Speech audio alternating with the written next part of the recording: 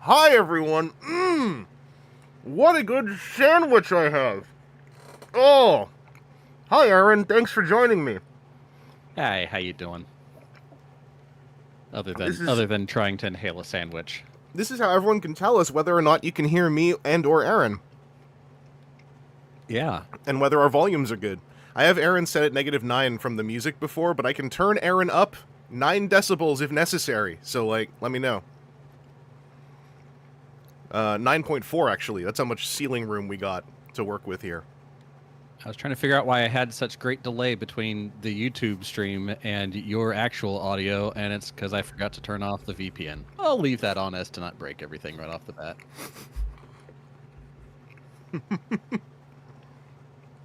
Yeah, I've got one other half of my sandwich here, which I might be poking at, along with my bespoke cocoa mocha iced. Because, you know, I'm living on my time, not the world's time, and that's just how it rolled out. But this means that I don't end like a multi-hour stream like the Waruder one, saying like, anyway, I didn't eat dinner or anything yet. Yeah, I need food, and it's now 2 in the morning. Fun. I've done 3 a.m. cooking before. It's a good time. Anyways, hello to everyone who I see in the text chat. Tyler Nutter here for New Crimes. Oh, hell yeah. Long was here. I got an ad for you.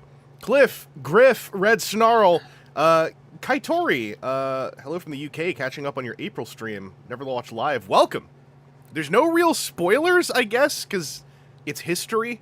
So hopefully you have a good time with the live version. Cine Nuva, Joel Adler, no! That's right, it's my time zone. Dynamo Dave 2002, hello. Just so everyone knows, by the way, I hate eating on stream because I don't like mouth noises. So even though I don't mind my own, because if I didn't like my own, I would go insane, I assume. Yeah. But, oh, Shia is in here too. But I just always feel like I don't want to subject people to what... There's a phobia, I always forget what it's called. John Wolfe has brought it up with regard to Fears to Fathom games, because they have this horrible chewing noise. I forgot what it's called, but I don't want to activate that for anyone, because it's so super gross. Mesophobia? Is that what it is? Misophonia. Or misophonia. Because it's it's not a phobia, it's the sound, I think. Yeah. Misophonia, the thank phobia you. of chewing sounds, known as misophonia, is a condition where specific sounds like chewing trigger intense emotional physiological reactions, such as anger, disgust, and even panic. These reactions are often out of proportion to the actual sound and can be overwhelming for some. My sandwich is tuna and boiled egg from the Ukrainian coffee shop across the street, so it doesn't inherently have horrible noises. I would probably have to be putting this in with the sandwich to get a horrible noise, and I promise I don't want to do, because I already spit on this mic enough. Like, I don't want to. If you're one of those like lip smack eaters, no. That's just being a gross human being. I know that I have, when I'm by myself, depending on the food, sometimes I can get a real, when you aerate a whiskey while you're sipping it. There's some foods where it's like, it's kind of nice to aerate the food, but like I do that by myself. Like, I'm not gonna lock eyes and go like, excuse me.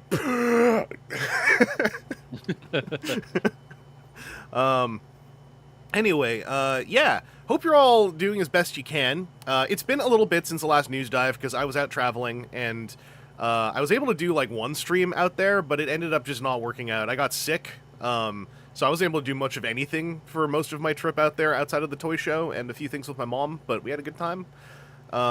Still got some... I was able to move a dresser with her that we've been trying to move for months.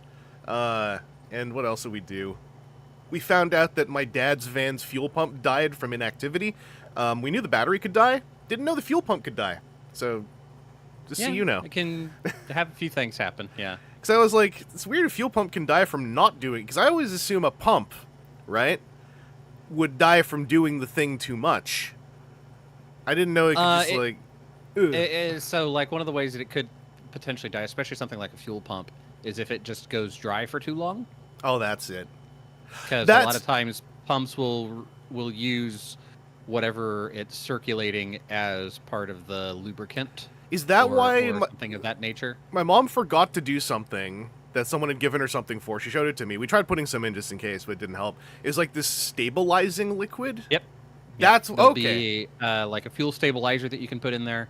Yeah, okay. So really, like, one of the things that will sometimes, I won't say always, but will sometimes get me a little bit on post-apocalyptic shows is like when it's 5 years later and they're like siphoning gas out of something because no fuel will really like last that long without stabilization stuff in it. They just got that TV suck. They got that TV suck power. There's stuff that'll break down in most any fuel after quite a while. That, you know, like, oh, we found a generator, 2 pulls and it starts going, and it's like, is that why the number of generators in the first place that start on 2 pulls when they're used every day is next to 0. Is the that fact what that it's good. So the fact that it's like 7 years later after nuclear radiation has taken over 3/4 of the planet, not how it's going to happen. Is that why the BCAA guy was hitting it with a mallet while we were trying to rev it up to test if the fuel pump was dead? No. Because I remember he got under the van and said... So then the other thing... Well, it might be... So if it is so like the reason for hitting something that's a motor with a rubber mallet or something would be, so the way that motors work is you have a loop of copper around normally like a magnetic iron core. Okay. So magnetic iron core has a north and a south pole, right? That's how magnets be. So that loop of metal copper will have 2 or 3 or 4 or 6 different polarities or ways that it'll send electricity through, and it will generate a magnetic field. And the idea is you start turning that magnetic field, and then that gets the iron core on the inside of it to turn. Okay. And then it does the thing. Oh, that's why. That's okay. They kept saying turn over. My mom and the other guy kept saying turn the engine over. It's like, oh, we're not flipping it. Well, turn the engine over is frequently starting it, but it's a similar thing as the starter that it'd be in your car as well. So what can happen is if like one of those loops is bad or not as strong, and the magnet is stuck in that orientation, the next one in sequence that should be pulling it along doesn't generate enough power to do so. So by hitting it, if it is stuck in that intermediate spot, in that dead spot, it may be enough to get it to cycle to where, if it's properly working, it'd kick and go. Okay. Cena Nuva saying, I'm learning so many cool things about cars today, which you think would happen more in Transformers streams. So I never learned about cars because I was a band kid and an art kid. So I actually have never learned a single thing about cars other than what people tell me and what I see on television, which is frequently incorrect for the sake of drama. But also, so that's why on my streams you're not learning it. Other Transformers streamers, you're on notice. Where's your Aaron Axsmith, huh? Also, I gotta highlight, 'cause I missed this. Kaitori is saying, what a nice day for Spaceballs fans. Agreed. Yeah. I didn't know, because I just didn't think about it. I was pleasantly surprised to see Mel Brooks is still alive. Yeah, he's still somehow alive and kicking. He's apparently like 99. And that's what I saw, at least. I didn't look into it too much. It was on my phone. But I watched the video, and for a dude in at least his mid to late 90s, he was pretty lively. I dug it. I was like, that's actual goals. That's where I want to be at. Looks like he is 98, born June 28, 1926. So he's coming up on his about birthday. to be 99. Yeah, when I'm a nice centenarian, I still want to be there with like a logo T-shirt going like, "We're gonna do something." Like he let a real like, you know, not to like prejudge people in their late 90s. It's just usually they aren't letting off like a ha kind of thing. But there was a lady who was, I think, 97 or 98 in BC when I was out there. There's a news story. She done it for sick kids once. She was doing it for, I think, another children's charity. But every one of her birthdays since she turned, I think, 95 or 96, she would do that many laps on her like walker to raise charity. Badass. And she was like, "Yeah, it's what keeps me going is I just keep moving." And I was like, also, if when I'm in my late 90s, I want to still be kind of like wandering around and just sort of like, you know, acting as I do. Like, what's, you know, maybe a little bit more like shaky, but like, what's going on, everybody? What's what kind of, how Hasbro screw up this time? And they're all like, Hasbro hasn't existed for 40 years. Man, talking about helping out sick kids, if only there was a link that you might share at the top of the stream. Yeah, it's in a different scene. So I'll just jump to the scene where that link definitely exists. That's over here, where you can also use my Toy Hacks code. Vangelus for this month. Happy Pride. Also, maybe Demigod. Who knows? Everyone assumed Demigod first thing. You know, it's yeah, sure. It's just, you know, Happy Pride. But that's your Toy Hacks code. Long was here. That one's for you. I also have, there is a QR code that will take you to, I think, my Extra Life page. But off of there, you can also find Aaron's. Aaron is probably going to link his in the chat here and here. There's the team page. Robot Lore Keeper with lazy. That's coming from me, crazy old man Vangelus. Just waving my stick at other fans who are like not having fruitful discourse. There's my page. I am still just over the t-shirt. It's a nice t-shirt this year. It's this year's Extra Life logo in like full color printing on the back of it. Mm-hmm. So it's not like the normal like two-tone screen print or silk screening. It's like a real screen printed thing. Griff reminding me, I also actually thought Dick Van Dyke was dead. But he is, I have since learned he is not. Apparently he is 99 and he's pretty spry. So again, like goals, you know, like I want to be bouncing around in my 90s going like, you know, almost time for chapter 2, century 2, here we come. Oh, Kaitori. The revenge. That's right. I'm like what is it? I'm like Dracula in Netflix Castlevania. I'm giving you all. I mean, this is more time than he gave them. Giving you all 100 years to do this right, or I'm gonna power up.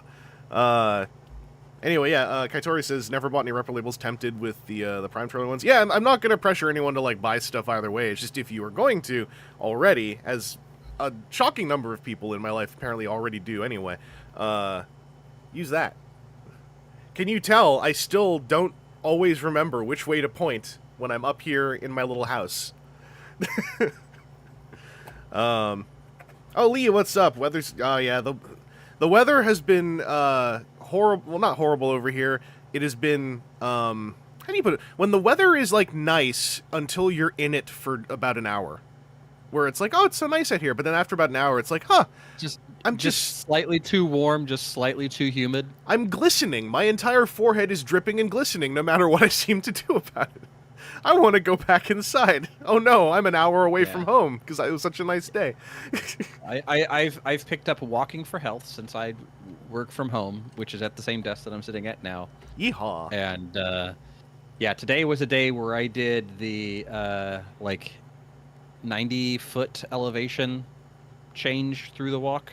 Like down into a valley, back up, down and back up, and that left me sucking about 30% more wind than I was expecting. Oh, nice. I always remember my diabetes team gave me the best way to think about walking for cardiovascular, which is they told me, like, walk fast enough that you can still hold a conversation, but you cannot sing.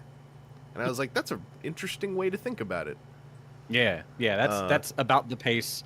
I had somebody call me about the home loan that I have for my my new HVAC system while I was on the walk, and I was like, I can maintain this conversation all right without, you know, feeling bad about it. But yeah, I don't think I'd be singing. I don't think I'd be belting it out. Yeah.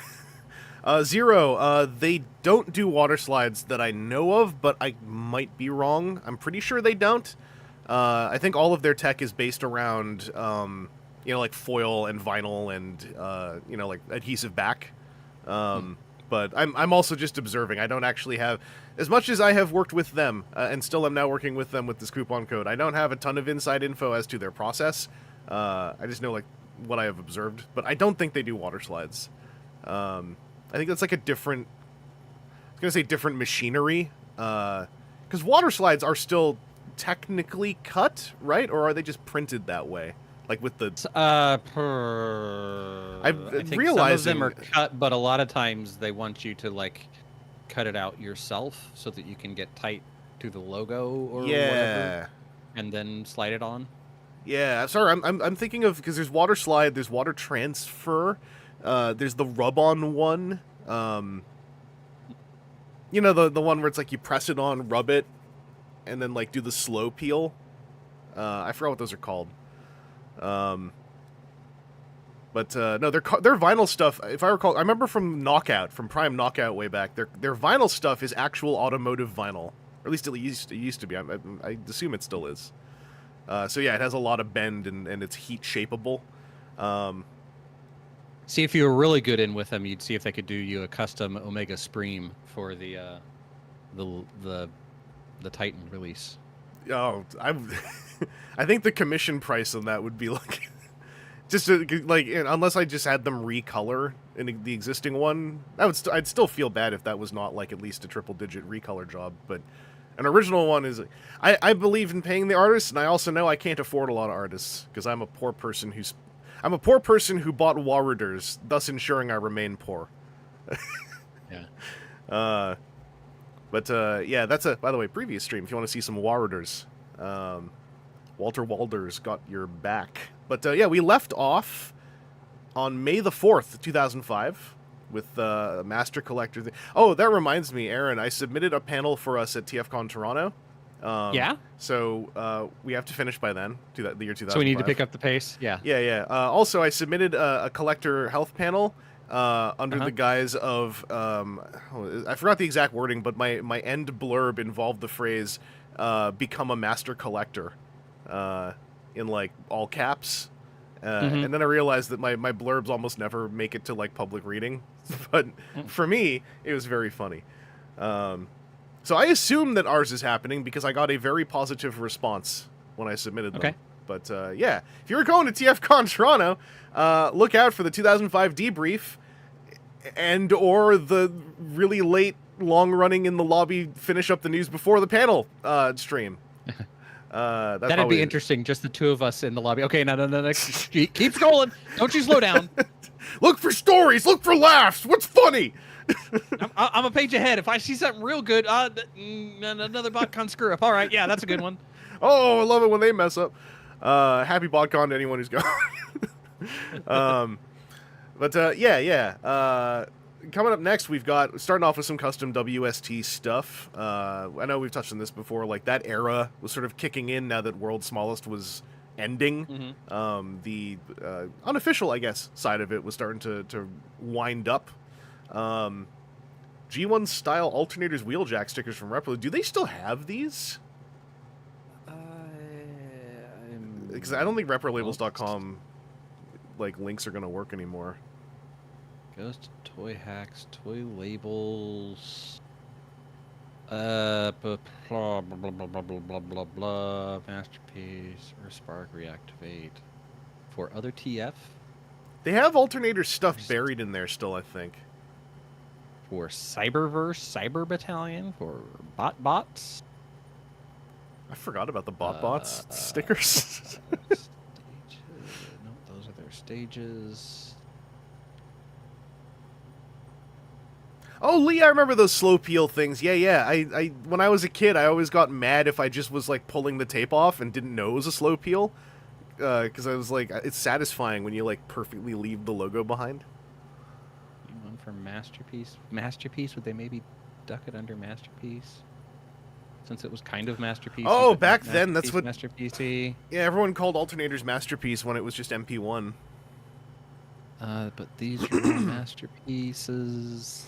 Also, shouts out anyone who is going to TFCon Chicago for the TFW 25th anniversary shindig. Speaking as someone who was there 25 years ago, that's a pretty neat thing to be celebrating.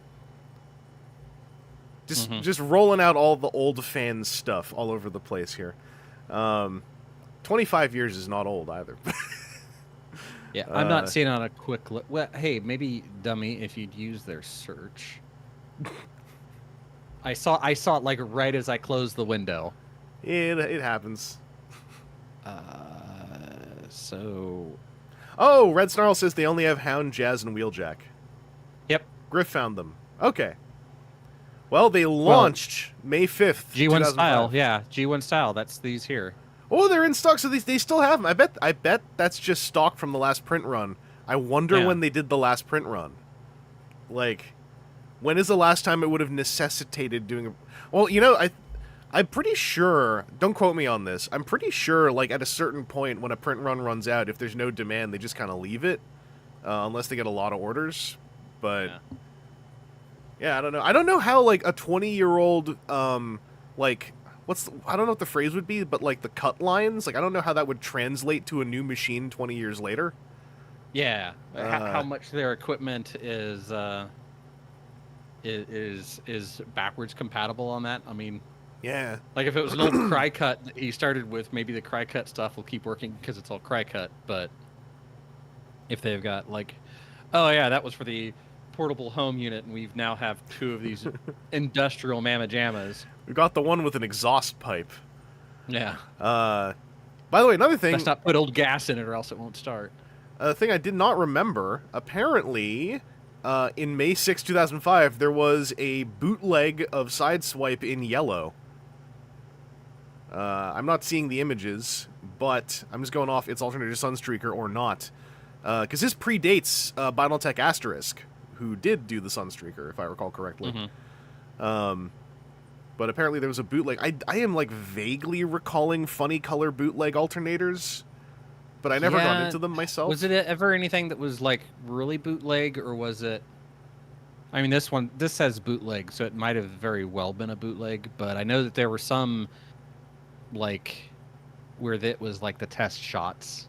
Yeah. That a one-off would be found, and then a bunch of people would be like, "Oh, is it a different colorway, or is it this, or is it that?" And then it'd be pretty clear, like, "Oh, there's zero." I just had a neuron connection happen. I remember a brief prevalence of yellow side swipes floating around eBay.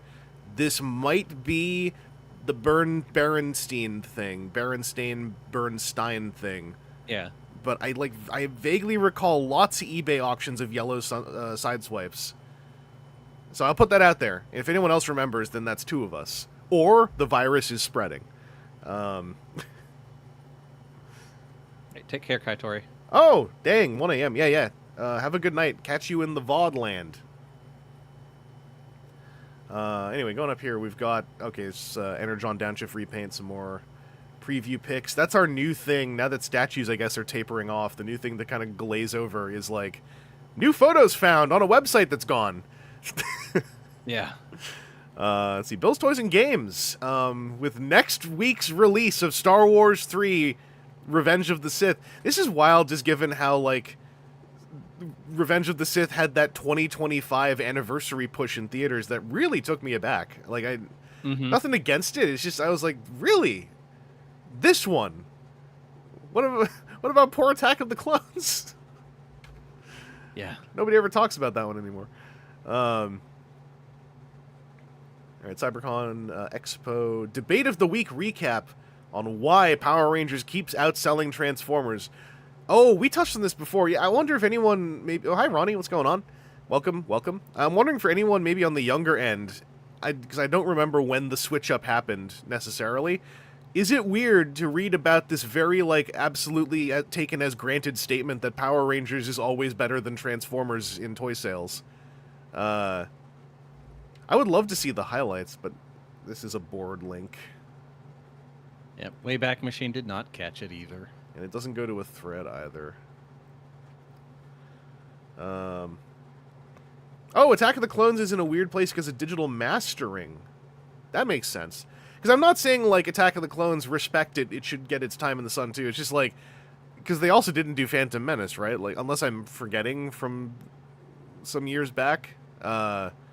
It's just, it was strange, like, it's episode... I think episode 3 is probably, like, the most memorable of the three, but it was odd to see it, like, actually in theaters and everything. Peter Cullen to attend CyberCon Expo in 2005. This was, like, what, his third convention appearance ever or something? Because it was like something like that. Because it was BotCon 05 was his first convention experience. BotCon 04. Or 04. That was technically his first convention experience. I think it was his second, because I think there was a BotCon in the 90s he at least, like, popped in on. Maybe. But I remember him being, like, super duper touched, because I helped manage his line for a few hours. And he very much was into the, like, oh, I am locked into this. I am going to be here as long as people are here, and I want to take as much time as they want to take. That we kind of pushed past a little bit after a while. Yeah, so that 2004, uniquely, yeah. In 2004, there were moments of, like, Peter Cullen's not going away. And, like, imagine saying, like, I'm saying that now. Imagine that notion, right? That Peter Cullen would just be hanging around so much, you'd kind of be like, is this dude still here? And yeah.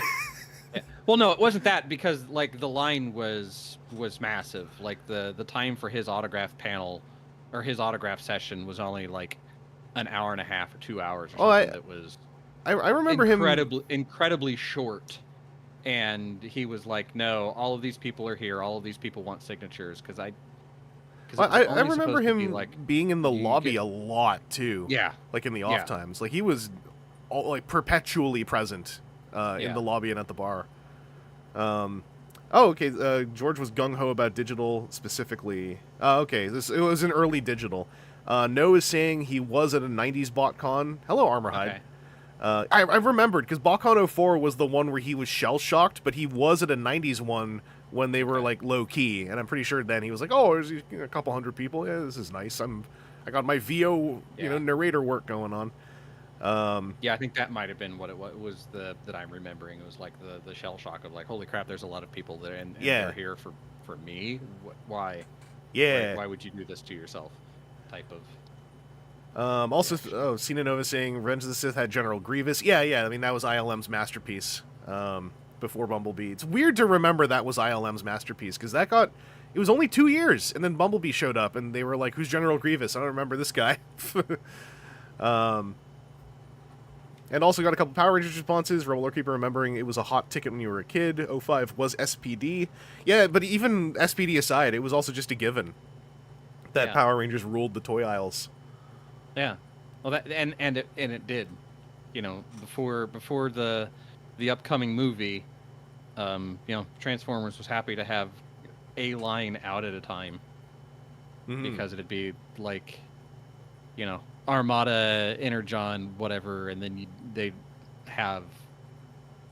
This is like we're just starting to get the other, like the Universe line that sometimes show up. Yeah, maybe. Occasionally, like it was never a big, huge thing. I just wanted to highlight. Check out the source on this UK Transformers DVD news from 20 years ago. Mr. McFeely? Some kid called Chris McFeely posted news on the Transformers.net forums about the upcoming DVDs in the UK. He said, just a little update on the status of these projects. Their release dates have been switched around. The movie will now be coming out in August, while Headmasters has been pushed back to September. Additionally, the subtitles for HM are being done by a professional company called SDI. They've worked on Star Trek and Stargate, so we can rest easy knowing they're accustomed to dealing with wacky series-specific terminology. And then someone called Big Bot posted an update from Metronome about widescreen Dolby. But yeah, did you know Chris McFeely existed 20 years ago? It's true. Yeah, I mean, we have proof. I didn't know that he was active 20 years ago. Yeah, I didn't either. Maybe this was one of the first like tiptoes into fame, and then all of a sudden, do all the things. Someone clip that, send it to Chris. By the way, if I do, it's too direct. Anyway, Palisades, Ghost of Starscream statue. I vaguely remember seeing this statue because I thought the translucence was cool. But also they're saying it's translucent polystone, which sounds wild to me, but that's because I always forget what polystone is made of. It's a resin. Polystone, right? Polystone is whatever you want it to be. Oh, it is? It's one of those? I think so. I don't think that there's actually a... translucent stone? Where did compound material, a mixture of resin and powdered stone used for various items like planters, statues, other decorative objects. So translucent polystone would be resin. Like we used resin, and maybe if you're like, it's got to have stone in it, you've got some like ground up crystal quartz or something. Yeah, polystone. I remember because I just hear the word a lot when I was younger. I thought it was actually more recently. It's when 112 Collective said our Dark Side action figure is going to be made of polystone. I was like, how? And then I was told like it's not actually stone. It's the reason those Prime 1 statues are like $1,500. I think part of the other I'm convinced that those things have a double-digit production run, and that's the other side of it. Zero. Yeah. Chris McFeely was just here, and he just went out the polka dot door. I would go look for him, but every time I do, he just seems to come right back in, and I never see that guy anywhere. Major toy... it's just out of the... Okay. Yeah. Major toy makers Takara, Tomy agree to merge. So on May 12th, 2005, major toy makers Takara Co. and Tomy Co. have agreed to merge in a bid to survive tough market conditions due to the declining birth rate. They're citing the birth rate! That's wild. Nobody's getting freaky enough to keep numbers up. That was that not a big conservative Japanese talking point around about that time too. I don't know it super well, but I vaguely recall. It's a thing that I think has been an issue in Japan since like the turn of the century. Yeah, Since we came into this millennium. it's just Japan has been doing a lot of stuff to try and get those birth rate population numbers to go up, not down, excluding actually making it easy for anybody to, immigrate to Japan or do anything not in the very specific ways that Japan has always done them. Yeah. And anybody that does it in a different way is a dirty, filthy foreigner.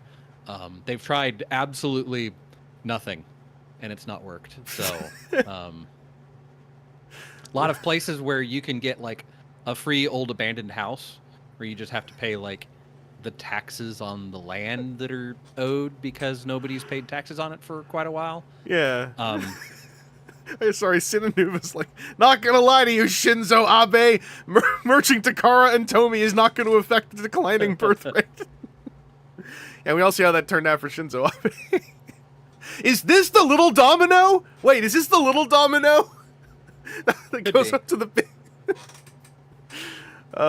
yeah, the work culture. So when I visited there in 2007, a mutual friend of myself and Jacob confirmed to us in 2007 that the work culture was garbage in Japan, and it was part of the problem. So I missed this way back. Like, seeing them cite the birth rate as the main tough market condition is so wild. Yeah, I've got a friend that went over there for some engineering internship thing. And I remember him talking about like it was like soul killing to him because it was bad for him to leave before your boss does, and then you'd look in on your boss's office and see that he's taking a power nap because he doesn't have much to do or whatever. And so it's like, oh, in the U.S. we're used to, 8, maybe 9-hour workday if you're putting it in, and then they're doing like 10 or 11. And then, oh, okay, well, now everybody at work is supposed to go out together as a group. And so you're spending another 3 hours getting fit-chased with your coworkers. And then it's like, okay, well, I have just enough energy to go home and die and turn around and do this again. Yeah, my friend Jacob was working Tomari nights when I was visiting in 2007, where he would work an 8-hour day and then sleep over 8 hours looking after someone, then work an 8-hour day. So he basically worked a 24-hour day where he didn't sleep. Yeah. Hello, Toy Armada with Aaron Archer. The robot people greet you. We are on the cusp. We just got to the part. You were there for this, I'm assuming. We just got to the day that it was announced on Mainichi Daily News that Takara Company and Tomy Company have merged. So I don't know if that like reconnects some neurons or like sends you into a spiral into the time stream. But that took me by surprise. But no, Jacob was working Tomari nights. It was ridiculous. And in his case, at least, it was justifiable due to the nature of the work to some degree. But also given that they were a care like they were looking after folks, like as a care thing, a care home. I think it was dangerous to have someone work 8 hours, then spend 8 hours watching over someone, then work 8 hours. Because, you should probably switch someone in during that. But when we would, sometimes we would stay out. A couple times we went out on the stay out all night thing when the trains close, and we would witness the salarymen who stayed out so they couldn't go home, just getting blitzed and falling asleep on the curbside. Toy Armada with Aaron Archer. That was a wild one, and obviously I had no idea it was happening yet. Because that's just to the left, just off to the side of, the Takara connection. I'm assuming that must have been weird. Also, Bandai joined with Namco that same week, I guess. I didn't know Bandai Namco happened the same time as Takaratomy, or I just forgot. Because, those two names are now just, you say them and they roll off your tongue. It's just Bandai Namco, yeah. Yeah. It's been Takaratomy so long when, some people just don't say the Tomy part because it's the back half, which is kind of if I recall correctly, Tomy were kind of the slightly larger of the two cells being butted together. Just sort of funny. They lost the rock, paper, scissors game as to who gets to go first. Yeah. Oh, yeah, I remember, the alternate timeline with Bandai Tomy and Takara Namco. The auto captions are saying apparently Bandai-Namco, which is a great name. They should have just changed it to that. Yeah, back in the day, I saw some drunk dudes in late night Tokyo. I was also drunk not. Yeah, no, I mean, I was, me and Jacob were like out clubbing and stuff, and then like getting late night noodles, going to book off at like 2 a.m. But like, the salarymen were like, what's the level past blackout where you missed blacking out and you're just still awake? Because that's what it looked like. Like they, like kind of you get concerned for them because they look so corpse-like. And the worst part is knowing that when the sun comes up, they're just going to go back to the office because they never had a chance to go home and sleep. Yeah. Joel Adler, fun fact, one of the reasons Takara was in bad shape is because they tried to make a life-size street-legal Korokyu car. What? Look up CQ Motors. Okay. That would do it. Also, I should share this. Apparently, those Ghost of Starscream statues nowadays look like this. The resin didn't like to live. It gave up.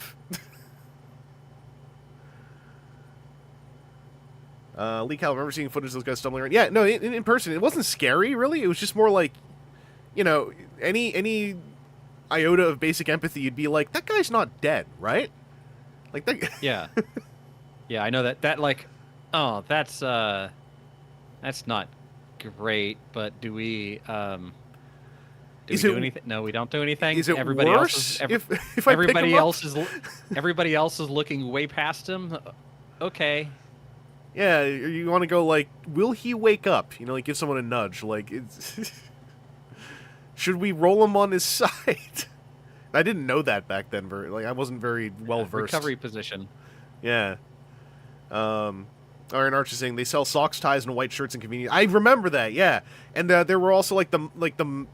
Now I think we know this better, but there were like the manga cafes and the love hotels and stuff and capsule hotels. But like those prior to were halfways mostly just used to sleep if you miss the train. Anyway, Aaron, I don't know if you got to look at this wonderful 20-year-old resin. Yeah. That seeing that makes me think that is just resin. That's what transparent polystone is. Yeah. Just they did a shot with resin, didn't put any paint on it. Where's the stone? Poorly cured it. Like if you've got a certain type of home printer, you can do transparent polystone yourself. Yeah. Oh, Aaron Archer is saying I drove one of those cars around Aoto. That's a whole story, and I have pics to prove it. And those cars were a bad idea. Like what? Because I would imagine it's just a really funny-looking chassis on a normal car, but was this like even sillier? No, did you pull it? Did you see the photo? Did you not go I looking for yourself? Yeah, I did not yet. CQ Motors. It's not a normal chassis, my dude. It's okay. It's like a golf cart with a car body. Wait, they were trying to make that you would just die. You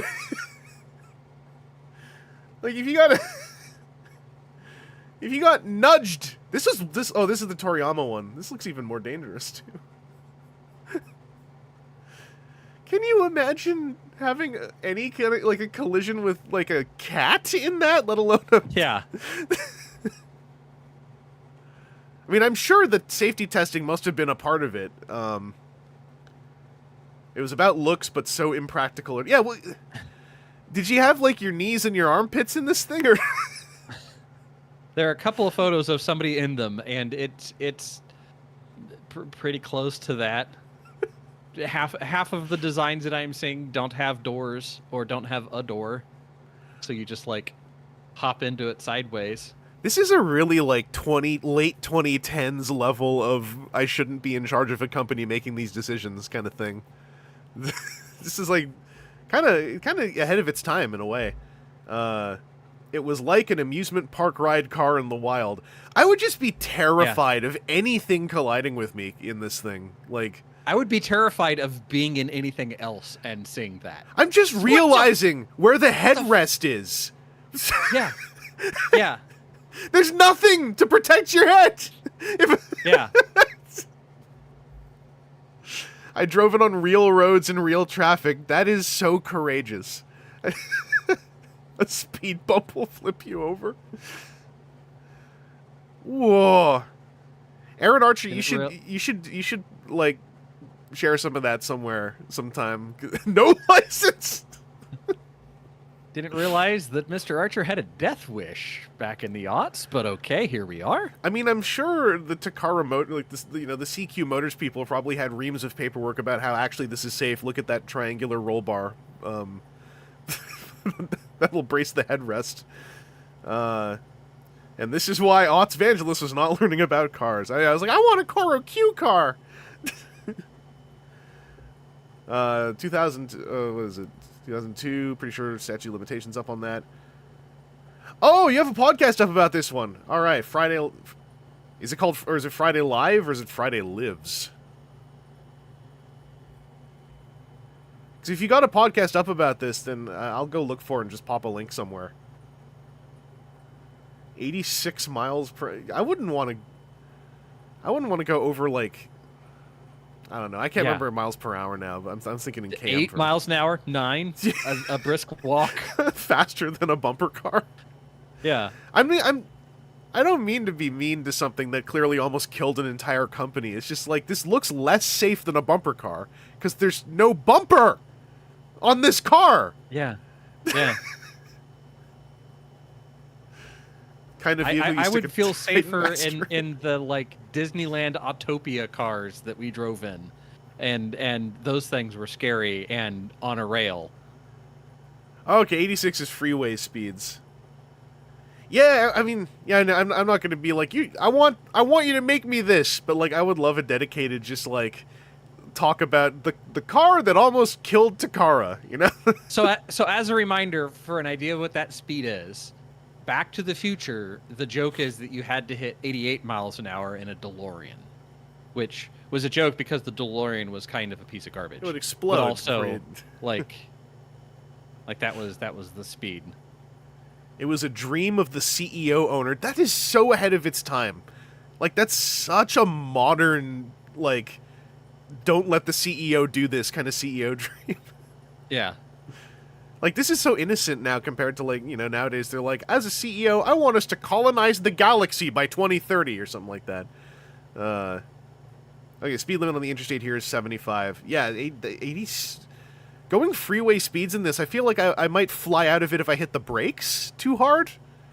You know, like, seatbelted in, just that entire roll bar structure will just fly out of the car. Why doesn't it have a roof? Like... I mean, I'm sure there must have been a tarp or something for when it rains. I will say these are aesthetically cooler than a Cybertruck. I agree. And, you know, and not to, like, split hairs on bad ideas, right? At least in this, the one who perishes is you, the one who chose to drive it, right? Whereas in a Cybertruck, there is a greater chance that, like, the giant block you're sending flying down the road could, like, wipe out other people. This feels like this would, like, contain it to yourself. If it weren't for global Beyblade success, that car would have bankrupted Takara, and then where would we be? Yeah, no, it's wild. Yeah. And like it would be so the Transformers fandom, I think, you know, especially 2000s era internet fandom, we would be furious that like something that has nothing to do with us, like, you know, wiped out the engineering and like history of the of like Transformers, let alone several other things. Yeah, now I'm just having the mental image of the guy that designs Transformer parts and how the arm linkages work. Have to figure out, okay, you want me to figure out the suspension in a moving car, and you want it to go highway, and yeah, all right, let's go. That would be really funny. So long as it's all die cast or plastic, I can figure out how to make this thing work. The Takara CEO just got the Koro Q team to like design this. It's like he's got toy. I mean, the cars roll fine when they're little. Yeah. Just take it, scale it up like 400%. It's not that hard. Automotive engineer Shogo Hasui. Joel Adler says the CEO who decided on this was also the last Takara CEO from the original family. So Lee's saying he was a Howard Hughes. Yeah, I mean, I'm sure Tomy probably... I wonder how much of the info might be out there, because it's been nearly 20 years, but, like, I wonder how much Tomy came in just like with a shotgun aimed straight at all this stuff. Like, that's so wild. And also, like, just to also mention this, because this keeps surprising me because I forget about this because I wasn't looking at Beyblade back then. The fact that global Beyblade's success was like a linchpin upon which Takara did not perish on the spot is kind of wild, too. Yeah, that's why Tomy needed to come in. Yeah. This friggin' Howard Hughes guy in his garage with like 20 of these cars. He's like, "Don't worry, all right, Tomy, welcome to the party. I'm gonna save us." And they just lock the garage. All right, well, that's a worthy tangent. I'm gonna close these so I don't get super sidetracked. But that's what Tomy mercy kills. They just tell, all right, take every single one and drive over a speed bump at 50. We'll just say 50. They'll fly into a wall. Sorry, I was just watching. You know those folks on TikTok and Reels who have like I don't remember what the game is that they're using or if it's a simulator, but they're like, here's like we're gonna take known cars with real physics and just fly them into situations at increasingly high speeds. I was watching one where they're like, these cars at 120 miles per hour go over 30 consecutive speed bumps, and those are really fun to watch because like there was a Bugatti that the moment it went about a third of the way through those speed bumps, it like cored itself and ejected its own chassis. Oh no, the chassis stayed behind and everything else flew forward. Was what happened in the physics engine, and it was cartoonish. It was very funny to look at. Okay, Lee Calba, if you're not familiar, Hughes' notorious mental illness was because of all the concussions he took crashing planes because he was also a terrible pilot. Man. Is it bad that like I read that and I'm like, if only ours were that harmless, I say while citing a guy who crashed planes all the time. Yeah. Because again, I mean, crashing a plane's not keeping it to yourself because you're crashing a friggin' plane, but it still feels like a level of keeping it to yourself more. Anyway, Marv Wolfman interview. The mystery of the Transformers... Oh, this is when we still don't know. Yeah, we still don't know. Oh boy, Marv Wolfman. He states he believes Devil's Due did not receive the license, which makes Don Figueroa drawing Transformers comics again null to impossible. Followed with a post by the folks of Udon, claiming someone has picked up the license, but is not having Udon... What a weird statement. Someone picked up the license and we are not drawing it. It's like, yeah, bro. Okay. This is interesting, because this discourse is intense, but I know it ends within a few months. Yeah. From here, if not, I can't remember precisely when. This was a whole lot of what's the kids board game? Guess Who, where you've Flipping got all the faces and you're like, yeah, is it a boy or a girl? So okay, we know it's not Devil's Due. We know it's not Udon. Also, just low key Marv Wolfman. Yeah. Curious if this thing opens if I click it. TF Archive should still be around. Yeah, they are. Yeah. Yeah, this is all still working. I'm not going to read the whole thing. I'll link it in the chat for everybody.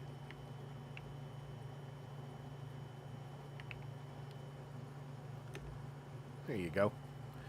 One thing I've loved from these streams is Vangelus' Pat Lee voice. I don't know if... we might be done hearing from Pat Lee unless someone interviewed him after IDW got the license.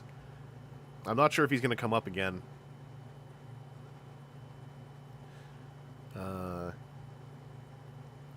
this is mostly... This seems like a pretty good interview. Anything you would like to do differently? I wish I had more time to write The Return of Optimus Prime. Yeah, I don't disagree. I've always been... That was my OG hot take back in the 2000s, is after I got to watch all of Season 3, I turned on Return of Optimus Prime, and nobody agreed with me. But I watched all of Season 3 on, like, I don't know, old rip sites and upload sites, and I was like, wait, Return of Optimus Prime nullifies the value of this entire season, and I prefer this entire season. Anyway,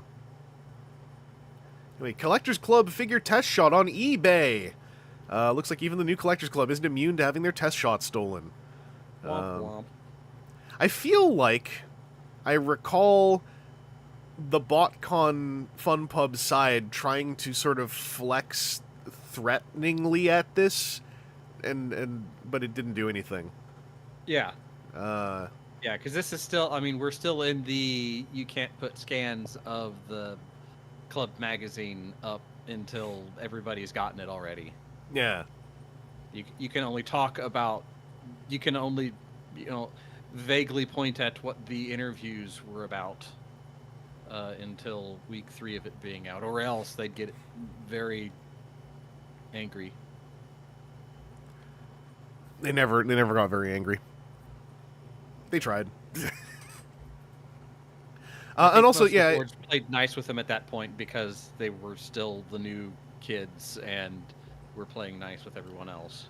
I don't want to nullify the fun bits that happen in Return of Optimus Prime, and I will say, if Season 3 didn't exist, it's a neat thing, because when I was a kid, it was the VHS I watched after Five Faces of Darkness after the movie. So in that limited context, I was like, oh, what a cool thing. But then I saw, like, Dark Awakening, I saw The Burden Hardest to Bear, I saw Web World, and I was like, I like the rest of this season more. Man, did you guys see that article in the hot new issue of the Collectors Club magazine on sale now? That was, it was like, we mentioned this before last stream, but, like, it was a lot of, like, it was verbal descriptions of what the photos were to the point of parody. And, like hand sketches and things. Anyway, CyberCon update, new Tony B music. Which one was this? Was this the one you talked about before? Or was this 4 new tracks? I don't think it's that album he did.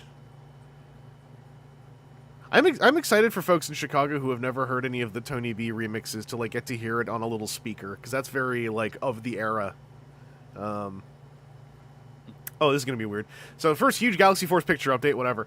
2005 debate of the week. Why do third-party licensees to the Transformers brand name continually crash and burn? Fun for All, 88 miles per hour, 3H Productions, Dreamwave Productions. All of these mentioned have crashed. I don't even remember who Fun for All is. We talked about them, I think, briefly. The latter 3 of the 4 causing as much... having a hard time. As much turmoil as many dollars were and still owed to people in the fan community. This is funny because, look, it's the real... Novelty keychains was Fun for All. They were the ones that did the mini cars as keychains. That was pre-Fun Pub. Yes. Why do I remember it as being post? Damn. Okay, that makes sense. 3H made Glyph, Rook, and Tap Out. They were 3H. Okay. Yeah, for some reason, like, I maybe it's just, like, misremembering and seeing posts afterwards. I just, for some reason, thought, like, Glyph and Tap Out were Fun Pubs. No, anyway, they hung around. I feel like Glyph and Tap Out, like, kept showing up forever. Probably because it was a thing where they needed a minimum order, and then somebody ended up with, like, 2 moving boxes full of them. It was like, I don't know, you here. Yeah, and they were the same molds as the keychains, which was very funny. Yeah. But I like seeing third-party licensees, the real version of the term that we all ruined less than 15 years later. And it's you can't peel it free anymore. But I try to keep it in good fun, but I'm always like, no, I'm never gonna let it go. The moment that we started saying fourth party and then tried to scientifically deduce how fourth party works, I was like, I hate this. No, it's ninth party because it's third party to the third party. 3 times 3 is 9. I hate it. I was recently asked, actually, just for like people that were trying to call it like second party or something for a while. And no, you are the second party. You were the one buying it. You son of a... Gamers wrecked that, though. We found out the wrong second party definition came from very confident gamer people. I remember we backtraced that. Because yeah, that was a whole other thing. People were like, yeah, second party is this, because... and then we were like, no, second party linguistically means this. And then someone... It was like a GameFAQs forum post where someone had, like, asserted these rules, and it was like... So we're citing from GameFAQs. Wow. So you see in this very well described ASCII document, because it's GameFAQs, you can't have pictures there yet. 5th through 6th parties is due to this. 7th parties, only if you've got a second party, third party reaction with another third party. Aaron Archer saying, ain't no party like a third party. I mean, I'm assuming Fun for All, if they're called Fun for All, they must have at least thrown, like, fun socials for their, like, we're going to reveal the keychains. They were the worst company parties. Oh, just gray suits, no smiles. Yes. These are our keychains we have developed. Slide decks with no transitions. I mean, to be fair, transitions are the last thing I put in because I think I like to make my slides based on, like, comedic timing, and having it just go, like, I think is funnier. But that's just me. Anyway, why do they keep crashing and burning? And it's like, I don't know, because I guess Fun for All, I have no idea. 88 miles per hour. I think they overestimated their ability. 3H Productions, I think Combination overestimated ability and also lacked proper, like, business planning communications. Dreamwave Productions, crime. Yeah. Not to be the time traveler who just goes back to tell them what happened, but I don't think these necessarily had things in common. Well, I guess, like, the latter three were trying to, like, directly communicate to their own customers as well, like, with no interim in between. Well, no, Dreamwave had an interim. They had a PR person. Yeah, there's not really... Yeah. I think, yeah, the idea of commonality, I think, is kind of like searching for logic in a universe made of chaos. Which is a fun concept to, like, say out loud, because it sounds really metal. In Dreamwave, the Lee brothers. What's up, bees? New cool custom red Exilion images. Why are we calling it custom if they're then saying usually only Hasbro Protos leak? That means it's a proto. Also from the future, we know it's a proto because there's a red one. Yeah. Larger image of fully painted alternator Prowl, unpainted Binaltech Wild Rider. I wish, especially when they were getting a little bit cheaper, I wish I had scooped some of the unpainted test shots that were showing up, because, like, they're neat. They're really interesting, like, you know, conversation pieces. Card number 19, Perceptor, Galaxy Force, Soundwave, concept art. Wait, is that art? Is that the Ultra Action Toys? Dang. I don't think that's around anymore, but that was, if I recall correctly, connected to the founder of Fans Project, Ultra Action Toys. It's trying to load the link. Nope. Okay. Because that store's gone, last I checked. On May 16th, 05, Transformer Cybertron has released in New Zealand. Binaltech Prowl to come in 2 colors. He, in fact, did, if I recall correctly. Legends of Cybertron Wave 2. Info on the Collectors Club exclusive figure packaging. Here comes the big reveal from Brian Savage. The free figures in a poly bag. Yeah. That's like the idea, like this whole build. The free figures in a poly bag. Exclusives later will come box, but unsure of the final pack out as we have not finalized these yet. If I recall correctly, the membership figures came in poly bags well until no, it was the. Did any of the Nexus Maximus ones come in a box? I think those were all polybagged. Hold on, I have 2 of them in the room here that is on a long time trying to get sold. One moment. Oh, well, that solves the problem, doesn't it?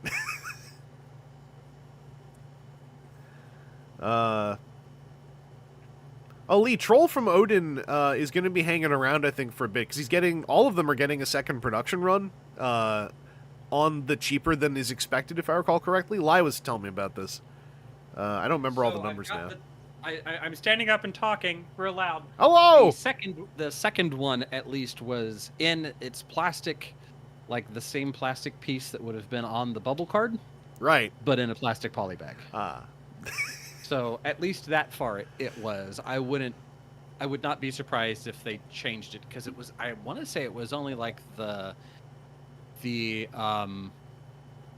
Collector Club buy 6 get the 7th free thing. I think those were the only ones that ended up coming boxed. So, okay, Aaron Archer is saying, I think, all polybagged. I distinctly recall Nexus Maximus was all polybagged.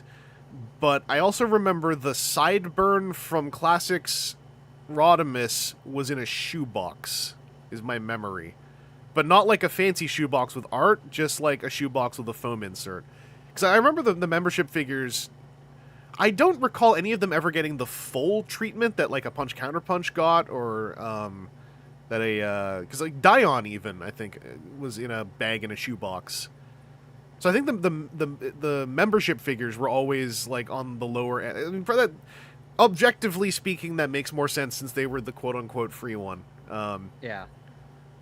Oh, B saying we're now in the era where I start coming in as a collector. Welcome to... We got baby bees showing up on the sidelines somewhere in these news items.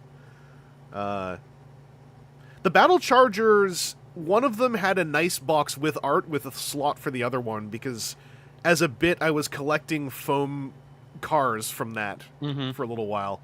And I then remember that bit. Too many people gave me their foam cars, and then I lost them in a bag somewhere. This was Lost them. This is pre-double corrugated cardboard. I forgot about double corrugated cardboard. Okay, Griff found a photo of a bagged sideburn. Yeah, I remember the free membership figure always being in a bag thing. Aaron Archer, heading out to BotCon tomorrow. Yeah, have a good weekend. I saw your what was it on Instagram? You had a new piece of art you'd finished up. Are you selling that there, or just like displaying it, or auctioning it, or like? Because it looked pretty cool. 2005 was the year I was almost out of the fandom. So we're gonna come across the part where KBToys comes up one more time. There was an update to the G1 site and the Robomaster site. KBToys, once again, trying to exit Chapter 11. They are trying to reorganize to keep their ship afloat. Here's an excerpt of the article. They've announced a reorganization plan that would put the company under the control of Prentice Capital Management, a New York City-based investment firm. The plan, which has been endorsed by a committee of unsecured creditors, involves Prentice investing $20 million in providing a seasonal over-advance credit facility of up to $25 million in exchange for 90% of the common stock and 100% of the preferred stock of the reorganized KBToys company. I assume this didn't work. Well, it probably got them another couple of years of juice out of it. Yeah. You know, the pop-ups that occasionally showed up or whatever. Oh, Aaron Archer saying everything's for sale. So whoever does get whoever gets any of that art, I still got to get one of them cool instruction book or instruction sheet arts off of Aaron Archer at some point. Yeah, because KB goes out of business in February of 2009. And there's a company that buys and revives defunct brands that purchased the name in 2016, and that didn't work out, and they're trying again in 2024. I forgot about 2024. I'm assuming that didn't work either. The November 2024 Firefly Brand Management Partnership announced its plans to bring back KBToys. So, it's only a few months old. Ronnie says there's shirts and stuff available from whoever now owns it. Okay. So strange, because, like, superstition obviously is not rooted in, like, rationality necessarily, right? But, like, boy, does KBToys seem like just a cursed name to stop trying to bring back. It doesn't seem like it works. Oh my god, this logo. Sorry. And this website URL. Okay, so two things from the alternate chat. There's the proof. Bagged sideburn. But this website, kbtoysverse.com. This is horrible. Modern logo collection, vintage collection, the apparel collection. That is these are totally just like, this is like WordPress stock photos with the KB logo. Relive the joy of America's toy store with officially licensed KBToys products. None of them are toys. I mean, that's not being fair. Maybe there's a toy in here. Nope.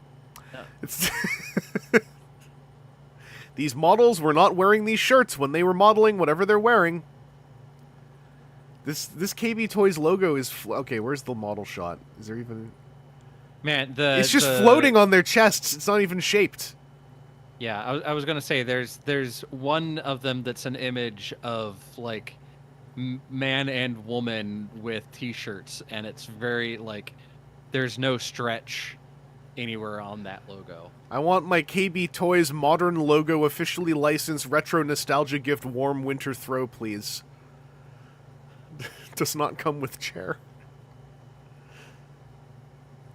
There is a KBToys retro jersey cotton scrunchie nostalgia meets comfort in the apparel collection. These SEO ass friggin' product titles. It's like, at least just put it in the header or something. Like, don't make me read through all your friggin' SEO keywords. Yeah. So how are those two not the apparel collection? Or is the apparel collection just all the apparel on one page? It's just all the apparel on one page. It's just all the apparel on one page. But yeah, that photo right there, the bottom left. Oh, we go back. Middle. No, that was the apparel collection. Unless I'm way behind you on scrolling. You're behind me, I think. Oh yeah. It has a grayed out live, so I won't take that too hard.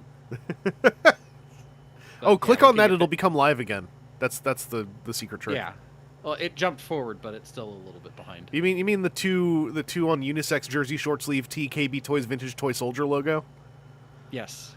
But then when you click on it, you get a completely different. Yeah, this image. happened to me too because I was trying to zoom in on the picture. Open image and I can't even open the image in a new tab. But yeah, no, that's floaty Photoshop. I mean, that's what a lot of t-shirt shops do. But with the KBToys money, you'd expect better. The comeback. Get current info from our Substack. Oh boy. I don't want to read the KBToys Substack. What are you writing? Hey guys, do you like toys? The 1997 tour shirt is at least something kind of neat. Is that this one? Yeah. Yeah, this at least it has a date name on it. Oh yeah. All of these say Printify. So none of these exist in actual stock. Oh. It's just something that gets fired off. Maybe like the throw or whatever and the hair scrunchie, because that's fabric that has to be wrapped around something, but all the rest of these just exist as blank shirts. I'm gonna go to the KBToys Substack. Weekly 23 hours ago, the momentum report. The only momentum you have is us right now. We're the only people looking at this. They're getting excited. Oh my gosh, we've got 7 people active on the page right now. We've zeroed in on the venue for KBTX, the KBToys Experience and Toy Collection in Phoenix in October. It checks all the boxes for nostalgia, layout, accessibility, and growth potential. Why is nostalgia... Okay, A, why is nostalgia listed first for convention? B, why is it listed with more importance than the layout and accessibility for your convention? Look, everybody, as they enter, is going to get a price tag that's pre-marked down.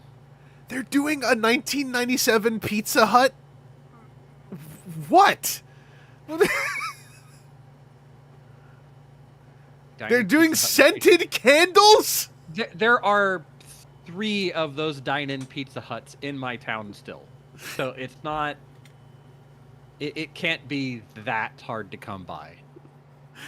Partnering with Luxy-Loom, we've got our prototype Sense 1.0?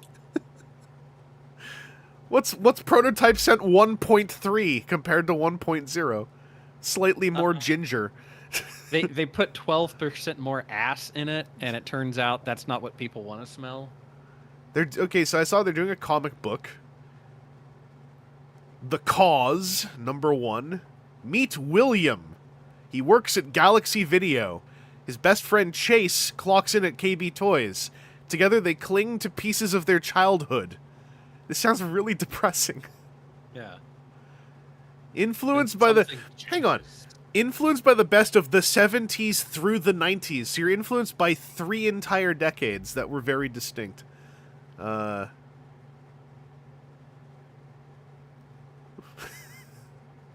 This is like one guy that's been given too much money, and he decided not to build small cars that are electric powered and probably would kill you if you hit a grasshopper on the way to work. Yeah, I mean, this is went more ethical. Hey. This is more ethical. What does this have to do with KBToys? Who's Dr. Devon? Like, what did what did I miss about KBToys by being a Canadian? Like, I always remember the KBToys in the mall here in town was always that, like, 10% too stocked. Like, when it was KBToys at its prime, not when it was KBToys and dying. Like, 10% too stocked, and, like, 2 toy lines ago, you could find like crazy. Like, there was, you remember the, like, Iron Man, Marvel, like, 5 points of articulation figures that had all the chrome parts that went on them? Yeah, with the like, cartoon. They had that stuff forever, and it would always be full. And I remember my brother and I just ate them up because they were like all the Iron Men, like, were basically interchangeable, and they were within our, hey, we didn't buy anything for 2 weeks allowance range. Yeah. Sorry, I was just scrolling around. I found the Firefly brand announcement, where, obviously, this is from 2024. This is where it probably kicks off. But I can't help but notice when they did this announcement, the once a popular toy store chain found in malls across the U.S., KBToys went bankrupt, similar to Toys R Us. It's like, do you want to invoke that as part of your pitch? Yeah. We went bankrupt long before the other one did. I don't know. There's just something about this that, like, you know, not to be, like, I understand the draw of some of this, and it's fine. It's just, like, this approach, and, like, something about the fact this is all on a Substack on top of this is, like, just really soulless. Like, this is, again, like, you know, corpse of an entity being puppeted by a hand while black ichor is pouring out of its mouth kind of stuff. Jipe, they can't even talk about failure without invoking the other guys. Aaron Archer, I was already at Kenner when the Iron Man toys came out. I've been around. Hey, they were cool. I've still got parts of those in my old box of toys that Mom was like, here, these are yours. You need to get them out of the house after 15 years. I got 3 of them complete. They're still there and neat. Yeah. I got 3 complete on the card, knifed blister. Complete. Mine were not complete until I found the rest of Samurai Iron Man. But I got Samurai, Subterranean, and War Machine 2, and for whatever reason when I got them, I cut the bubbles on the bottom to, like, slide the tray out. So I've been trying to sell them for about $15 a piece for 2 years at toy shows. Nobody wants... People love to see them, and then they don't want to buy them. And I'm like, that's great. At least people are looking. But I like the color palettes a lot. I just don't... Mm-hmm. I don't have a use for them myself. I would like them to go to someone who likes them. So I'm still waiting. I also have Argent, the Silver Dragon, because they invented 2 more dragons to go with Fing Fang Foom, so it would be an assortment of 3, which I think is pretty funny. The comic cover invokes Toys R Us as well. What?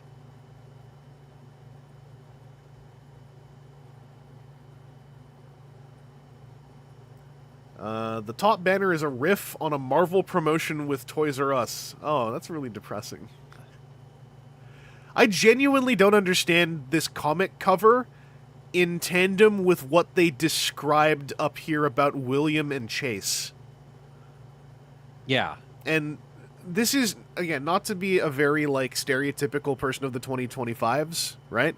But a lot of this, and I know this is sort of a bit, but in tandem with this specific dash they're using, did someone just run this as a prompt through a sludge machine to spit this out? Because, like, none of this has anything to do with... None of this has anything to do with the cover. Like, at all. Yeah. And, like, if you scroll back up, it shows the 70s, 80s, and 90s, like the 70s Bronze Age comics and the 80s slice of life storytelling ad, the 90s kinetic action and visual style. Like, tell us what the actual comic is. The 90s visual style with the Jack Kirby particles everywhere. Yeah. Aaron Archer, 90s toys get no love, retro love, but no investment. No, it's very true.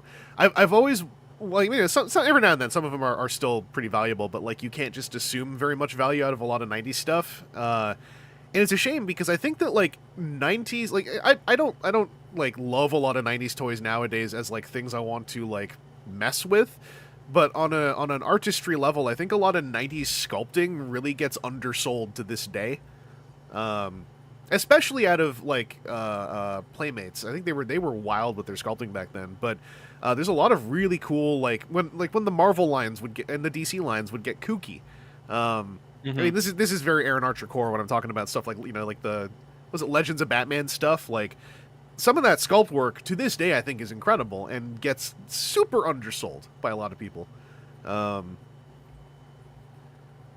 the Star Trek figure line from Playmates, a year or two ago at a Cherry Bomb Toy Show, I sold a bunch of mine loose, because, like, I had no idea where a lot of the accessories went.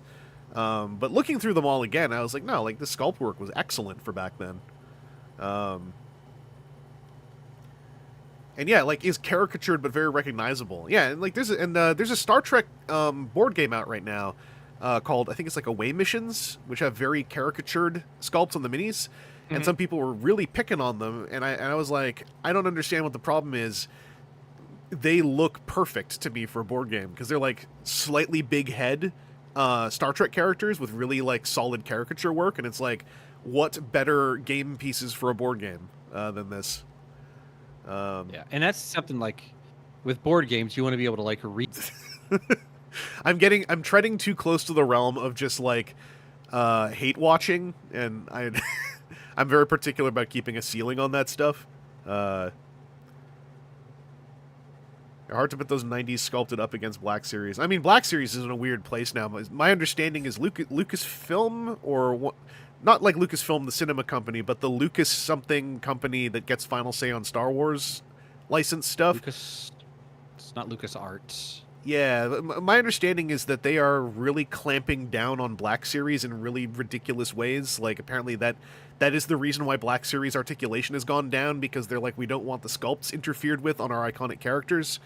And it's like, sometimes you look at them and it's like, that iconic character has a thigh swivel cut as part of their costume. So why not just have a thigh swivel cut there that does not interfere with the this is like very Lucasfilm. Okay, thanks, Sideswipe Prime. Yeah. Also, hello. I'm going off very third-hand info because I haven't looked into it too tightly, but my understanding is that, like, there's like a license holder level of interference on Black Series now that is like, I don't know a good word for it. It's interfering with the expected experience on the user end. Anyway, KBToys. Guess we'll see how things go in October. I genuinely hope that convention goes well, because like someone else said earlier, I forgot who now. Someone I saw in the chat, someone was like, "Hey, new I think it was Timu, maybe it was like new toy convention, cool." It's like, yeah, I want more toy conventions to just go well. I am somewhat dubious of the motivation behind this one, but the people make the convention at the end of the day. Once it happens. Supreme Starscream looking huge as always. We're still in this timeline processing the size of Cybertron Starscream. New images of Auto Vault and Live Convoy. There's a pre-production reverse convoy showing up on eBay. So times a changing. Takara prototypes popping up. I mean, what odd timing with the Takaratomy merger. Oh, Ronnie Lane, I love... Oh, Ronnie, yeah, you're collecting, like, late 90s Power of the Force, right? Yeah, there's, like, that era. So, you were collecting, also, what was it? The lines that came out with the prequel films, which I think are also somewhat undersold, as far as, like, how neat they were. Oh, Griff, Metal Cardbot's going to be at BotCon because Agabus runs BotCon, and Agabus does distro for Blockies, YOLO Park, and Boss Fight Studios, and they are intending to do distro for Metal Cardbot. So I think they're piling all their licenses out there on the show that they run. But it would be nice if they have any kind of concrete information as to what that domestic release is going to be. If anyone is going, I would encourage you to constantly ask them what the Canadian distro is going to be, because that still seems to be nebulous, and like, all due respect to everyone, that's the only one that matters to me. So I would like to know for yourself. That's right. I mean, I don't need it because I can use AliExpress, and apparently that's like changing every new dice roll for the Americans. So, Transformers Universe Cyber Power Supreme Gift Pack. What? First speculation went crazy. Is it the Landfill Constructicon repaint, Suspended Universe Seacon, Santa Prime and Lime Megatron? It's a remolded Omega Prime pack. The remold is likely for them to use the Cyber Key gimmick. This isn't real, is it? That didn't happen, did it? I don't think that happened. That's not activating neurons for me. I'm going to see if that link ever got archived.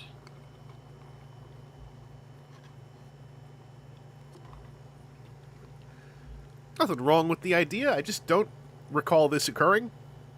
Bees says that did not. Yeah, I didn't think so. No archives. Yeah, I that'd be entirely new to me, unless it was some... Yeah. So, hey, back in the day, we got bad info, too. Yeah.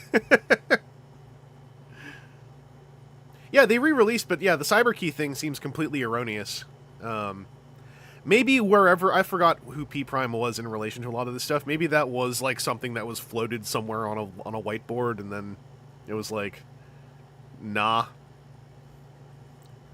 Yeah, okay, people in the chat are... Yeah, I'm pretty sure that didn't happen. I think this is just for an Omega Prime gift pack thingy, because I can't remember if we saw Splendid Convoy yet. Canadian fans will be celebrating Revenge of the Sith with this expo, which is one of Colin's expos. Okay, so Colin was doing the one-dayers even back then. Star Wars Expo. Splendid Convoy was 2003. Oh, she was? Damn. I got that mixed up with when we saw the Costco, like, McDonald's toned Armada Prime gift set. For some reason, I thought Splendid Convoy, that gift set was afterwards, but I'm probably wrong. Yeah, wait, then what was... This was nothing, then. This is... All right. Thanks for the information, Prime. Robot lets rider walk and fire just like Gundam. A machinery maker in Japan created a rideable robot that resembles a Gundam. A single-seat land walker, 3.4 meters tall, weighing 1 ton, can walk forward, backward, or sideways at 1.5 kilometers per hour by operating 4 pedals and shoots sponge bullets from 2 air guns installed beside the cockpit, according to Masaki Nagumo of Sakakibara Kikai Co., based out of Shinto Gunma Prefecture. Do the Japan Times links? They do not work. Do not work, yep. Oh, okay. Bees found the pack. Oh, okay. Ronnie also had a thing here. So we'll do this in reverse order. So number 1, Bees found the pack. It was this one. I remember this now. Yeah, the slightly darker. I remember this because of the artwork. Because one of these was Ultra Magnus, and the other one was absolutely not the right Optimus Prime. Mm-hmm. We also have an illustration of that comic cover thing. Oh wait, what's the key? I gotta... middle click. There we go. So there's the KBToys comic, cursed as it may be. And here is the Marvel. Oh, that really is referencing Toys R Us at the top. Well... It's a header thing. I know, but boy. Yeah. That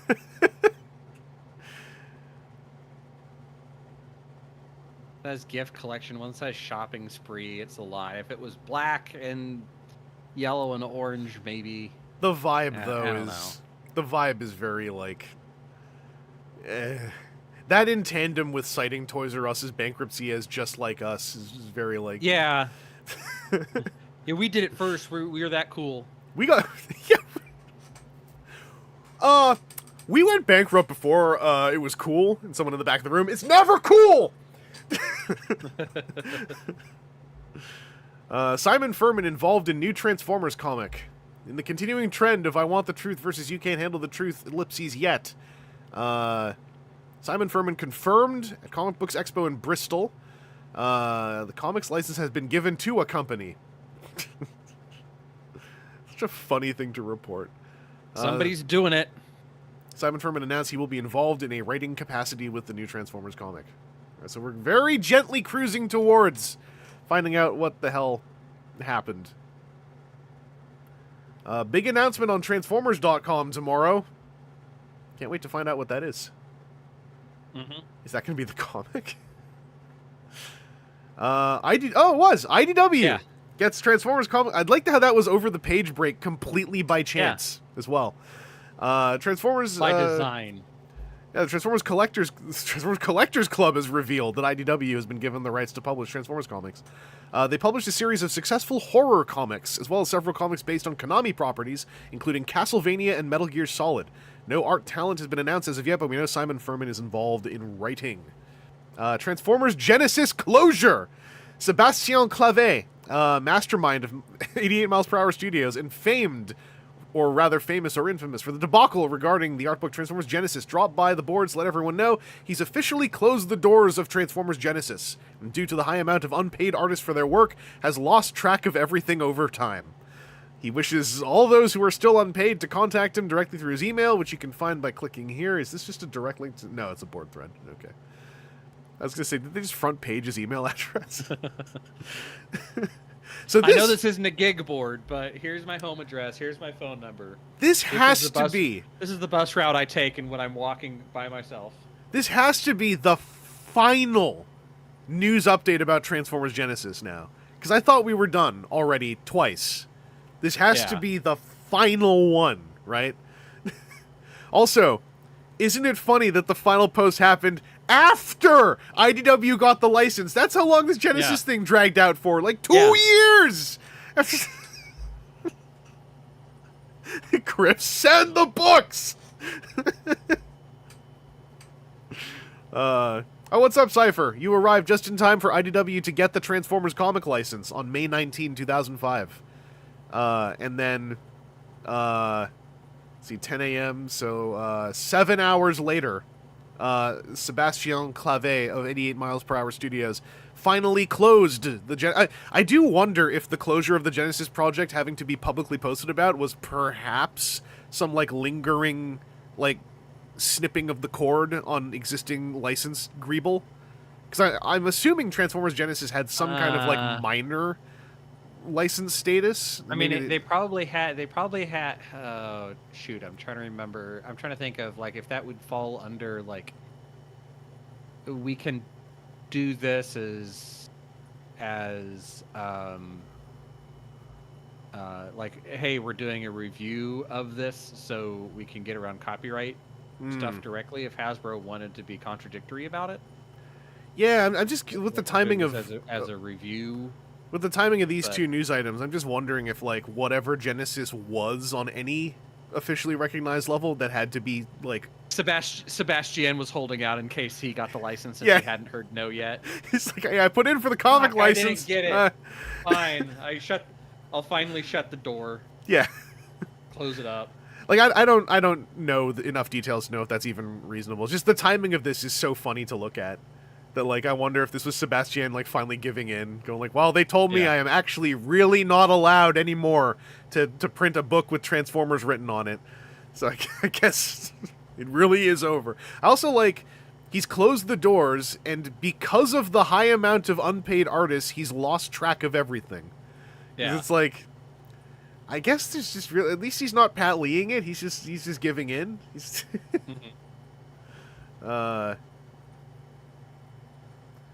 Oh, sorry, what was this? Send the picture of the Send the Books Energon Optimus knockoff. Oh, wow.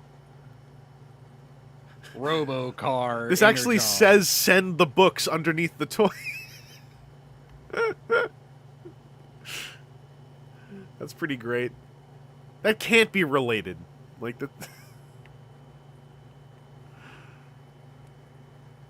And I know I've seen a knockoff like this before. I wish I'd bought it. Like this would be a fun toy to have like a little like downscale knockoff of. Mm-hmm.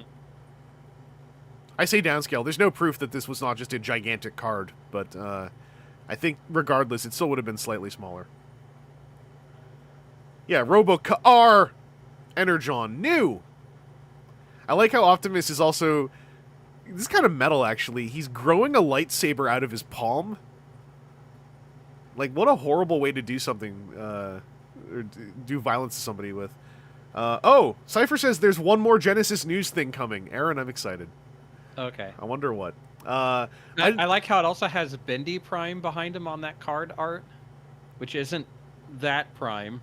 Oh, yeah. And then it has, like, Energon Ironhide. Well, those are the rest of the there. Robork Rs that are going to be coming out. Yeah. I also like the G1 smokescreen down there right next to Send the Books. Just noticed that.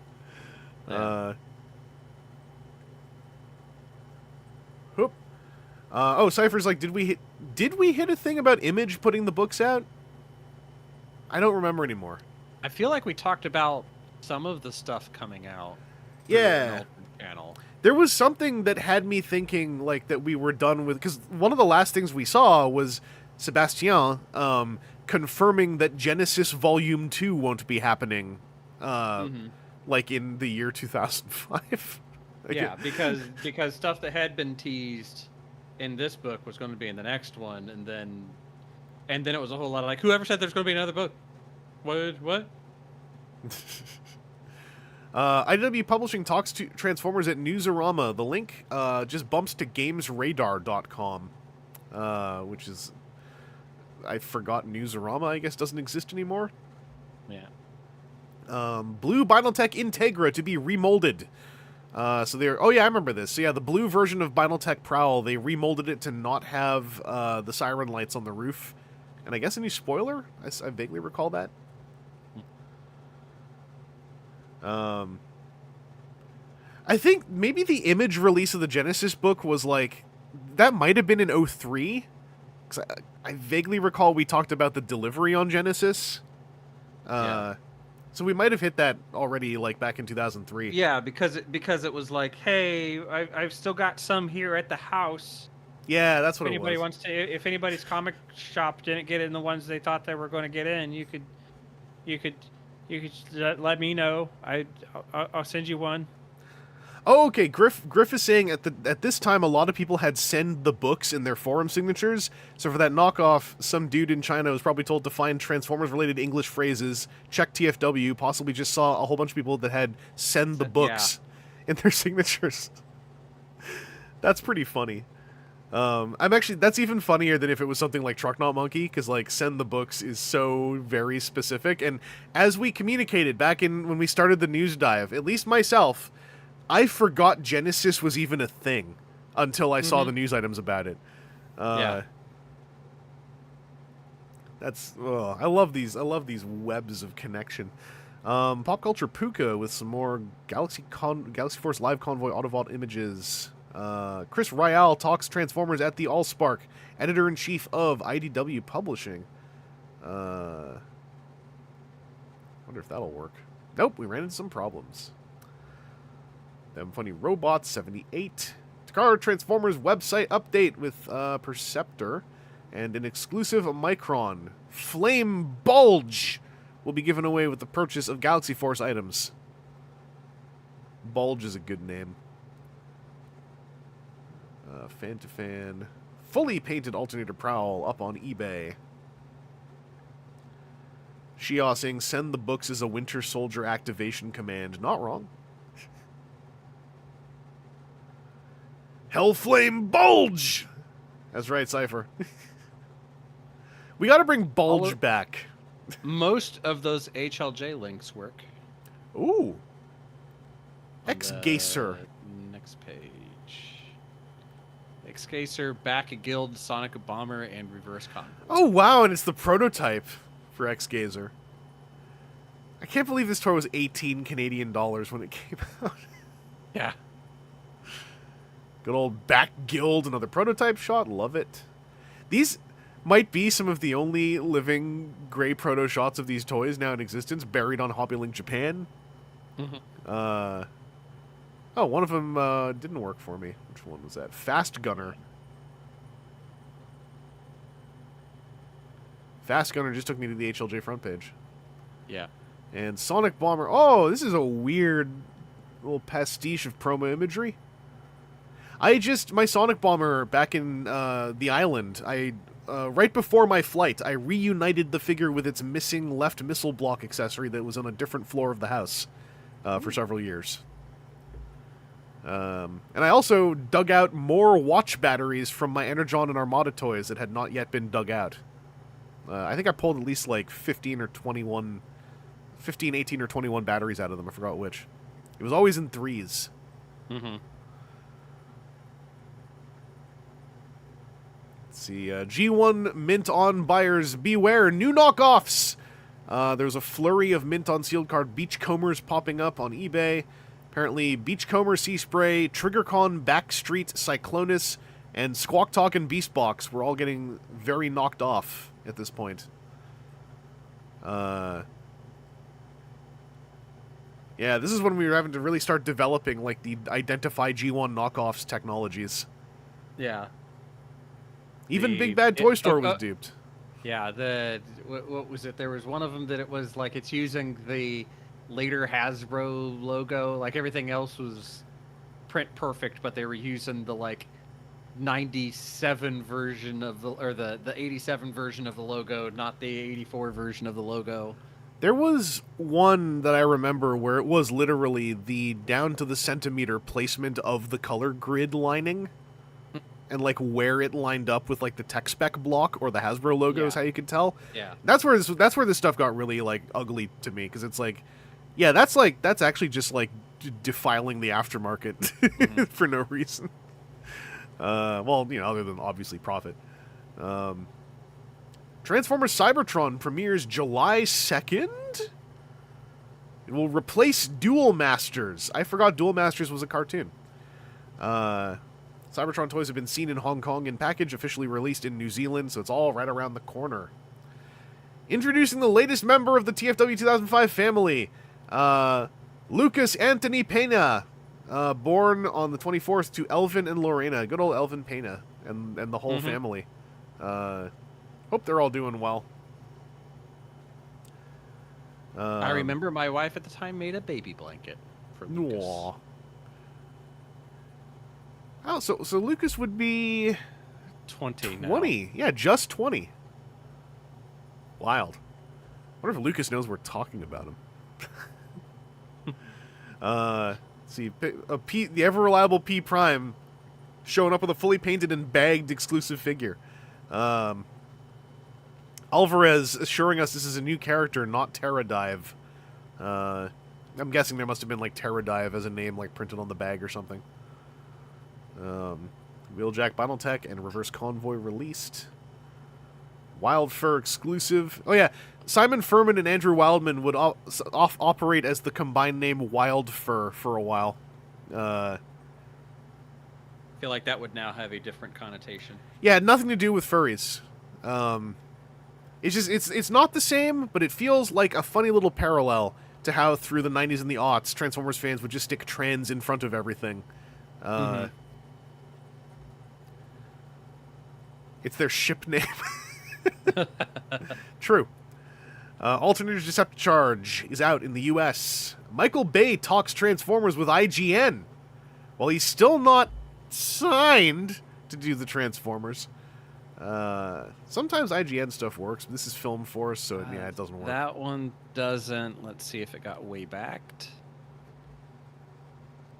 It appears to have way back copies.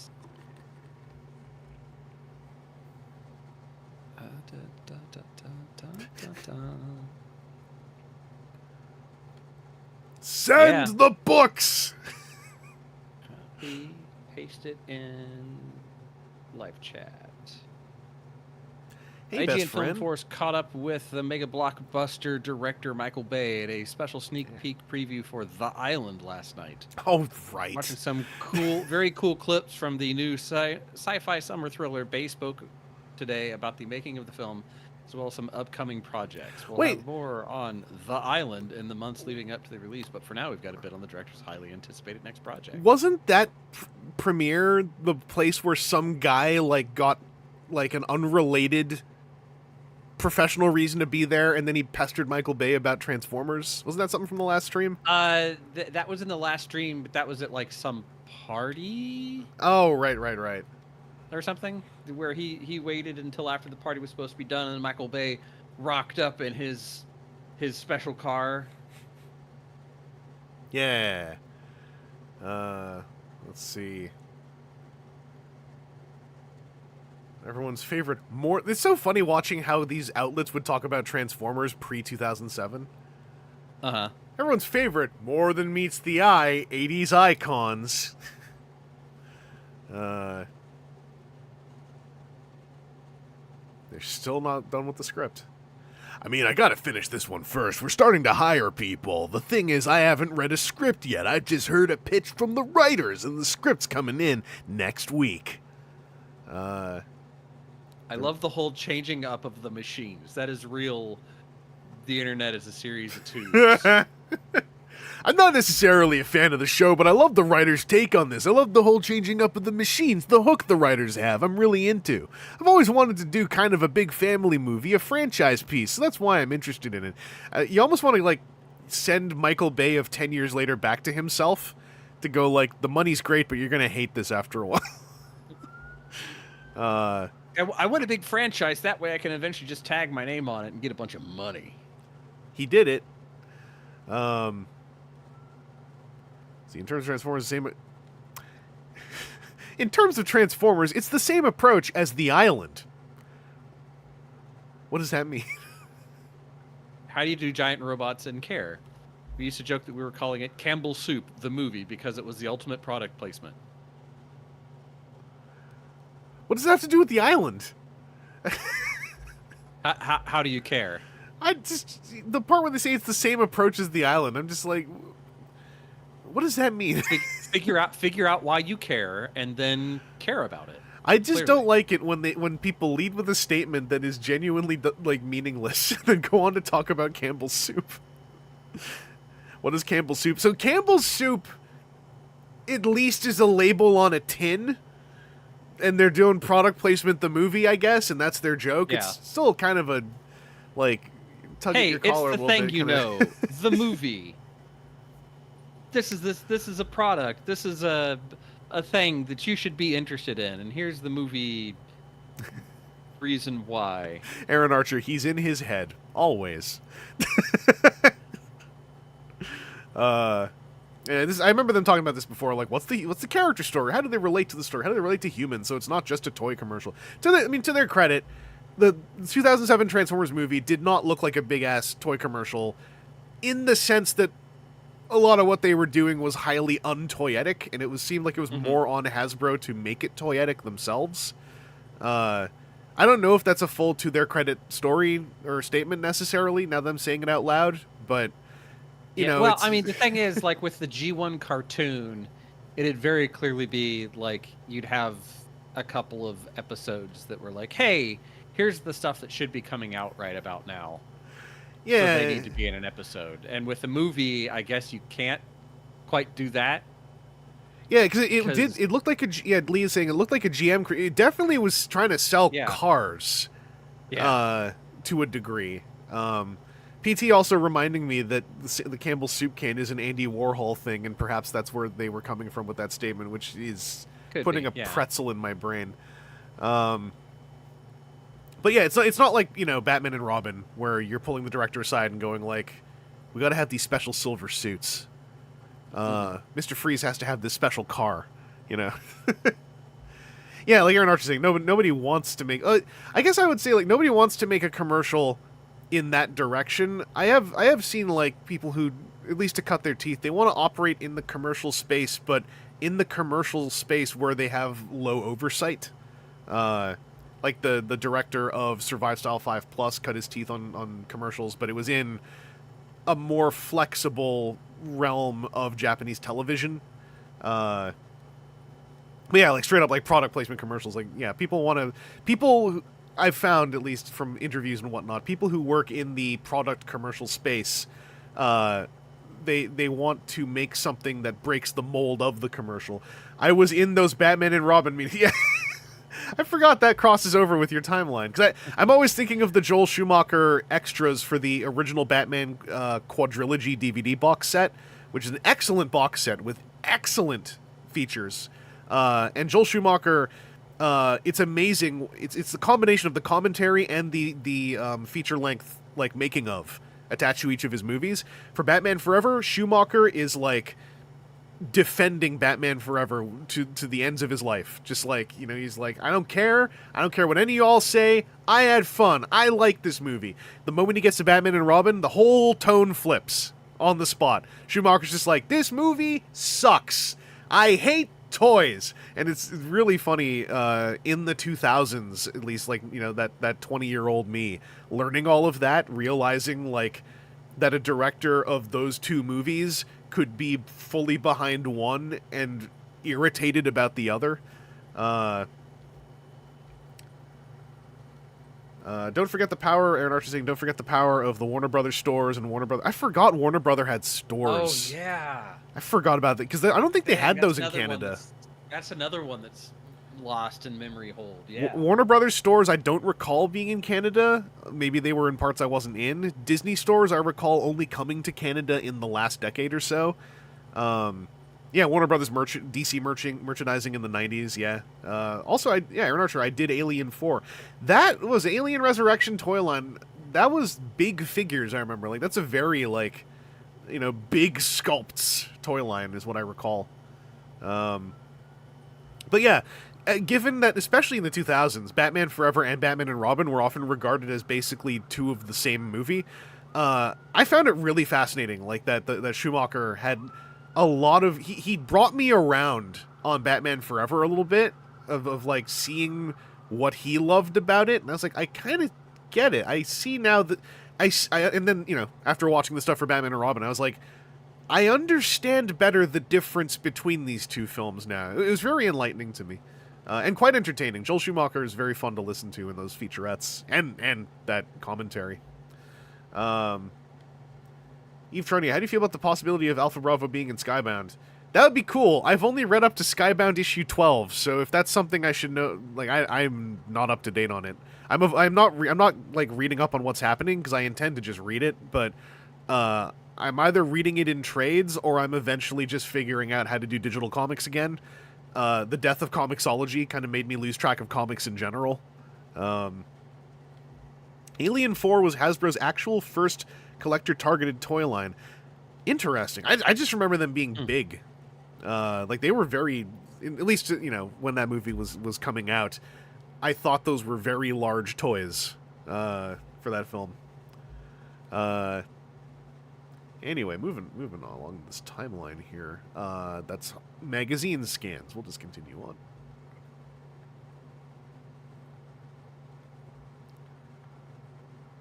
Remember the little sticker on this? I'm having like a neuron connect now about like something about that toy line presenting as a bit, as like, you know, saying it's a collector line, but like that's when Toys R Us was... The Toys R Us on the island was still thriving. Hasbro's Signature Series, that's connecting a neuron too. Holy crap. Because I was all a little bit in my periphery. But I was, like, back then I was still, you know, just a weird little hungry toy devourer, so, like, I was looking at everything. But yeah, specifically, I just remember those were very large, very sculpted pieces. Cybertron accidentally released early in New Zealand. Funny that. Aaron, did you see how many toys have come out in Australia and New Zealand first in the last few months? Yeah, I mean, I had a discussion somewhere about that, where somebody was getting, like, feisty that... I think it was that, like, Chris Carnage was reviewing. Oh, he's getting... way early when he's, like, getting it at his retail because they're just ahead. I'm gonna put my hand up for a second, claim some credit to something. Not just Chris Carnage, because I know I got some other folks doing it now. If you all see toy reviewers on YouTube when they get asked, how did you get it early, and they're saying that they're involved with a shadow syndicate, that's me. I'm the one. Because Chris was getting a lot of comments saying, wow, you stole those toys when he, like, purchased them, right? Because a lot, in the last few months, I've learned a lot of YouTube commenters are unaware of the concept of Australia, basically. So I was telling folks... Well, they have drop bears, you have to wear a harness so that you don't fall off the upside-down earth. Yeah, the toilet's on the bottom side of the flat disc. The toilet's flush backwards, unless you get a special machine. See, Simpsons joke.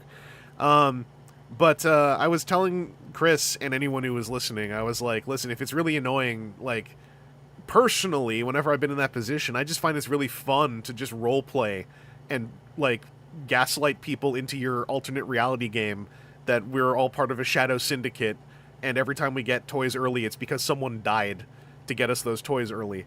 And I know at least Chris and someone else, I think, have done the bit at least once. So if you see the bit, play along.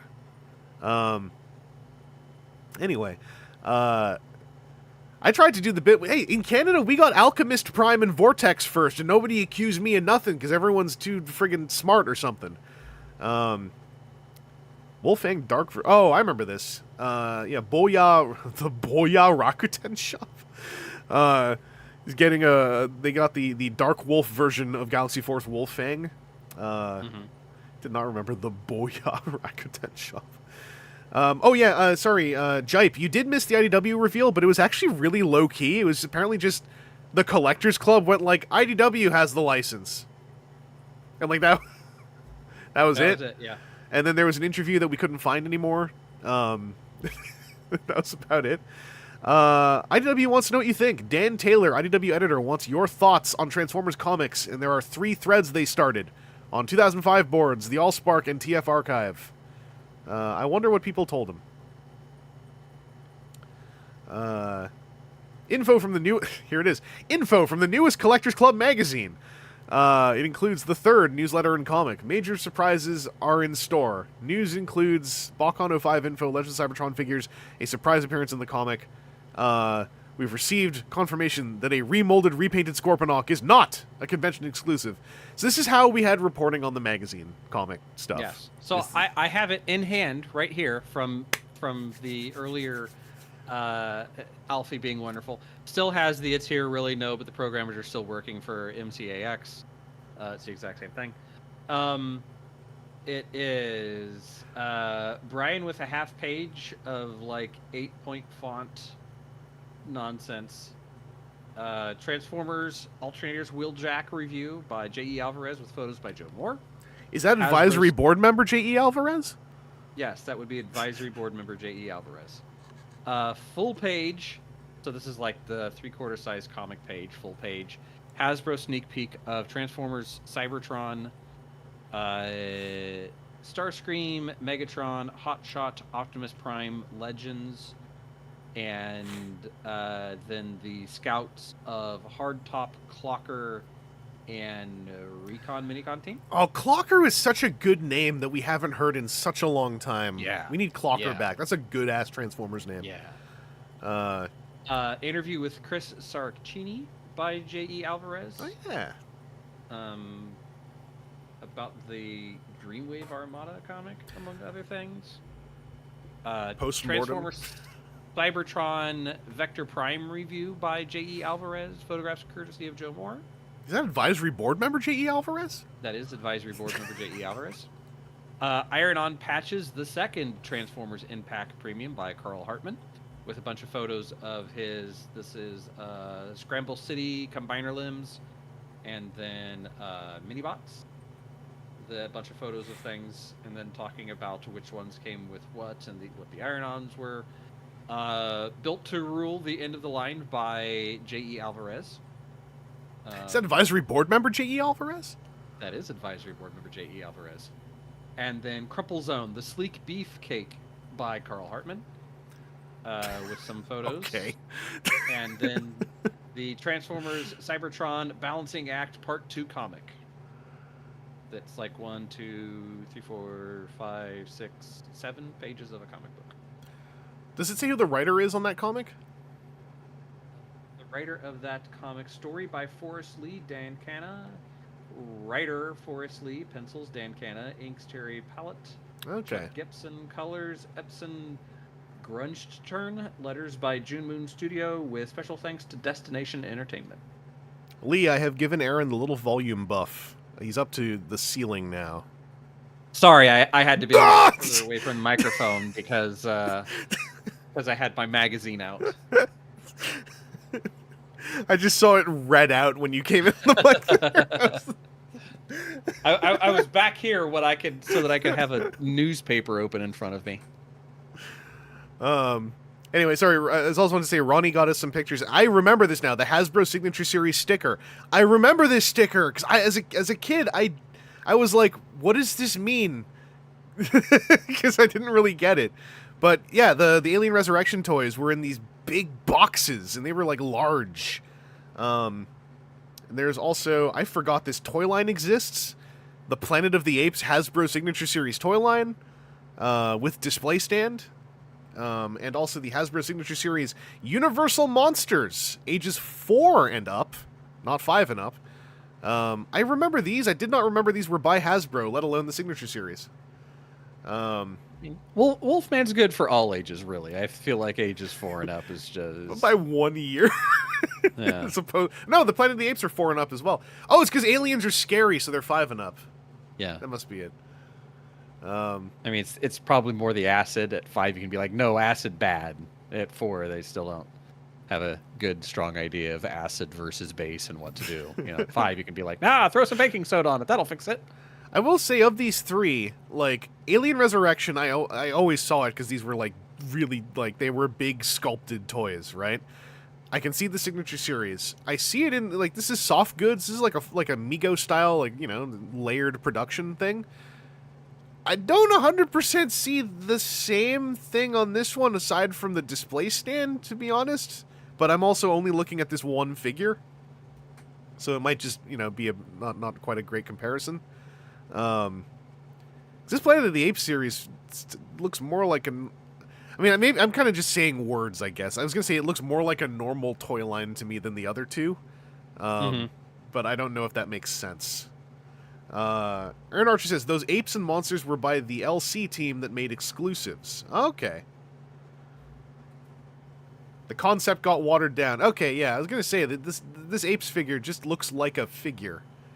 And yeah, when was the remake of Planet of the Apes? That was there one in the 90s or I don't remember anymore, the Tim Burton one.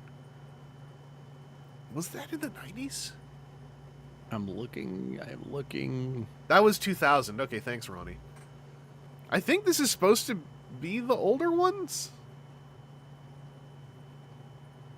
2001 was the Tim Burton remake. Oh, the toys were done at the same time. Okay.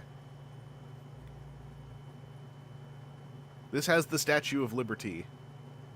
I don't know my Planet of the Apes super well. The ape is vintage. Something apes stronger together. Yeah, all I know is I watched the first Andy Serkis Planet of the Apes, and I was, like, pleasantly surprised by it, but then I didn't watch any of the other ones. Do you remember the Kenner Bisk statues, Velociraptor, Predator, and Darth Vader? Oh! If I see them, I probably would. They only made Charlton Heston in a non-Mego scale. Heston and his rights, I swear to goodness. Oh, yeah, here we go, Commander Taylor. What's a head sculpt, actually? Look at that.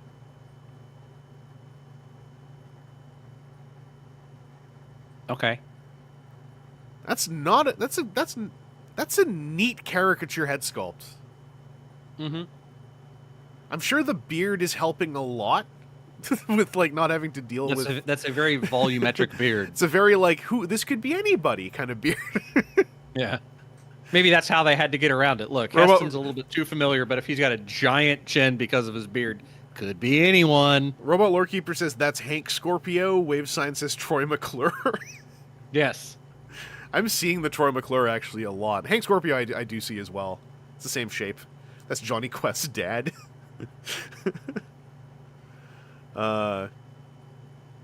Sick Coyote, it was 2001. I had the privilege of seeing Planet of the Apes and Jurassic Park 3 early while working at a cinema. Timu says the Andy Serkis trilogy is one of the best movie trilogies ever made. Okay, because I know I heard good stuff about it after a bit, but I lost track that they made more of them, because I remember the first one ending, and I was like, they should probably continue this, and then just stop paying attention to it. Anime Charlton Heston. Yeah, I think, all things considered, this is actually not that... The worst part about this figure, actually, is that he looks more like he's in a judo gi than he is in an astronaut suit. And that just might be the articulation cuts adding to the effect. Also, does he it looks like they've also got like a deep wash. Yeah, and does he have like giant veins on his knuckle, on the hand that's like got the knuckle showing to us? Yeah, looks like it. Those are real thick veins on those knuckles. Look, man, until you're shooting up between your knuckles in order to hide the track marks, something. Yeah. I also like that he comes with an America box with a revolver in it. I'm seeing that right? Or is it just a pistol? It's not a revolver. With a gun. Yeah. I don't know, the silhouette almost looks, I don't know. That could that's a cutout, so you can pull it out of there. Okay. The chest stripe on the outfit doesn't help the gi allegations. Yeah. Yeah. Just something about it. It looks very much like it looks very Karate Man, if I'm being honest. PT says reused ape hands, colored human flesh tones. So okay, so that's fur. I see. What are we saying about Charlton Heston?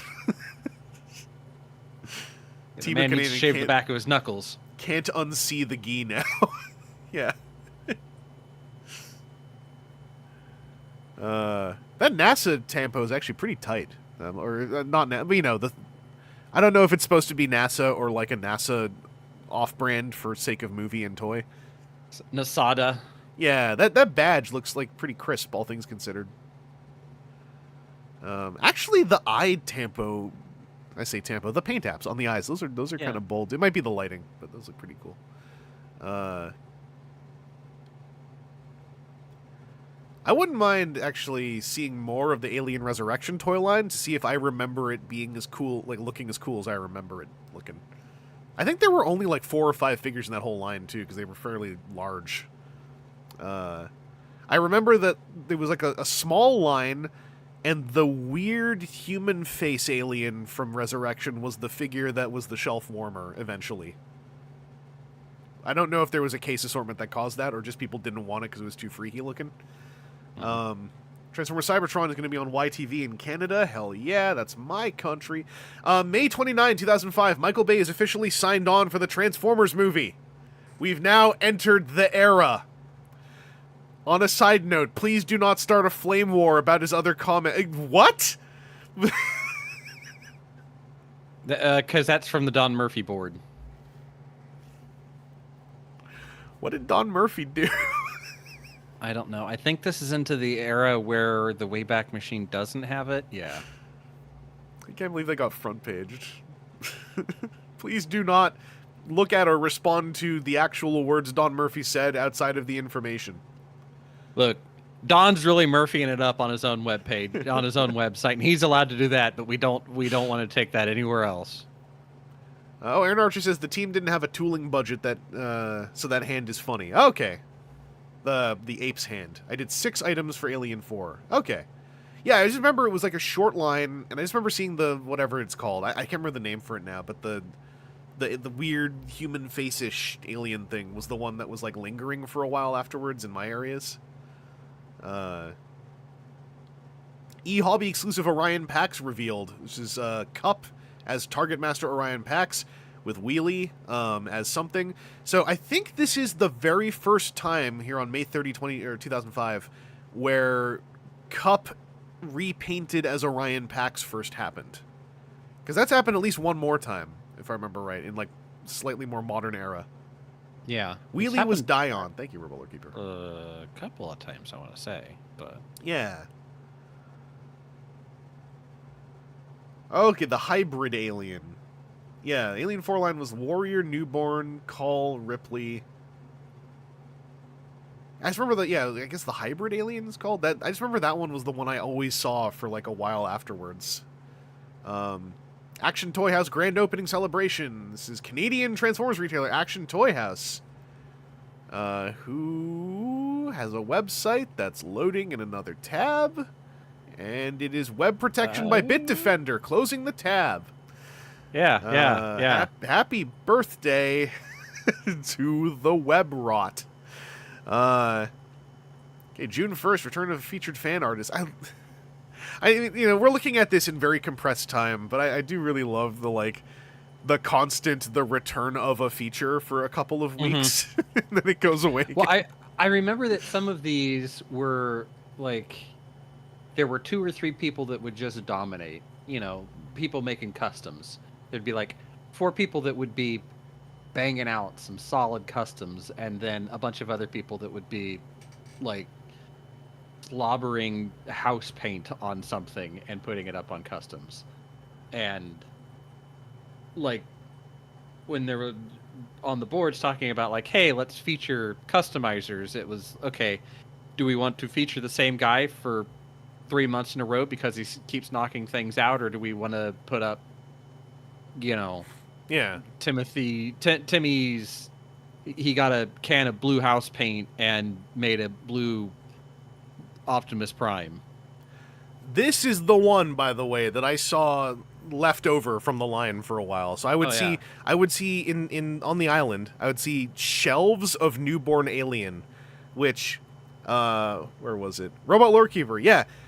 Imagine just you'd see like 6 of this figure for a while, just sitting there, nobody buying. the line, everyone bought everything else. It was the poor newborn alien just got left behind. I think because it was just a little bit too much, maybe for the audience at the time. I don't know. This one has tipped too close to the Uncanny Valley. Because there's also Winona Ryder, I believe, and Ripley. The 2 human figures I remember not really seeing very much. Like these 2 in my areas were gone before the aliens were gone. By the way, thanks to Griff, I have links to all the rest of the line. So here is the, I think he said water alien. This is the clear warrior alien. I'm curious if the plastic still looks that, well, I was going to say still looks that clear, but he's on a yellow background. So who knows? I do, yeah, nowadays I like that newborn alien a bit. Like that skull face, that carries. And yeah, apparently it's Ken Doll Smooth on the Hasbro. The newborn alien apparently had like a very like vaginal thing on the front of its gut at some point. And then I saw Aaron Archer was talking about the battle scarred alien. This is really cool looking, like this deco job. It's kind of wild, but I like the the acid rimming of like it's like you're peeling a layer off. That's kind of neat. The piss alien. Ninjatron, I can't imagine why all the children in the world would not want the newborn alien. Exactly. What's wrong with them? Yeah, it's very Predator Vision color palette. Yeah, thanks Griff for pulling these up. This is a trip down memory lane. Yeah, these were neat. They were I just remember they were big, at least to me at the time. Maybe they're not that big nowadays. Well, no, there's a ruler. Yeah, that box is like nearly 10 inches. That's 10 inches tall, that box. Yeah, these were big. Also, I like that the little like chibi queen alien thingy. He's got a really neat gradient with the paintwork. That's cool. Ripley's eye is not doing the best. Not quite as good as the Taylor. But Winona Ryder's eyes are looking good. Oh, and I love that color on the newborn. It's like an ink washed eraser. And here it is. There's our child.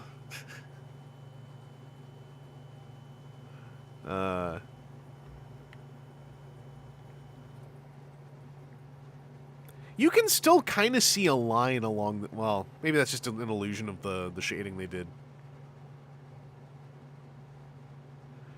But yeah, Alien Resurrection. That's probably... I'm not gonna look right now. Maybe someone wants to go take a look. This seems like a very collectible line in 2025. Like, if you just wanted to collect it, it's a very good looking in-box line. If you're like an Alien fanatic, this would probably be not the hardest line in the world to collect, unless some of them are super expensive now. Told you they were collector-oriented. Like, that seems like a really fun, like, contained six-figure collection that would look good on a shelf for, like, an Alien hardcore folk. Oh, Ronnie Lane. Okay, these guys sit at, like, $15 to $20 generally. Dang, yeah, that's, like... I'm surprised I don't see them more in shelf photos. Because they have a lot of character.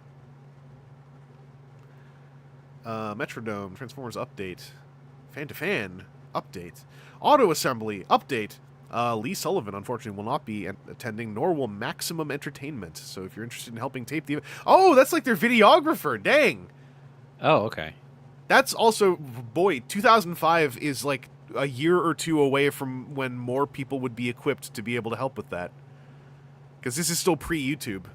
So there are not as many, like... You know, just... I'm not saying like smartphones necessarily, but I remember by the year 2008, 2009, there were a lot more, like, little video thingies popping up. Wouldn't have looked great, but it would have been, like, people being able to volunteer more easily. Well, and just, like, now there's a whole lot more people that'll have and nowadays, prosumer style hardware. Back then, you might have people that could have that hardware. Yeah. Maybe. Oh, Ronnie's saying that those Alien toys sometimes go down as low as $5. That's wild. Yeah, that's bang for dollars. Aaron Archer saying 90s toys get no... Yeah, no, you're right. It is kind of... I'm not going to say, like, crazy necessarily, but, like, it's weird to me that, like, a line like that Aliens line, you know, does not have remotely the sway as, like... Even other Alien lines, I guess. Like, you know, the Kenner Alien line was going a little bit, you know, hog wild with some of the concepts, I guess. But, like, yeah, when there's a six-figure line of, you know, large-scale, heavily sculpted toys where they fully display in the box if you don't want to open them, and there's, you know, not enough articulation to necessarily need to, like, go wild ripping them open. Like, it just feels like, you know, the folks who have, like, here's my Alien wall. Like, where, you know... Where would those be? Do people still hate Alien Forks? I thought that had the Phantom Menace-like thing, where people were, like, in and out all the time. I don't know, like, where are we in the cycle? And I don't, you know, as a member of just a fandom and a collector community, I'm like, hey, it's cool that they're inexpensive, because now is the time, if you find them interesting, to, like, go after them. It's just, it is odd to me, like some of the, like, between the 80s and 90s, the things that, like, spiked and the things that just, like, chilled out. The people want extremely buff Luke Skywalker. Some of those, yeah, that massive triangle build farm boy Luke Skywalker. He's out there. He's raking. Punching. He's not punching cows like a cowboy. He punching the water evaporator things. Yeah. No, I mean, I actually, I will start to go on a full tangent here, but between Ronnie and then, like, Daniel over in the Diaclona community, like, I've seen more people now starting to, like, look at some of these, like, unloved 90s era toy lines with, you know, not only fondness, but, like, to the point of wanting to collect them. And it is kind of cool, like, folks who report, like, yeah, I decided to start collecting this, you know, 90s toy line. It cost me sometimes as low as $5 per figure, mint on card. It's pretty fun. It's laid back and chill. And I'm like, that feels like something that I could tie into the wider conversation of, like, hey, when toys are getting expensive and stressful for you, like, where can you look? Aftermarket has always been a thing for, you know, the things you're into, but, like, those spaces do feel like good places to look too, of, like, if you just want to, like, be able to chill out and buy a couple figures out of a thing now and then, and eventually, oh, I finished collecting the line. Some of those lines from the 90s seem like a really, like, fruitful space to do that.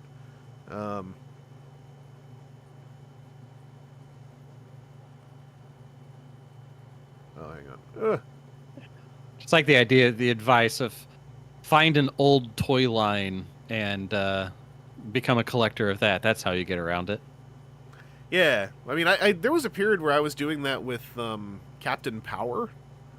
Oh yeah, Captain Power is always hovering because it's like it's not obscenely expensive to collect. Last I checked, but like the deeper you get into it, the more that the line suddenly goes like as you get closer to the end.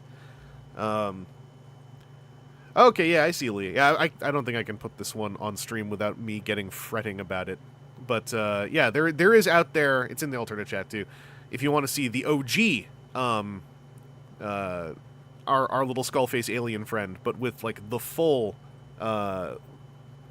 detail line, that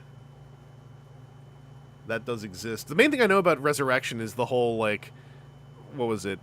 Sigourney Weaver hurled the basketball into the basket in one take almost by accident, and then Ron Perlman almost ruined the take. That's the main thing I remember because it's such a wild story. Yeah. Yeah. It cut early because Ron Perlman turned to camera and went, "Holy sh!" Yeah, and you're like, Ron! I thought we were professional. But yeah, that was real good.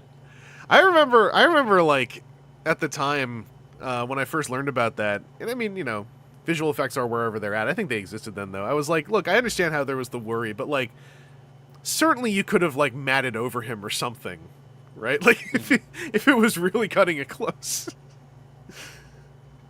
That VR... I had a period where I started thinking about collecting the American VR Troopers line. The reason I don't get into many, like, on-card retro toy lines myself is just a lack of space, because I have too many interests, like... for lack of a better term, in the now. But there was a period where I was eyeballing VR Troopers. A Kamen Rider Dragon Knight as well. Very short-lived line, and I collected a bunch of it without opening it, because I was like, this is just a neat novelty that these exist.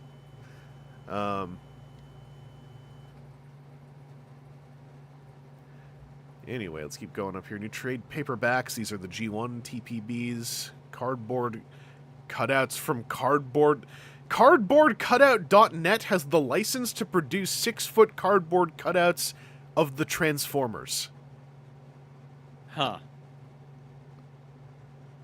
Didn't. They are a website that still kind of exists. mycardboardcutout.co.uk.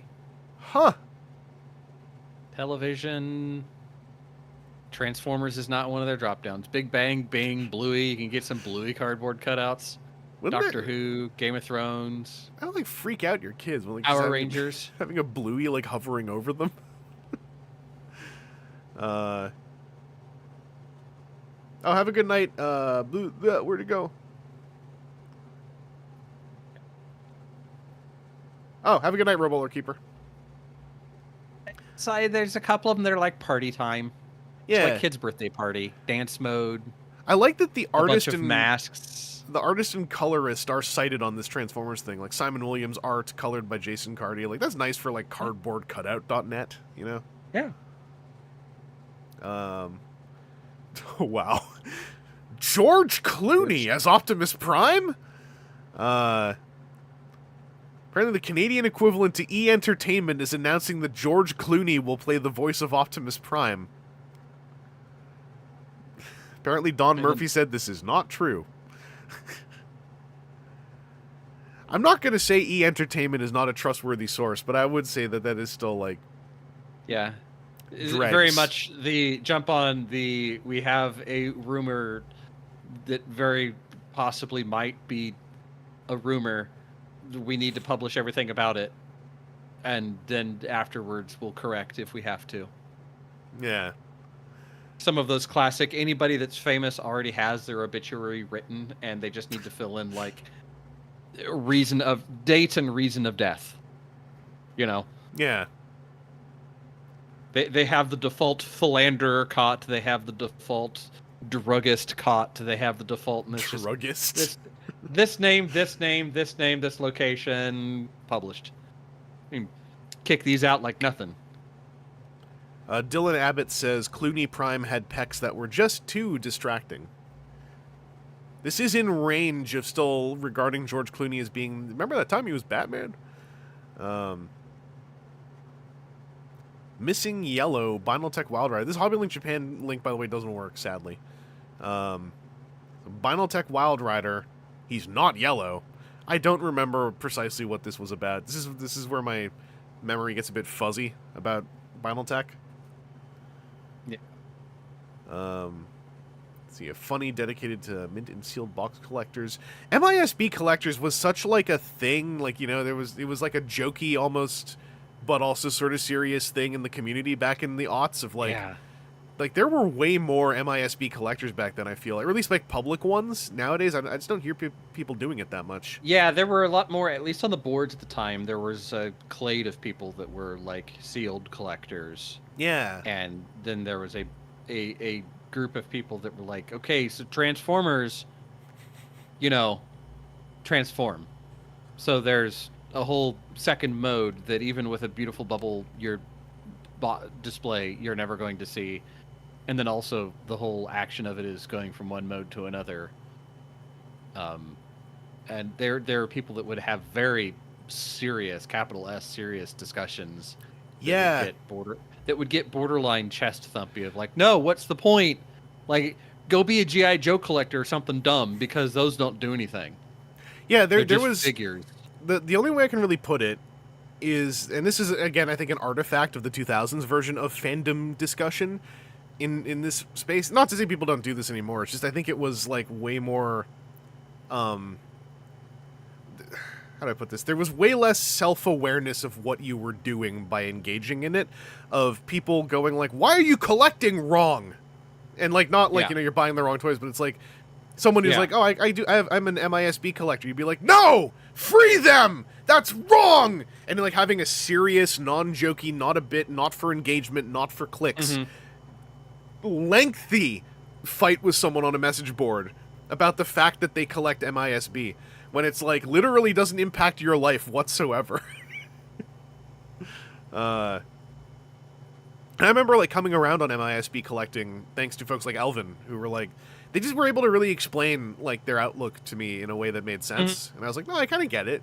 And like, you know, as every now and then, like I've seen toys that come out where I'm like, no, this packaging design is actually kind of lush. Like it's neat. It's a shame that it does have to like be destroyed to access the figure. Yeah.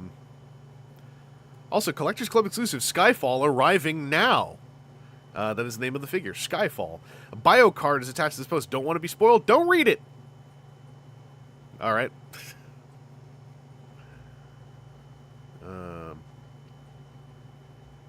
Again, from Bill Toys and Games. Still chug it along. Everything's fine. Put in your orders now. Don Murphy. My only reply.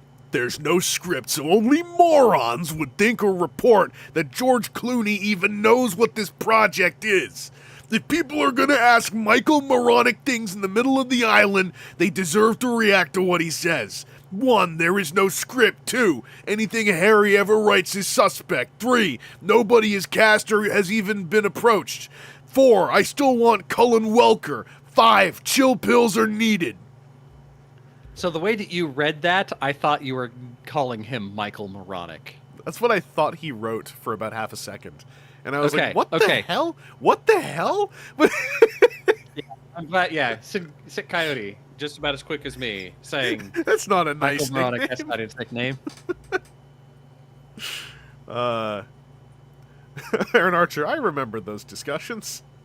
Yeah, Zero, I've had people come into my home and lecture me and tell me I made a mistake for opening my toys. I mean, so that other direction, at least I feel like that started to go away once toy collecting and sort of nerd decor became more normal. Because I remember those are the folks who are like, your investments! And you're like, you know, not to like call back to what we were just talking about, but they'd be pointing at like a bin full of 90s toys. And they'd be like, your investments! And you know, you want to tell them like, look, it's not why I bought them. Yeah. Yeah. That's the sort of thing that frustrates me about the TV shows like The Big Bang Theory, because very clearly some of those things are very much not done lovingly with nerds. It's what I think nerds do, and I'm sure that there are people that are out there that have some of those trends, but yeah.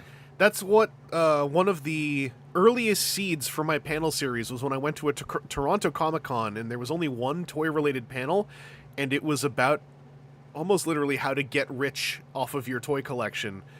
And I like, the panel was all about how to maximize your rate of return on through how you buy your toys and store them. And it was like one of the most sickening experiences I ever had as an enthusiast for the medium. And it was really ugly. It was almost enough to like make me turn back around on MISB collecting again. But I was like, no, I mean, they have nothing to do with this. But it was that very public image of what toy collecting is, right? Is like, oh, you stock them in your closet and you sell them to get rich, and it's like, yeah, oh yeah, that was 40-Year-Old Virgin, was right? it? Wasn't that something? And yes, I never saw it. I only know some of the beats. 40-Year-Old Virgin, pulled it up as I was thinking as I was saying it and thinking about it, where he ends up like he has a massive toy collection and makes like $500,000 selling all of his action figures in order to like go away from being like the nerd to now he's rich because of it or whatever. Yeah, and I mean that's part of the reason why I have, and I will totally say unfairly, always been a little hard on Jordan Hembrow as an entity because of the Toy Hunter show and the way that it presented and treated the toy industry on television. I always found it like, you know, I think he was kind of doing a bit, but like the whole thing, to my own tastes and my own viewpoints, I found like borderline vulgar. I just did not like it very much. And then like obviously it's reality TV, so it's not literally what's happening, but there were like the delivered narrative involved things like, I'm going to trick this former toy designer out of his own prototypes. And I was like, that's disgusting. Like what? that's like actually disgusting. What? So I didn't like that show very much. I used to be a lot more grumpy about it. Yeah. There and I don't know. It's another one of those things that feels like it's a another round of what's now the crypto bros that are trying to collect any sort of card thing nonsense. It's an investment. Whenever people say it's an investment, I'm always like, really. There are places where that is probably suitable. It's just, I always knee jerk when I hear that phrase. Is like, I don't think you are saying that from a place of expertise. Look, if I get a PSA 10 on the hot card out of this, it'll cover the cost of this box that I'm going to do nothing with anything else in it. So, yeah, PSA 10. Or it's, like I keep Lego in my storage unit, and it's like, that's the closest, probably, of modern produced things you could do that for, but even then, it kind of varies, right? Like, I've got a storage unit full of Ultra Agents, and people are going to be like, that's cool, man. Like, that's going to be it. Halfways from my experience of selling some Lego at a toy show. Went well, but boy, do people not give a flying crap about Ultra Agents, let me tell you. I think I still have all 3 of those kits in bags still. Anyway, First for Figures acquires the rights to produce Battlefield figures, which are statues that interlock as dioramas. Okay, I was like, what the hell are they talking about?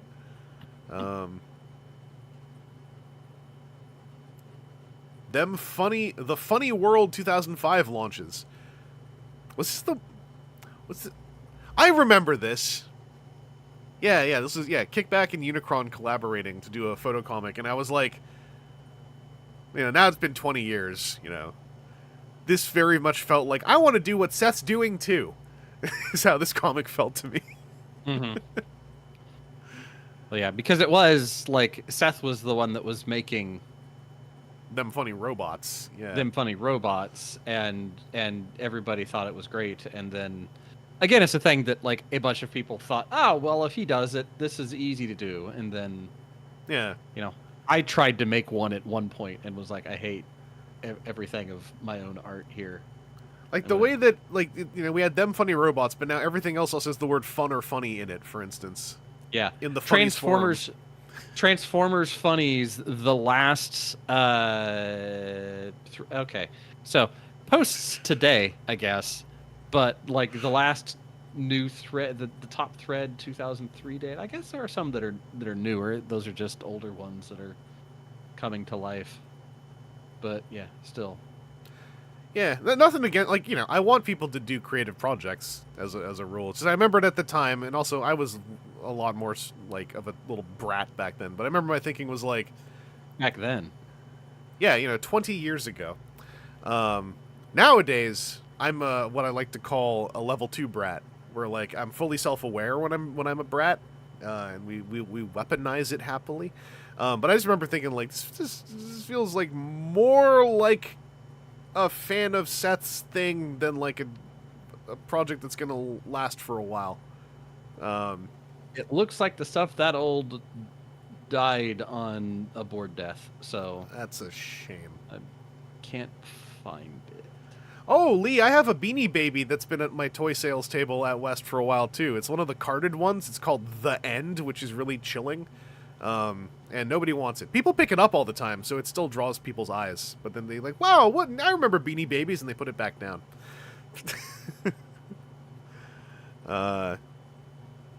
Palisades BotCon exclusive statues. Those were always the bummers, like the BotCon exclusive like statues, because that was like double nobody cares. Is what I remember. IDW Generation 1 comic to feature updated alternate modes. I don't really remember a lot of the alt modes from the Asians specifically, because, I mean, to me, like, often, like, jets just look like jets, because I'm a layman, but I guess... I want to say they were just... Weren't they just, like, Cybertrony? I can't remember. They were on Earth. Or they were just, like... on Earth, oh, yeah. Yeah, because... I'm making a face up as I'm trying to remember. I don't even remember what the Asian stuff looked like at this point, yeah. I guess I was thinking. I remember the robot modes more than the alt mode. Well, Ratchet's vehicle mode I always remember because I thought it was really pleasant to look at, the way that EJ drew the ambulance. Oh, Cypher, weren't they Raptors? Yeah, I mean, like, you know, this is where my I'm like this with cars too, with Transformers. I'm like, as long as it kind of looks like one, it's a plane or a car to me. Everything else is a lot more like detail stuff that like I just, you know, I appreciate it exists, but it doesn't really like. It doesn't grip onto my brain. It kind of slides off.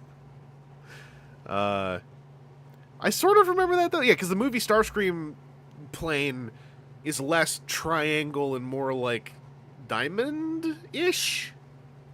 I'm thinking, like, shapes.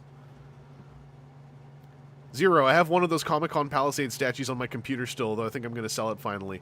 If you actually manage to sell it, like, I'm curious, like, who it connects First with. off, we need a 30% cut. First, yeah, because it clearly got sold because it was mentioned here. We've been talking about them more than anyone else on the internet for the last, like, year, so... Long was here, Vangelus. Doesn't know cars, but also doesn't know airplanes. Correct. Yes. Airplane. It has an engine or a motor in it, he doesn't know. It's airplanes. Couple tubes on the back with wings on them, and then a single tube on the front with a window and a pointy bit. Cars. Kind of looks like an egg and there's wheels on it. Sometimes looks like a square and there's wheels on it. Oh, Aaron Archer with all of the scenes. Pogs, Indie Comic Bus, Tamagotchis, baseball cards. Baseball cards is still a thing, but like it feels like a thing where everyone is in on it. I'll explain that in a sec.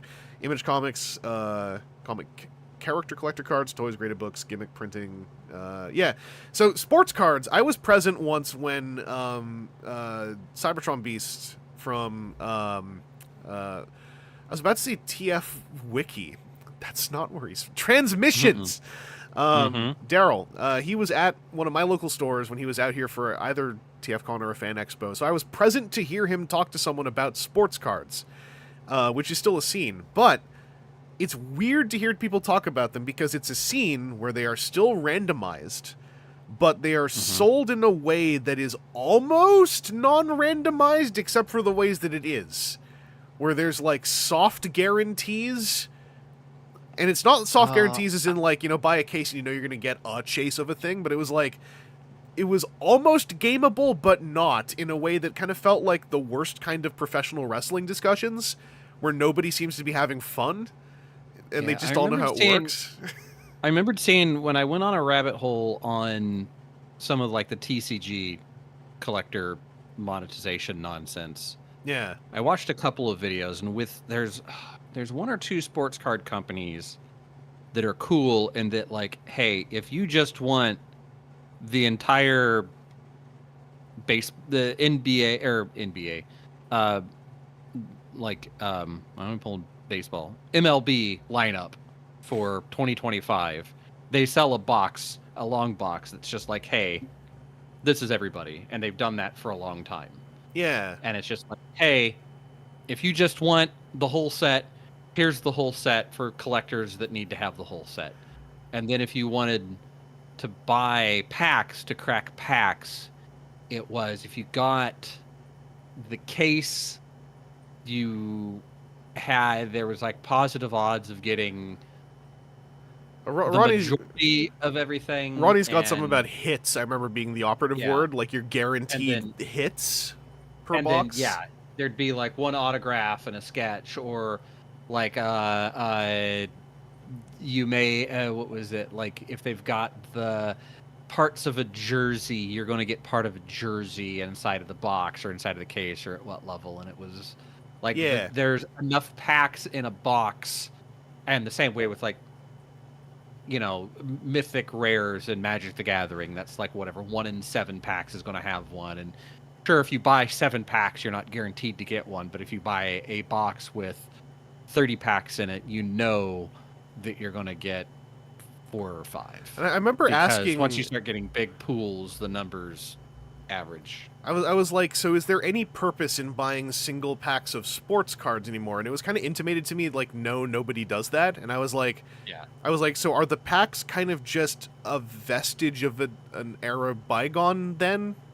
And they were like, I just remember feeling like it felt like sports cards are still sold in boxes of packs, but nobody buys packs and nobody wants to crack packs, really. They just want high odds of hits with the set. And I was like, it's so close to just selling sets of cards with like, and a bonus thing will be strapped to the back. And I was like, they're so close to being something different that, it felt like kayfabe is dead. Everyone knows how these cards work, but they still sell them this way because they always have. And it just was so weird to listen to that conversation. Like, not weird like, wow, these fools. I was just like, that is such an alien sounding hobby that is similar to ones I'm into. It was just really weird. But yeah, I think packs exist for the same reason that they've always existed. Individual sports card packs are for the kids that want baseball cards, or soccer, or softball, or soccer, or football, or softball basketball, doesn't ring, or whatever. There's not I don't think there's a professional softball league. But like that want sports cards in hopes of spending their chore money, and maybe they'll get a name a person rookie card or some nonsense. And then the adults that collect are the ones that are spending adult money and, you know, dropping $400 or whatever to get a case of them, and then open them up like a degenerate. Yeah, it's like, I understand, you know, the draw of the hobby, and I understand the draw of packs too. And I saw, like, you know, what is it? Someone earlier, Alan Weaver, said most sports cards now are Panini, who owns all the old brands like Donruss, Pro Set, etc.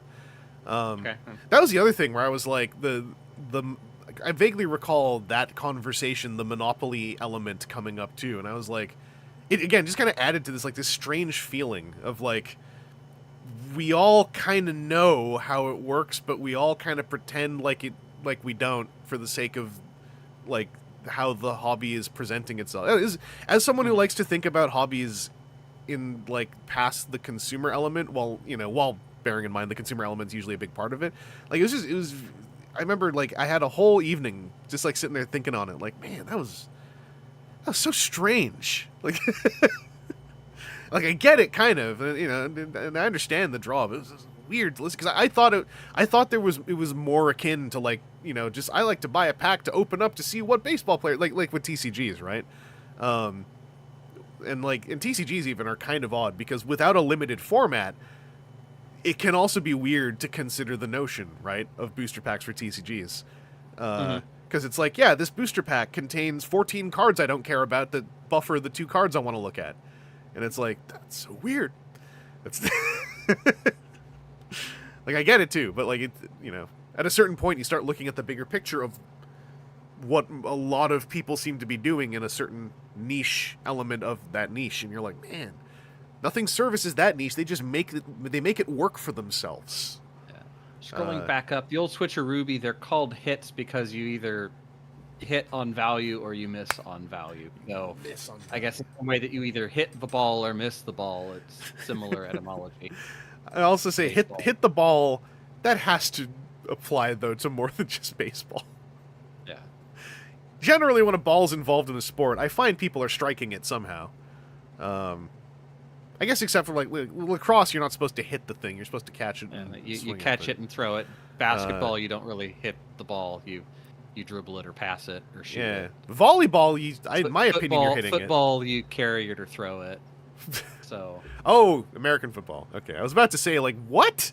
Like you're talking about, it's like soccer. You're like, hey, pick it up, walk up to the goalie, punch him in the face. Oh, hey now, MTG collector boosters have like 4 spots to get good cards. You know, yeah, true. Me a call. Yeah, if you're whatever it is, $80 now for the Final Fantasy collector boosters. Yeah, for a single booster. One of our mutual friends was like, "Oh yeah, these are how the different Final Fantasy precons play in like a group chat we're in," and I was like, "Yeah, I'm just buying some singles."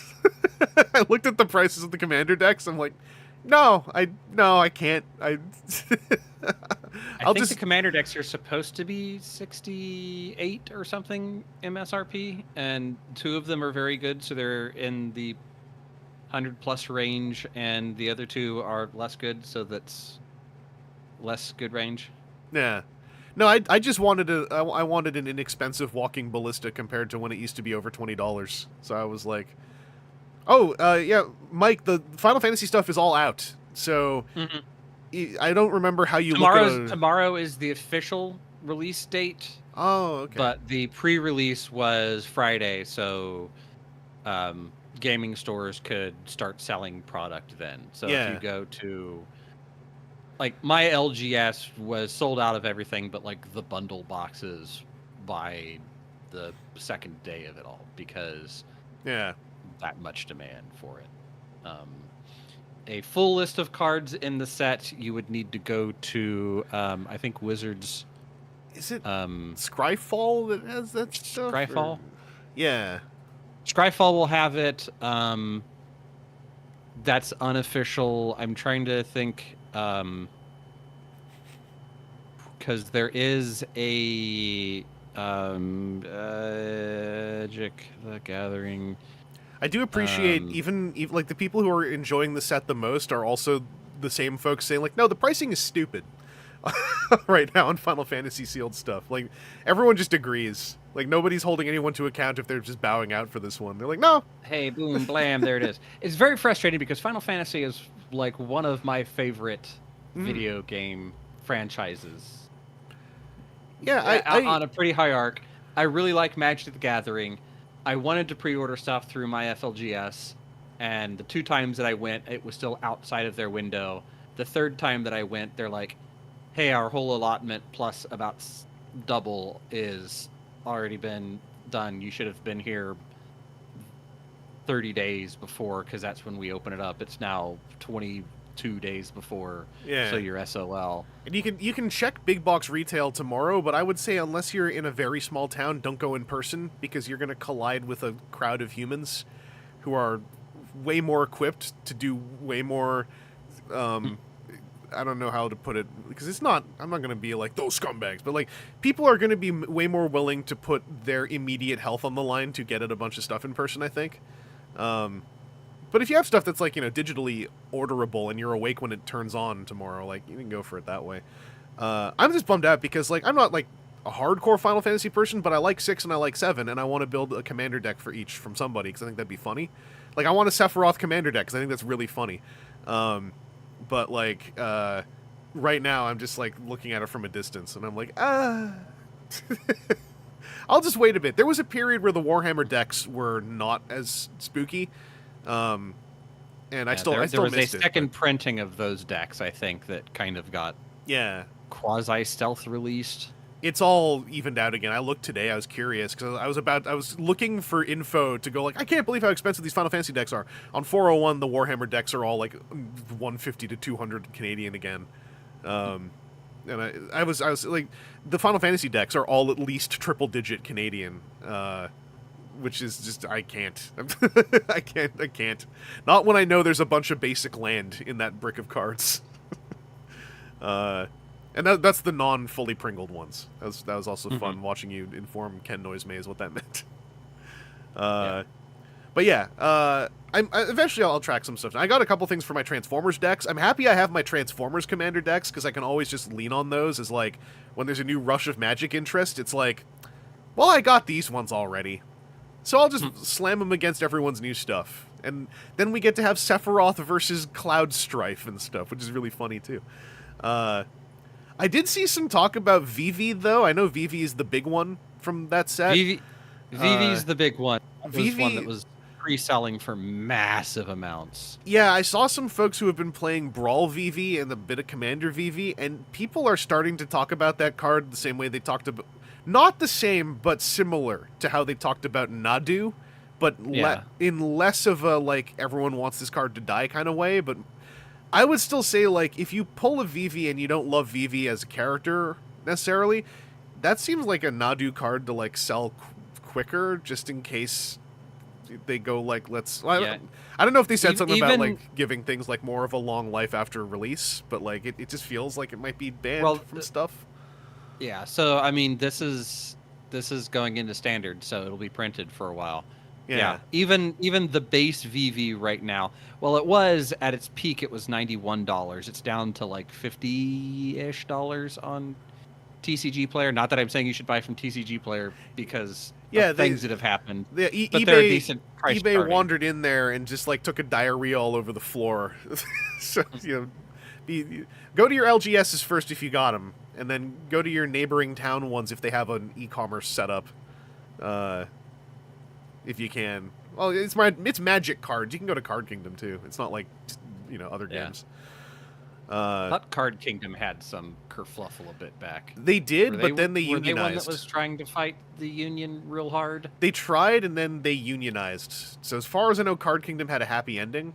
I think I just looked into that again because I was curious on the back of the TCG Player stuff. Did you just say Final Fantasy is standard legal? Yes! So will Spider-Man. Yep.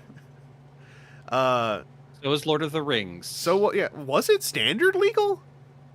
I thought it was modern. Maybe it was just modern. Like right now, every Universes Beyond is supposed to be. It was into legalities, and I remember it being capital A, capital T, a thing. Okay, Alan says Lord of the Rings wasn't. What I caught from Shuffle Up and Play recently... Yeah, it was in the modern. Sorry, that's my bad. Is Final Fantasy has a goodie sheet, and apparently the goodie sheet is legal in limited, and one of the goodie sheet cards is Atraxa, the scary one. That seems like a bonkers-ass, rando, funny, limited scenario, if that's true.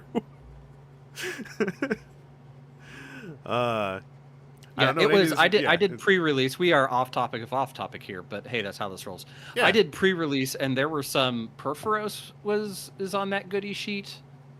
And the fun thing is it's like Final Fantasy artwork, like OG Final Fantasy artwork, with some of its beautiful artwork because they know what they're doing.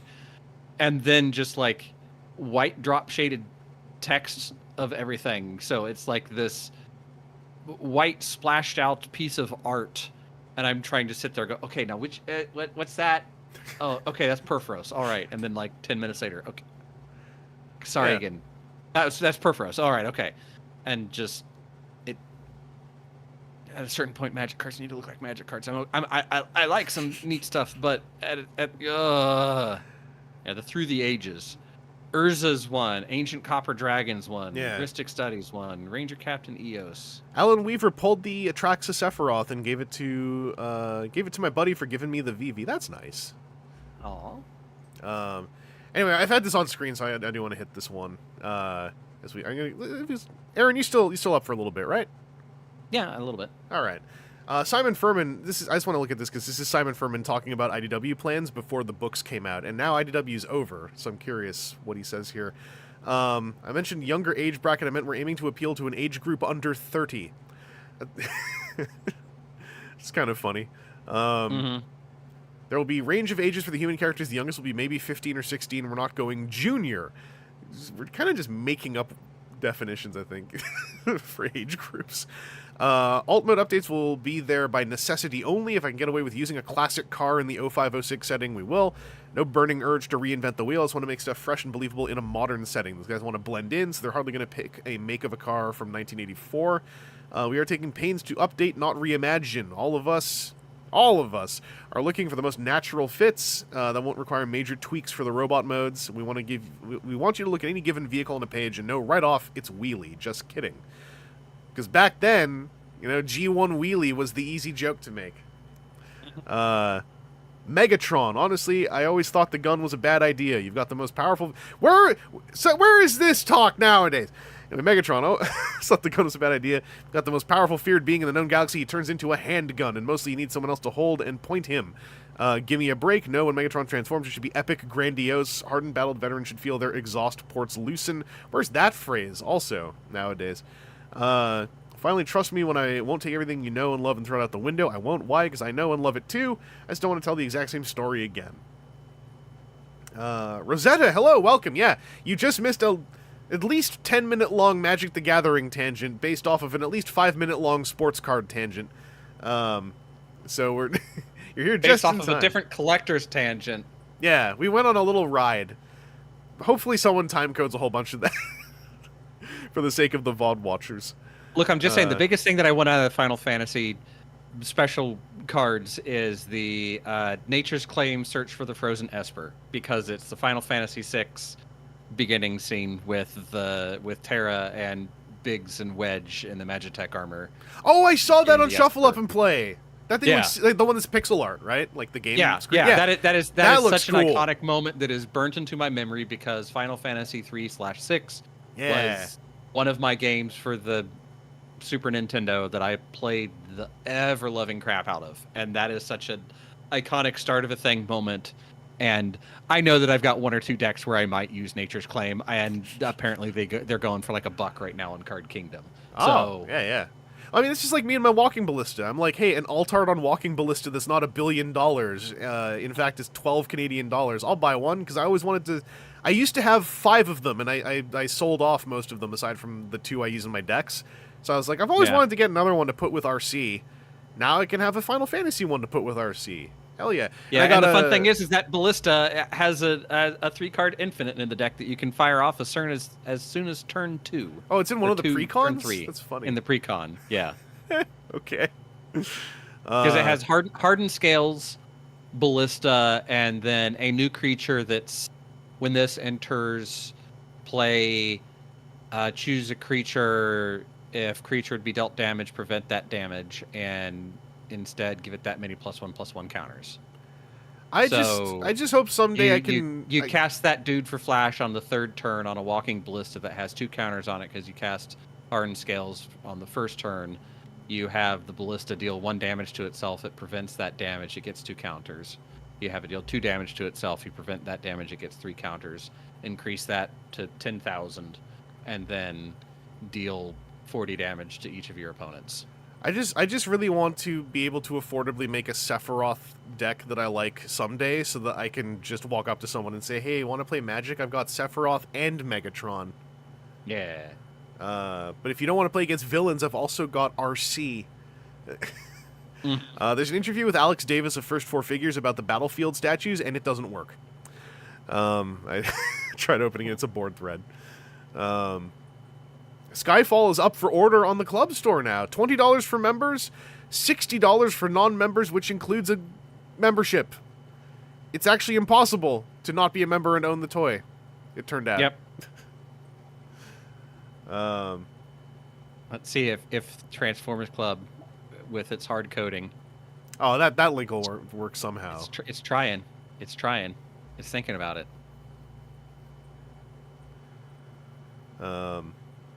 It loaded up the little site icon. Can you write a message in the contact us thing again, just so they know that we're still looking at the website? Yeah, it's taking its time. It's not going. More like Xenogears Universes Beyond when, Mike, because I gotta get more properties into my Magic the Gathering.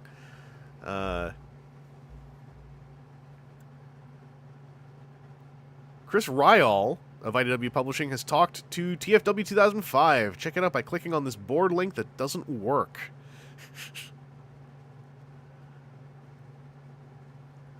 Everyone quick, give Transformers Club your energy.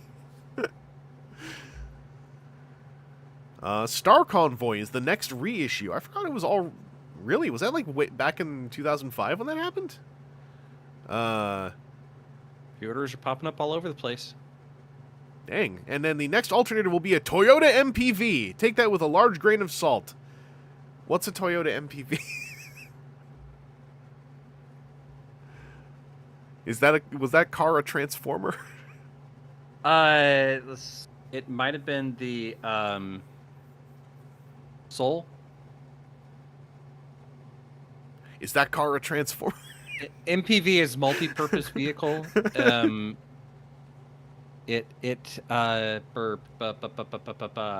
know, I can see it. It was the blue with the tampoed on graphics. Oh, the car that Gog Dog bought. Oh, Skids! For quite a while. Skids. Okay. That's a Transformer. It was the Scion XB in North America. Yes. Okay. Yeah. Okay. I know Scion XB because that's Skids, because that's a Transformer. That was the one time I tried a speed dating thing at a fan expo. That's the thing that never happened that I was hoping would happen, is like someone asking about cars and me just going like, is that a Transformer?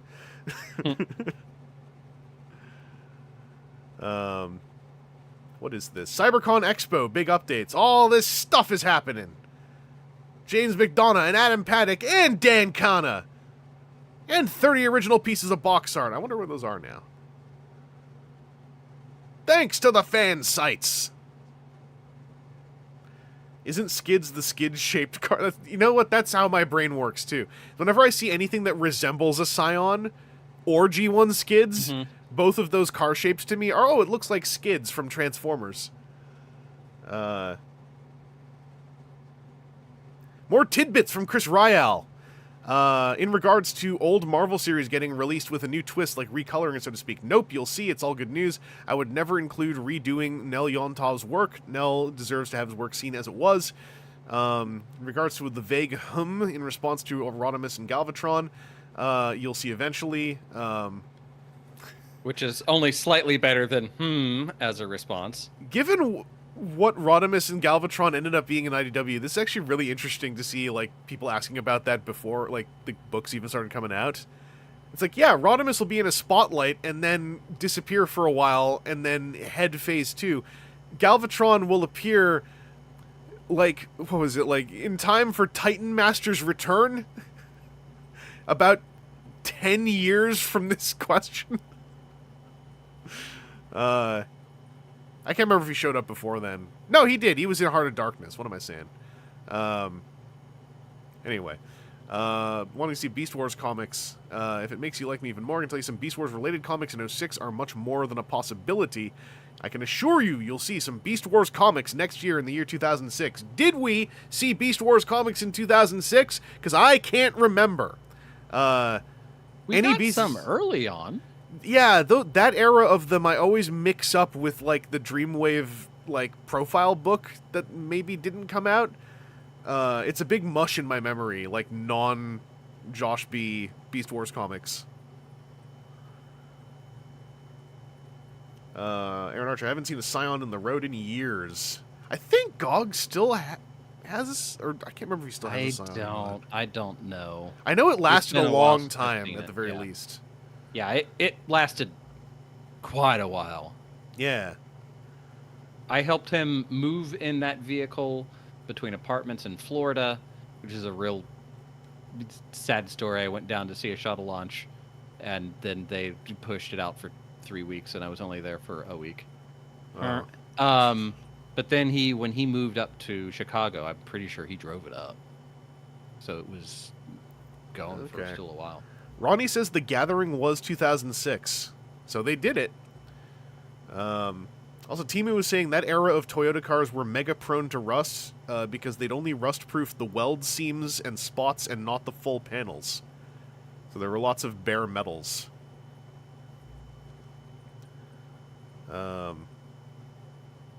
Oh, Aaron Archer says, my brother-in-law had a pickup Toyota bought out due to rust. Dang. Galvatron was also in that. Yeah, Heart of Darkness. That's what maybe that was a chat catch-up. But yeah, Heart of Darkness is the first major Galvatroning I remember from IDW. There is art I dislike more than Heart of Darkness. Heart of Darkness I sort of like.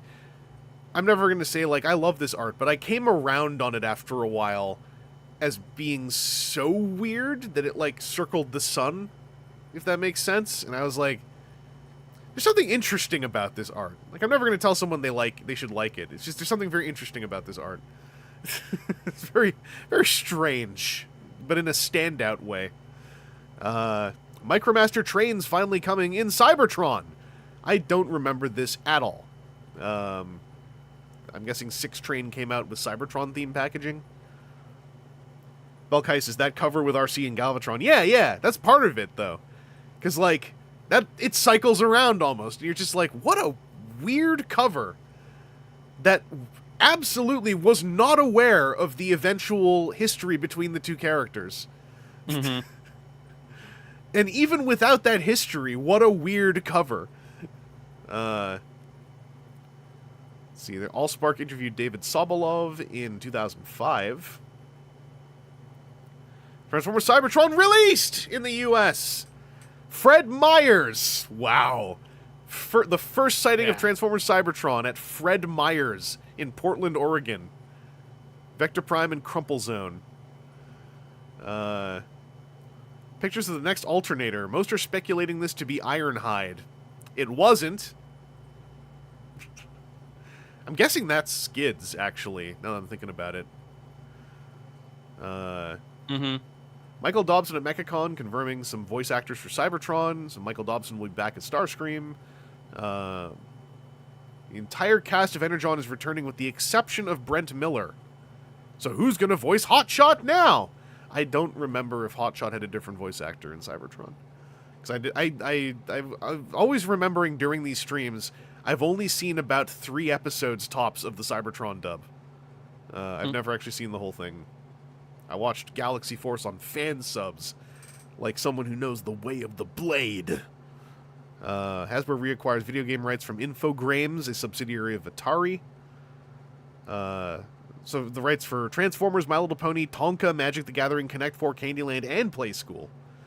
Whereas Infogrames has a 7-year license on Monopoly, Scrabble, Game of Life, Battleship, Clue, Yahtzee, Simon, Risk, and Boggle. And Infogrames got a 10-year license to Dungeons & Dragons, including D&D Online, Neverwinter Nights 2, and Dragon Shard. So think of all those things weaving together.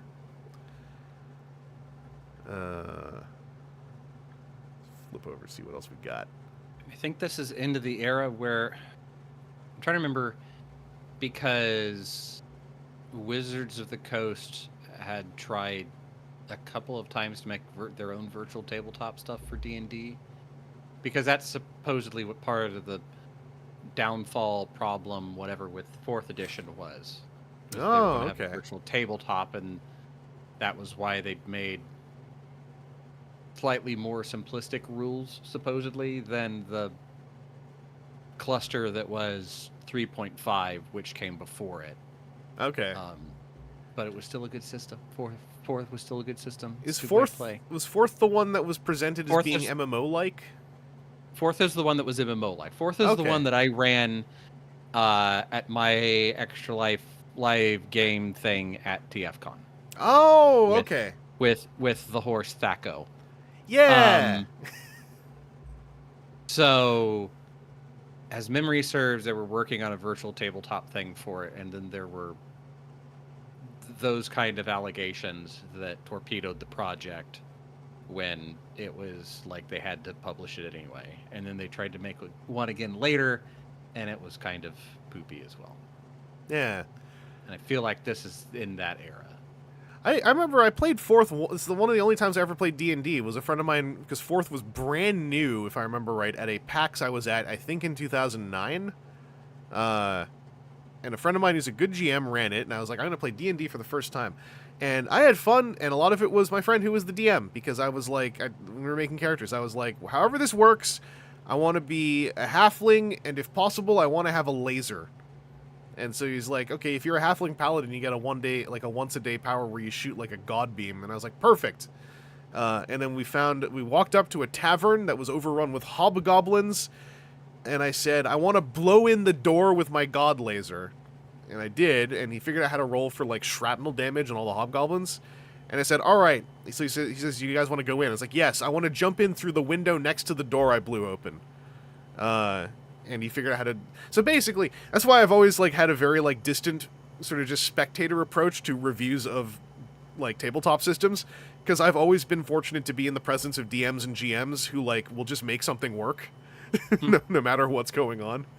Yeah. So yeah, 4th edition was between 2008 and 2013. Okay, Succeeded, yeah. 3.5. So 3 had some problems. 3.5 fixed most of those problems, but then I think that's also where the offshoot for Pathfinder comes from, where a bunch of people said, fine, forget you, we'll make our own tabletop role-playing game with blackjack and hookers. And then they made Pathfinder. Now Pathfinder's its own thing, and then a bunch of the Let's Play things that you see online is generally some fork of Pathfinder, because like Wizards of the Coast, Hasbro wants their cut on things. But we need to better monetize Dungeons and Penny Dragons. Arcade's Acquisitions Incorporated was actually a D&D module when it came out, or has been a couple of times. Some of the others have been, but others have moved away from it. It's a whole thing. It's a whole thing. Good ref, Aaron. What was the ref? Sorry, I was staring off into space trying to remember things. And I will say, like, into that deep knowledge, I quit staring at the screen and start looking into space. The GM usually being a deciding factor is why with like tabletop gaming, and again, I'm fortunate that I know a handful of folks who just like this 4th ed game we played. It was my friend Pez from good old City of Heroes days who did a great job of DMing. And then like most of my tabletopping is just with Mike on D20 Live, who thankfully keeps inviting me back on. And Mike is a great GM, because Mike like totally structures everything around like, just make sure you're having fun. I'll pick the system. Mike has lots of opinions on systems, and I'm like, no, I mean, as long as you're having fun as the GM and you're able to like accommodate my nonsense, then I'll have a great time. Just tell me which die to roll. The blackjack and hookers was the reference apparently, and that's a standard reference for Aaron whenever it's like, screw you, I'm gonna go do my own thing. Blackjack and hookers, but without the blackjack or the hookers. That's the Aaron G1. It's a classic. Well, there's a custom Optimus Prime head statue from June 9th, 2005. Too impressive not to post about. And it is a board thread, so we'll never see it. More Alternators Ironhide goodness. I do not remember us just committing to this being Ironhide. I mean, yeah, Skids, he's got the big square chest, right? Yeah. And the Ironhide-ish looking... I'm not even going to say Ironhide-ish looking helmet, but he has a round head, right? Round head with a mohawk. Yeah. Yeah, okay. I just don't remember this era at all, because I'm guessing this was not very long. Never before released track featuring the Aqua Teen Hunger Force? It's a remix of Schoolie D's song PSK. I don't remember this. Balcon 05 registration now Tony online. Doing his own stuff. Yeah. I miss Tony doing his own stuff more loudly. I thought it was kind of fun. Like in a time where like less people have places to just put things they made. I always thought that was neat. It now ends up on SoundClouds or maybe on Spotify, and they'll get 12 cents a year off of the 200 listens or whatever. Yeah. This is the debut of us finding out what the boxed figure set for BotCon 05 was. This was 3 new head sculpts, 800 pieces. It would be for sale for like a decade, if I remember right. I think they were still selling the 05 box set into the 2010s. This was Deathsaurus, Buzzclaw Dirge, Fallback, Ricochet, Chromia, Ironhide. I like this box set. This in a vacuum. I thought it was neat. It was rife for storytelling. Buzzclaw and Dirge, if I recall, were both the same figure. And I believe it was the Springy Arm Beast Wars figure. And I had to like fix something on all of them because they all had a misassembly. And then that would happen. Misassembly out of a BotCon toy that you had to get corrected or fix. In 2005, it would be all of that Beast Wars figure, the little like bug thing. There was something backwards, and I had to fix it.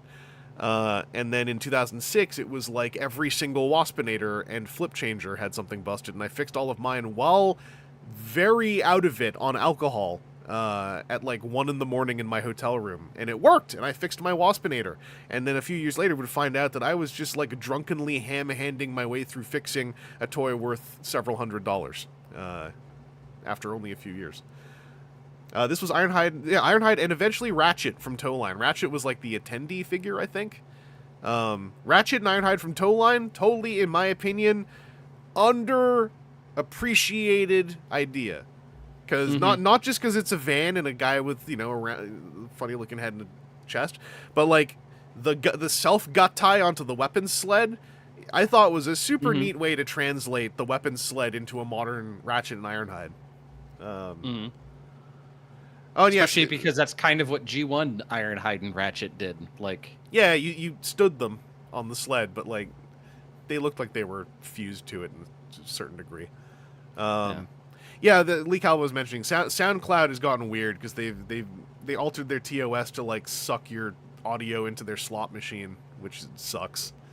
So more people should download, because it only is on SoundCloud right now. Download the BotCon 2011 script reading bootleg that I provided to the world, and keep it in circulation so that we stop having to listen to it on SoundCloud. Someone should put it up somewhere else.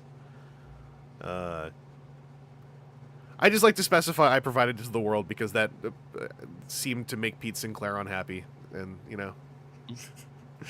Cybertron on DVD contains 4 episodes. It'll be released sometime in the fall. Cybertron released in Canada. Cybertron toy... Galaxy Force Demolisher is Cybertron Mudflap. So that's where we're getting the name Mudflap for that character. Recorded onto a cassette tape. Cybertron Scorponok repaint on eBay. So that's the Black Zero. Yeah, Dark Scorponok, if I recall correctly. Long was here. It should be archived on the internet somewhere. Oh, you're right! You can just put it... I've never uploaded something to Internet Archive before. I should do that. Or no, someone else should do it. I'm busy streaming. The Biotech story updated. So this is going up to Wheeljack and Laserwave. I'm assuming all the Binaltech story stuff is now like in its own archival spaces on the wiki and elsewhere. That stuff was kind of tricky to track down for a little bit. Don Murphy, Sunday update. Sunday report requested by the fans. We got a pretty amazing lead for shoot 'em ups. Whether Michael Bay fully commits this week or not to Transformers, I'll be pretty busy later this year. Oh yeah, Michael Bay has the official script. He commits, we start making the film immediately. If not, train wreck followed by slow repair. I'll let you know when we know.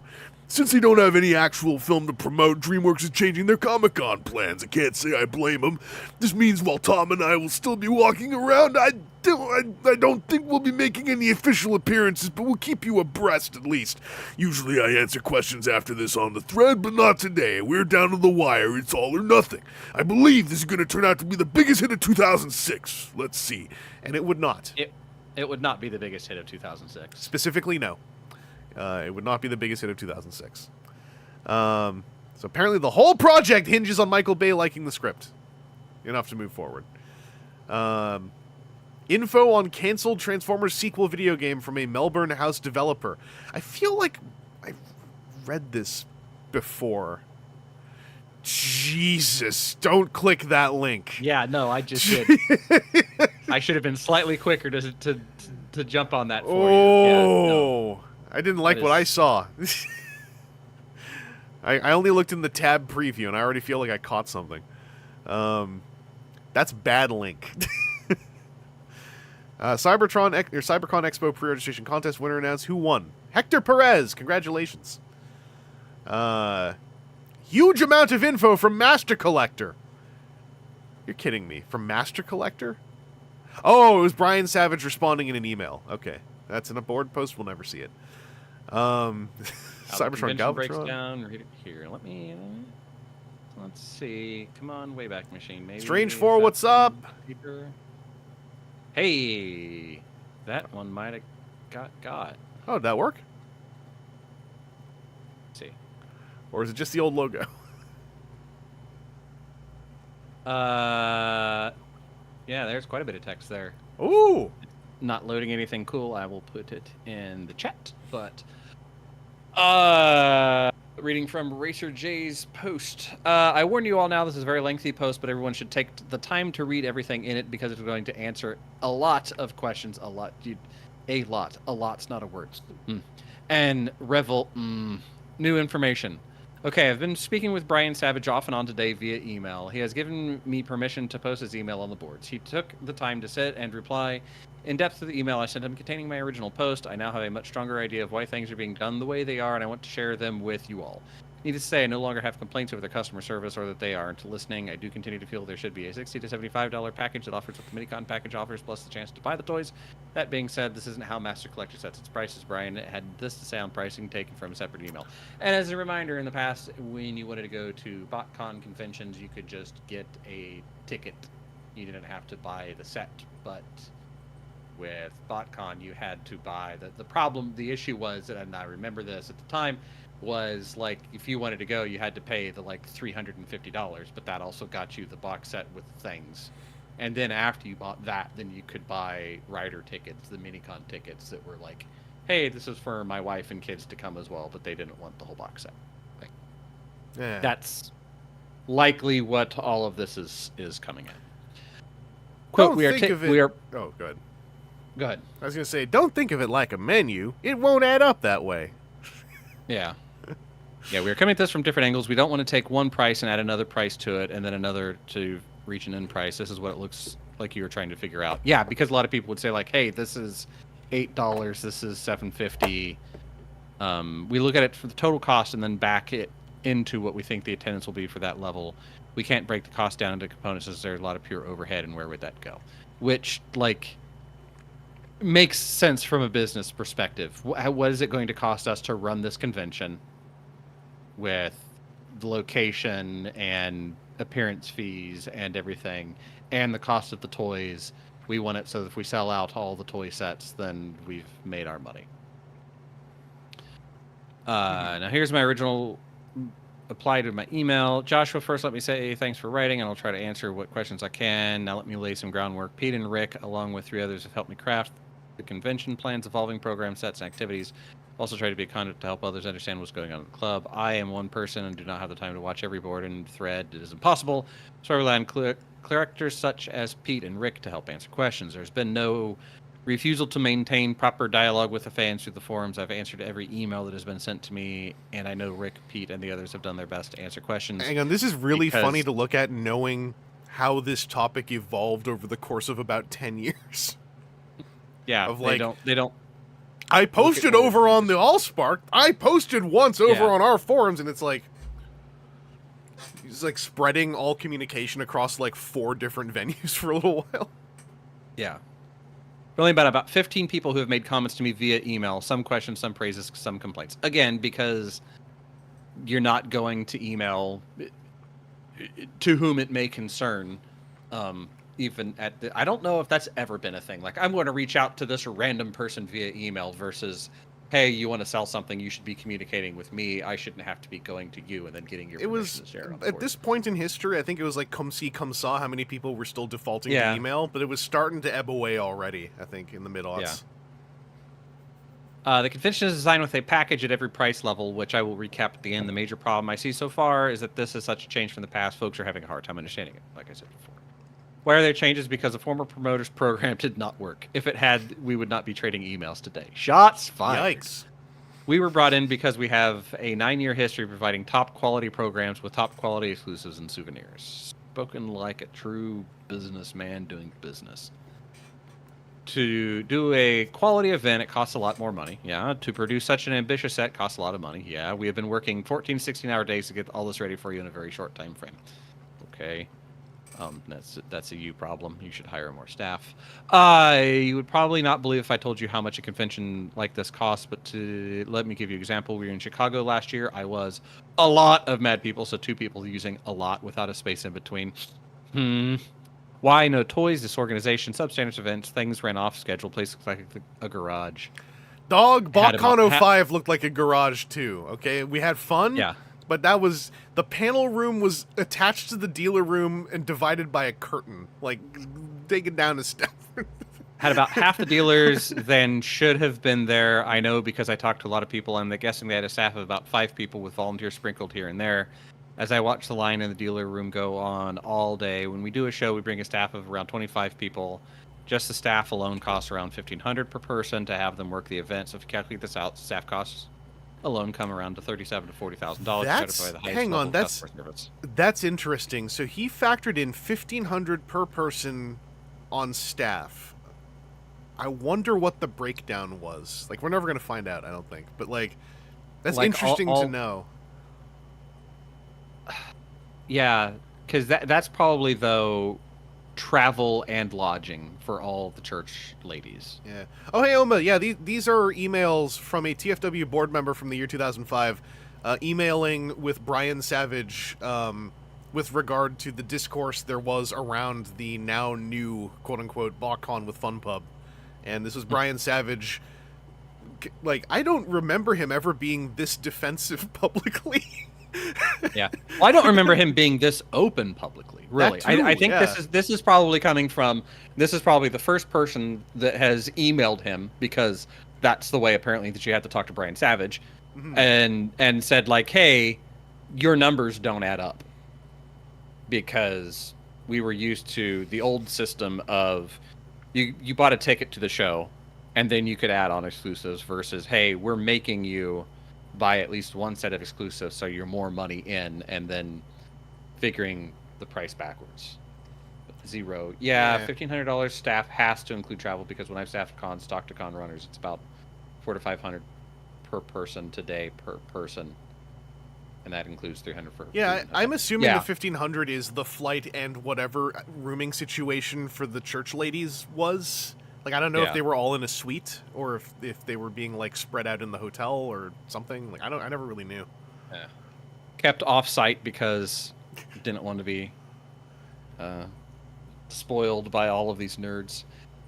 Has anyone ever cut 3 new tools for a convention? I think not. That's kind of defensive there, you jerkwad. Has there ever been a 7-figure set? Nope. We are ambitious in trying to bring you the best convention ever with the most outrageous set you have had, but you better believe it. I mean, I'm trying to keep in mind the context of the year 2005, where it's like, oh, I guess that is new, but like, boy, does this really read really like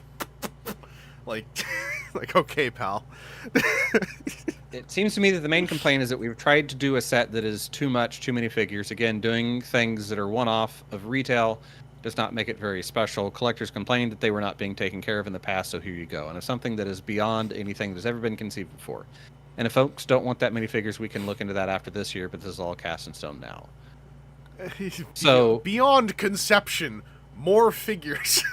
Yeah, like, I mean, it's nice. Dictionary-wise, that is beyond scope.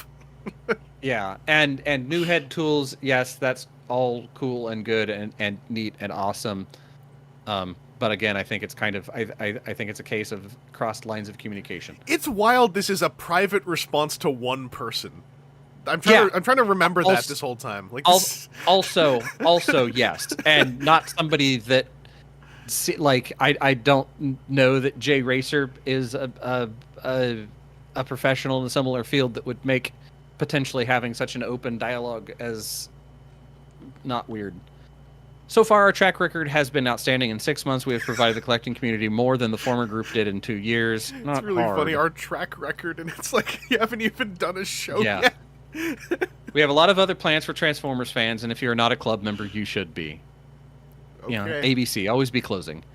The point of a convention is to fully participate in every event you can. Going to seminars, having fun with your friends at the casino night with collector prizes. BTW, this is the most popular event with the collectors, and this is a surprise to us. Every year we don't do it, we get major complaints. Yeah. I'm guessing G.I. Room to Room training, the dinner event won't be boring, I promise. Along with hunting for items in the sales room are all part of the experience a convention brings you. Enjoying the camaraderie of your fellow collectors and making new friends is what this is all about. This experience will last much longer than the memory of what you purchased at any past toy show. Mike, this was a response someone got from Brian, so unless like he had handed his account over to someone else to write, maybe, I don't know. Also, yeah, the 2005 set, I've said a bit earlier, I actually stuck up for that one over the years, because I thought it was, like, it's more of an open book set, because it's just like, here's a neat little cast of characters that you could just, like, make up a story about. But I thought it was pretty solid, all things considered. Like, I still like it. It was always kind of made me sad that it was the one that lingered for a decade or whatever, still being available for sale. But, yeah, sorry, I didn't mean to cut in there on the casino night talk. We believe that anyone who comes to the convention does not take the full package, is only cheating themselves with the full experience. But we tried to make the package that would fall in everyone's budget, and that is why we have the protoform package. That's really funny to read, knowing that Brian was the one who one day was heard saying that the mid-level package was for suckers. Yeah. Because I guess that means you are cheating yourself of the full experience by design, because the mid-level one's for suckers. Also, there is no penalty for not being a member. There is a reward for being a member and participating in the club. A discount on the convention set is just one of the great things you receive as a member. And if you break it down month by month, it comes to $3.33 a month. What is that? 3 soft drinks a month. Again, seems like a good, fair value, and particularly since you get 6 ongoing comics in a 4-color newsletter and a free figure every year. Maybe people don't want that nonsense and just want to do the basic thing. That's real sales floor math. I appreciate it. That's real carny math. Yeah, that is very much. Again, always be closing. Yo, remember $1 soft drinks? Yeah. I know in the past the former promoter really burned some people, and again, that is why we were brought in. We produce quality events and quality items at a fair price. Look at the price again. Transformers are made in quantities of 10 to 1,000, sell for $10 to $50 retail. If you divide 265 by 8, that is $33 a piece. There are only 1,250 of these pieces made. Seems like a really low price for such a big set, and hey, it falls close to the middle range of what all Transformers cost. That is rough. That almost got Steiner math. Didn't, but almost got Steiner math. Some of those are basics, and those aren't $33. I mean, one of them's pieces. Gigatron. Gigatron, if I remember at this point, was kind of a nebulous toy as far as like where it slots in. Yes, but you got to remember this Megatron, is. I guess, sorry. This is still at the point of time where Unicrons were readily available for $50. Like that's his top end, and using that as maybe not entirely truthful math. If you're giving price ranges, that's like saying you can currently, with the current market, have toys between $8, which I think is the little tiniest, cheapest thing that you get at Walgreens, up to $150, and our average is $90. So it's not quite past halfway on the average, and your average top end, you're saying, oh, the Titans that come out all the time, and you've got 4 deluxes in there. Like, yeah, I think also he's being generous with his math. Lies, damn lies, and statistics. Mark Twain. One thing that really, I mean, 20 years hindsight, one thing that would have really behooved Brian here would be to have like a friendly person lay this out with infographics publicly. in a way to kind of just explain, like, hey, since you, the Transformers fans, are new to a box set for a convention, why don't we lay out why this might be a bit shocking to deal with at first, but because I always assumed the box sets were partly because he had a good source on boxes and foam. I've always assumed that about FunPub. And I feel like if they had just led with like a friendly tone, like, we're going to lay out, this stuff that he did in an email that would then go public anyway, there probably could have been a lot of like on-ramping with a kinder flavor. Then, well, again, though, this is an individual email to another individual, not even necessarily sure of what Joshua's initial email to him was. Like, I don't know. We've not seen, like, I don't know if Joshua came in and said, "Yo, turd face, what the hell are these prices, sucker?" And at that point, this is kind of a nice email response. Yeah. If he came in and said, "Sir, I do believe your prices are slightly high," then this is kind of a crappy response. I mean, either way, before the necessity, or the feeling of necessity, I should say, of the email being sent occurred, I feel it would have probably been a great move to, like, actually, like, have someone, again, a kind of friendly tone, like, lay a lot of this out before, before you're introduced to it by the pricing sheet, right? For sure. for sure. They, and I think this is, I don't know if it's a FunPub problem, I don't know if it's a brand problem, I don't know if it's an other stuff problem, but I feel like, and there's like another half of this email, but I feel like a lot of the way that some of them came into it was, hey, like Aaron Archer said, we've done JoeCon for years. You should look at that to see how we do things. And I feel like that's a thing that, depending on how long we carry on these news streams, we'll see more of FunPub saying the information's out there. Here's the information. Like I said, I'm 2 decades hindsight as well, but I recall hearing from people who would know that another one of the biggest things Brian had trouble digesting was that G.I. Joe fans who go to JoeCon are not Transformers fans who go to BotCon. Nor do Transformers fans who go to BotCon necessarily care about G.I. Joe fans. Yes. Which is, again, 20 years hindsight, but... As of today, you've not heard the whole story. There will be other souvenirs in the $30-$40 price range you can walk up and buy. However, these will not be announced until the convention. We will not break the box set up. There are a lot of folks that will buy the premise package and the extra set of bots and part them out. Premise. And if I did that, there's people that know. I know. More power to them. Let me reemphasize it. Even with the $9 G8, probably general admission, there will be souvenir figures in the $30 to $40. We don't know final costs. There are some decisions to be made, and these values are approximate. Available at BotCon, but note they will be made available first come, first serve, starting on Thursday night with the registered guests. On Thursday night, we limit everyone. Each registered guest has the possibility to purchase the same number. Could be run out as possible, but not probable. Don't think that it did. Wait, Joshua, comma to start a paragraph. Oh boy. Yeah. That's the scout leader talk happening right there. Yeah. Yes. We work very, very hard. I doubt anyone else would do what I do and what I have my employees do. It is quite grueling. Just to give you another number, it took 137 different images just to deco all the items we are doing. That's 2 weeks worth of work that was done in 6 days. Okay. Like, that seems like the work. If you want to blame anyone for anything that goes on with the convention, you can blame me. I am the one that is trying to bring the fans a world-class event. I guess the fans need to decide if they want a world-class event or local toy show, because based on the success of the former promoter, again, the a la carte local toy show program is a failure for the fans, promoter, and the manufacturer. I hope I have helped you understand. It's interesting to read because this is also the mid-aughts, right?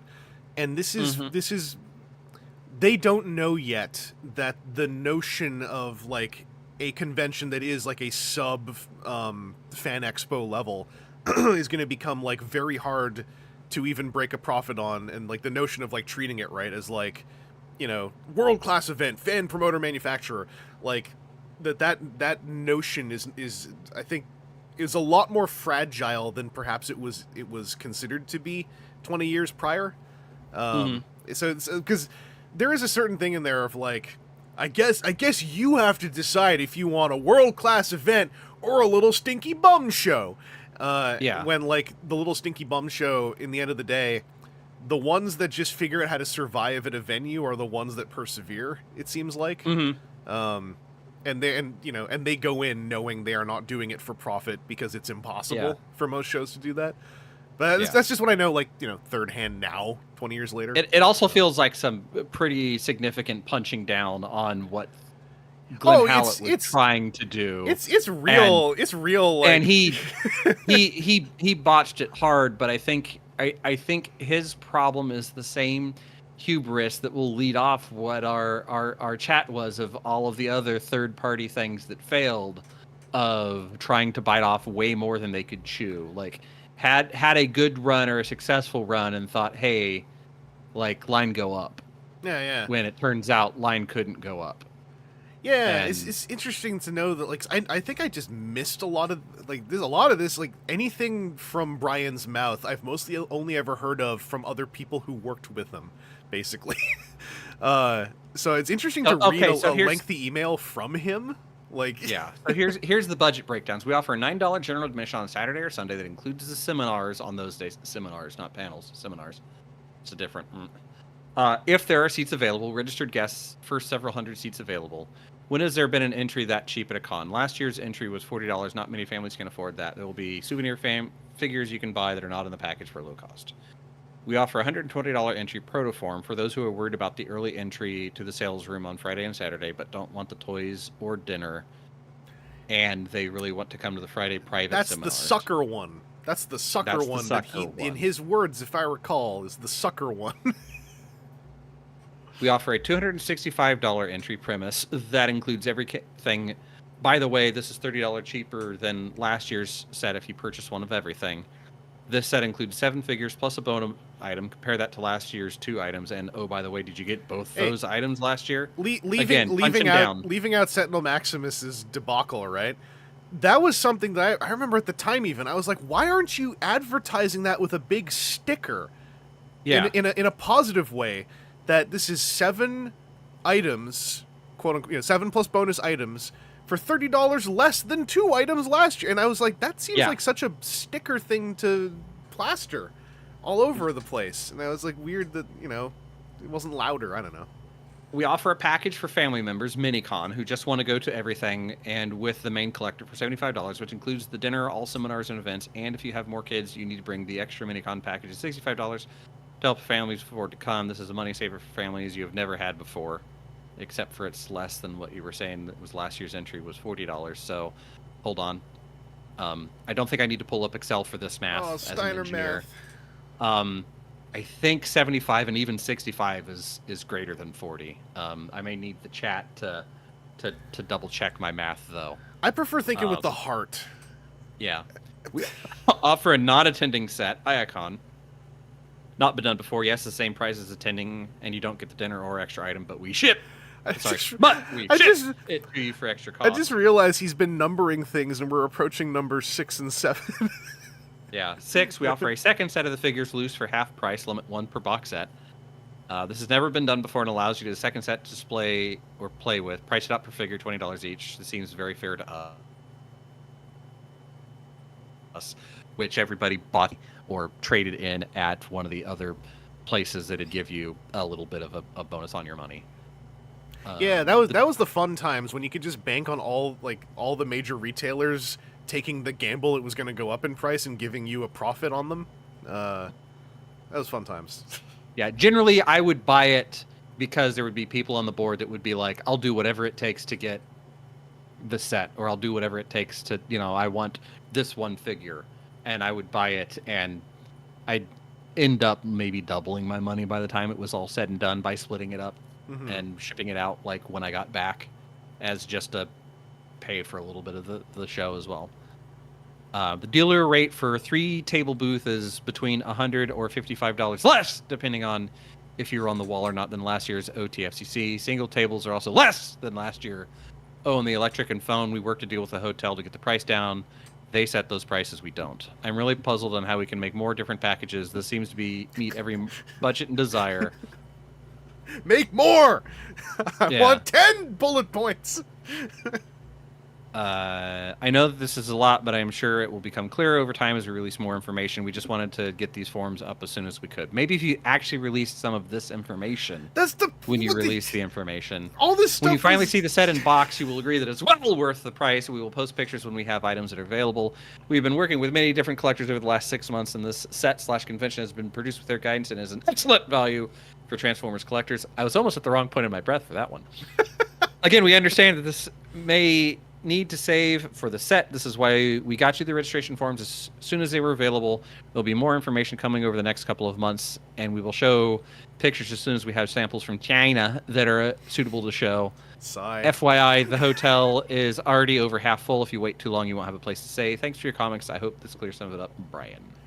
Yeah, I remember over the years a larger, more aggressive version of this developed, but like even like looking back at this, it's just like, why was this all in a private email reply to one guy, and like not part of the, unless I am forgetting something, and it's totally possible, but like what, like a kinder version of this with a few infographics would have been an amazing lead-in to this entire through my memories and hindsight of everything. Like, I wanted to read through all of this because I don't remember this level of information ever being given on anything about how their convention worked.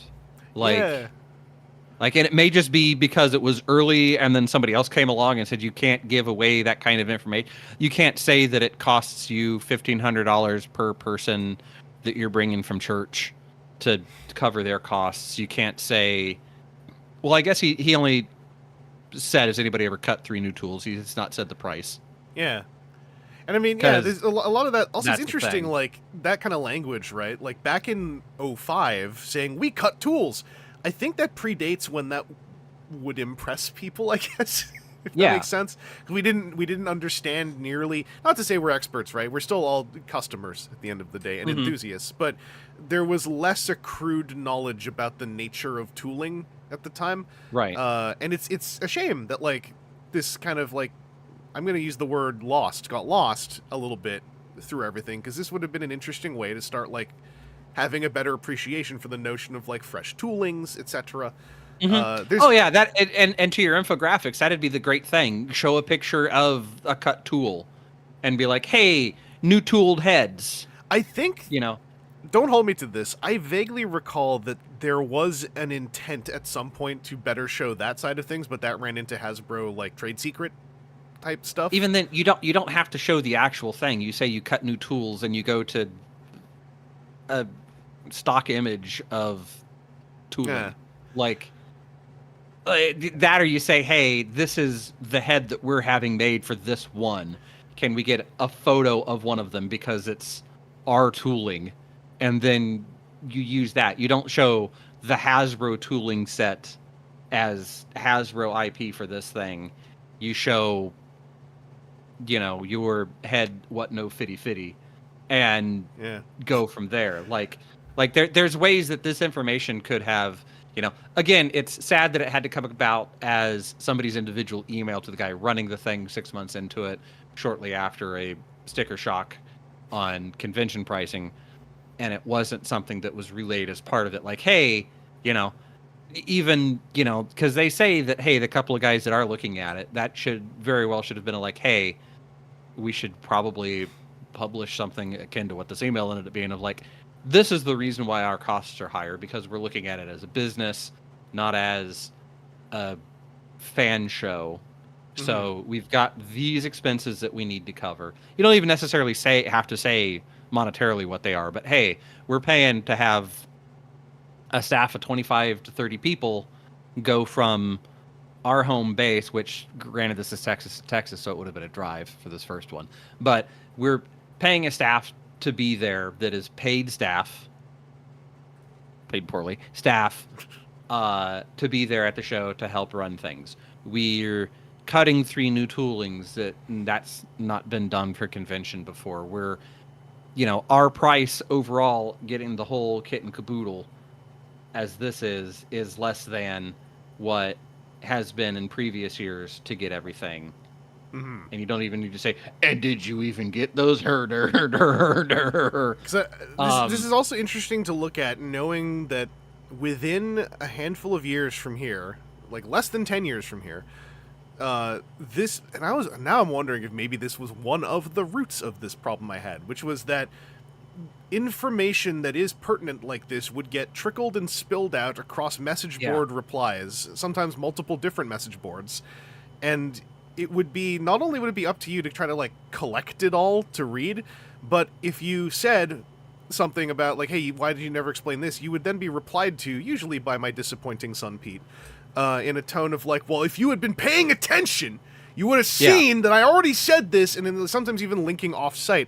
And I remember one of the many email exchanges I had with my disappointing son Pete, when I still thought I could fix him, was trying to explain that. And I remember that it was at least 2 replies, if not more, of this like tooth-pullingly long attempt to explain the notion that a lot of people don't read every single post on a message board, and nor should that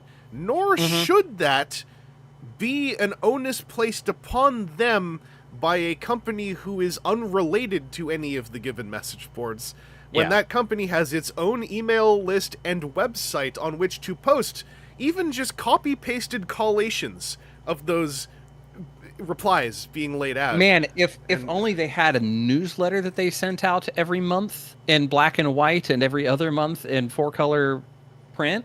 Yeah, like, it may not sound realistic nowadays, but, like, I spent a fairly long amount of time and energy privately emailing with my disappointing son Pete to try to, like, get across some of these notions away from the noise of the message board. And that's why eventually, when I really lost my patience with him, it was partly because I felt that he not only wasted a lot of my time and energy, but was disrespecting a lot of my time and energy in his wasting of it. Yeah, because I remember some of the like statements or replies wouldn't even be like somebody would have to make a new news thread in response to it on things, because it would be like replying to something halfway down a different thread about something else, and it would be like, oh, is that new information here in the middle of this TFGD thread talking about this toy that, like, oh, can't wait to see what this looks like repainted. Hint. It's like, sorry, I don't have your username tagged to like respond to automatically flag whenever you post so that I can see what you're posting. Yeah, you know? No, it was so annoying because he was very receptive sounding about halfway through the exchange, and it was like a nice feeling though. I was like, oh, maybe I'm finally getting across this years-long notion that we don't want to chase message board posts all over the world to understand what's going on, as people who are so invested and enthusiast about it that we'd like to know what's going on. So that, again, this email is very interesting to read, like, also knowing that, like, Brian was doing none of the posting for most of the run of it, that he had this, like, one... Like, this was Brian unleashing his one big post that would last him for the next decade. Unless he did another one, I just don't remember. I'm not sure. I don't know. He might have. It could be buried in any number of old email boxes. But hey, as Joshua says here, feel free to discuss this information. As I said earlier, I have no choice but to retract my complaints found in paragraphs 2 and 3 of my original post. That... what a sentence. That were about customer service, maintaining communication, and listening. While I understand the pricing choices they have made, I still feel they can be tweaked.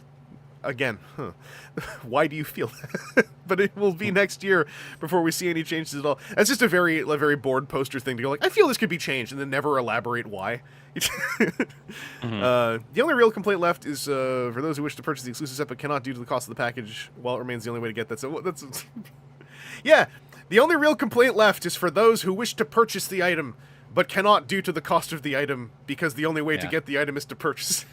Well, again, I think that it's something at least that I'll give Brian some credit in, that he discusses, but doesn't like necessarily clearly say it as he's talking about the retail prices and averages and whatever of, you know, it's the classic thing. If you want to make one item, it costs, $10,000. If you want to make 2 items, it costs $5,000 for each of those items because you've got startup prices and all of that stuff that has to be done. He doesn't. Again, it's a place where like he kind of says he talks around it, but doesn't actually say that like, hey, quantity tens of thousands itself for $10 to $50 retail. And then if you divide it, you end up with a number in between that. So yeah, it's he clearly says a good price. There's $12.50 being made, which also I'm just realizing is interesting because they said the box set's limited to 700 or 800. So I know this would eventually become like, yes, that's so we have extras to do parts replacement and whatnot. But also he's so close to explaining a breakpoint, and he's gone past the point where it would be, it would be showing too much to explain breakpoint, because he's done everything to explain a breakpoint except actually explain a breakpoint. To use, at least that's the phrasing I know it as, is breakpoint. And that would have also probably behooved him pretty well to like, oh, sorry, Cypher, right, the non-box extras. I forgot about that. Yeah. But he's like this close to explaining what the breakpoint is, and I'm like, at this point, you said enough that you probably could just say the breakpoint, my man. Yeah, you could. Really, like I said, what's missing is just writing out the basic equation of like, mold startup price plus cost per unit times number of units. That's how much a production run costs. And if the startup price is a big number, then the number of units have to become a big number in order to make that startup price low per piece. Mm-hmm. But if you're only making 1,200 of them, that startup price is, run of 12,000 is microscopic for a lot of these things. He's super by the close time to, you're spreading it out, and it's a thing that I remember early on when I carried water for him, trying to explain of like, no, like, what's that? I was saying hello. T-Fan page popped in. Oh, go ahead. Like trying to explain that hey, if they made one of them, it would cost $10,000. No, it doesn't cost $10,000 for deluxe. It only costs $10. Well, yes, but you're not making 100,000 of them. Who let that other little guy in here to eat that price down and pull it all out? It's why it's how manufacturing works, and you'd have a round or two of that and be like, well, I can buy the deluxe for $10 and that's all I care about. It's like, well, then go buy the deluxe for $10 and don't buy the limited edition exclusive thing. Yeah, like I said, he's so, again, I will always say this because it's true. I'm looking at this 20 years hindsight now, but he is so close to actually just explaining really more clearly than this what the price difference is built on. But then he's couching it in like a pseudo advertisement that is undercutting his own point, and then he stops giving the information after he's crossed a certain Rubicon. When he flips that into the comparison advertisement of everything, it's that's where it like he was right there, and then it just turned hard into a wall. Yeah, because the $50 retail is Unicron. Yeah, yeah. Like you're saying, we're halfway to Unicron when we look at this by piece count, and one of them, two of the 5 in that box set were the same thing, and Scouts. Well, also there were toys in this set that were now bordering on, because because if I recall right, this is the set with the little Beast Wars guy, little Fusors guy, and that would have been not quite 10 years old, but it's getting up there in age, and it would have been interesting to also know, like, did that toy from the mid-late 90s cost the same to produce now in 2005, let alone in smaller quantities? And like, is that perhaps is that why we are saying $33 a piece and we're pointing at like Buzzclaw, right? Yeah, so it's 265 divided by 7, right? Mm-hmm. So let's 265 divided by 7 is that it's not even that, it's $37 per. So, it's by 8 because he's including the ratchet. Okay, so yeah, okay, all right. So including that Ratchet, even though the Ratchet was Flame War. Flame War was the free one. Oh, was the attendee Ratchet only toy? Did they get those Flare Up and Ratchet were a 2-pack, and the Virulent Clones were a 2-pack. Oh, okay. So yeah, Flame War is the free, the number 8 that he's included. So even saying that at $33, Flame War was a Scout size, right? And from Energon, which was a year prior. The Buzzclaw and Dirge were basics. And Cypher's saying Buzzclaw ran in Universe? I don't remember. But if so, then yeah, I guess that thing existed in a more current price point. You know, the 3 Autobots that aren't Ironhide were all basic sized. Ironhide was deluxe sized. Oh, one of them was a Machine Wars jet. I always was curious about that too. If those if the spring load in those was becoming trickier to rely on from a factory or not. I'll never know. Those weren't spring. That wasn't a spring loaded one. That was like the ball and okay, ones. right. Not Machine Wars. What was the Cyberjets? Cyberjets. Yeah. Okay. But so the only thing that was big that I would say is in that $30 class thing would be the Saurus. Repugnus. Okay. And that was what? That was the RID. That was like a $20 class thing. So again, it's lies, damn lies, and statistics. Where if he just said the comparison between the prior years, you got 2, you're paying a little bit less, and you're getting 8 if you show up. Like, that's the way that you couch the value if you're not going to say production run numbers and explain everything. But he does this half and half thing that sets up the worst of both worlds. Yeah, he's so close to saying how the breakpoint works and then doesn't, and it just makes it come off not I'll be fair, I'm gonna say it doesn't come off badly, it just comes off it makes you want to start asking more questions. Yeah, and you want to ask more questions, and as you see those questions, it feels disingenuous. Yeah, and he's so close to explaining it in a way that I think would just lead people to go oh, cool, now I know what a breakpoint is too, kind of, from a distant consumer level. And especially in 05, there was much more of a notion back then than now, I think, of why do you even need to know this? And because that's back when we were starting to just collect info because we were discovering how interesting it was to actually get the flavor of some of this information, and just Timu, as enthusiasts. Timu, that is very classic Brian Savage. He knows how it works and explains as if the other person knows it too. Yeah. That is Brian Savage holding up 3 fingers as if he's at a scout function. Didn't you see me do it at JoeCon? No, I don't collect G.I. Joe. Yeah. Conversation ends. Yeah. Also, I forgot the Cyberjets were also in Universe. There's a lot of Universe I just missed back then. That's interesting. But yeah, no, this is I'll use the word again. This is interesting to read, knowing this is the the build up to the first one. I am gonna hold true though my little dig about him talking about the garage look of the OTFCC 04 because it's come on, man. Because I know that the the curtain panel room look of BotCon 05 was, as I recall, it was something that they were trying to not do and ended up having to do by the time they were running the show.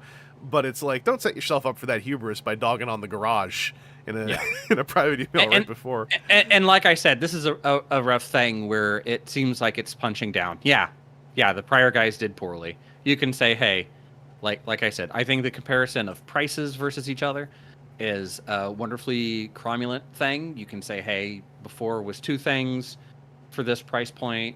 We're looking at 8 at a similar price point.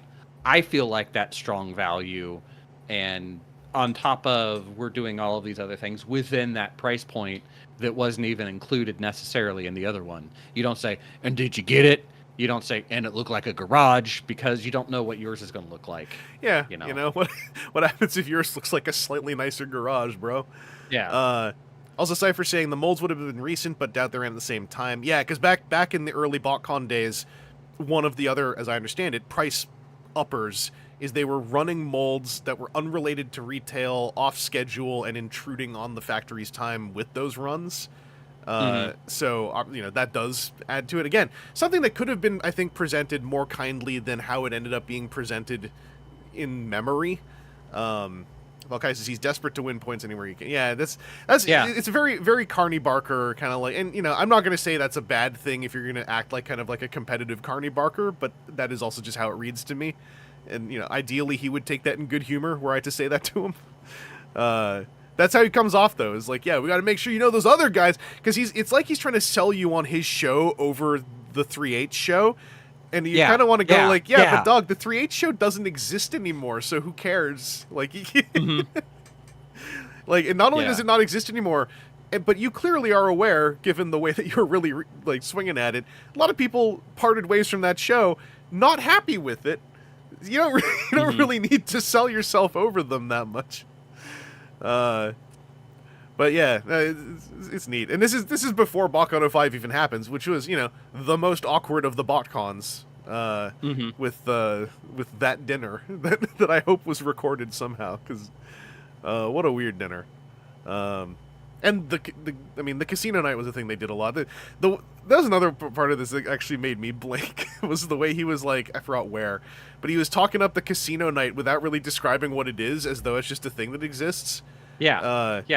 And I don't remember if 3H had, maybe they had, and I'm just misremembering, so please tell me, but like, I just don't remember that being a thing before Fun Pub, and it's I don't remember casino nights before Fun Pub, and I even remember the Fun Pub casino nights being so incredibly, like, casinos are random, and you're either going to win money or you're going to lose money. Yeah. Ideally, if it's a casino night at an event like this, where it's not real money on the line, your games shouldn't be leaning in the house's favor.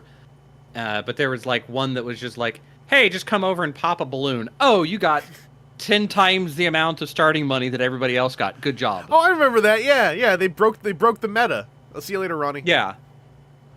There were the dinners, but the dinners, like, there was something about the casino night where, like, when it worked, it was really fun, and when it didn't work, you felt bad for the croupier.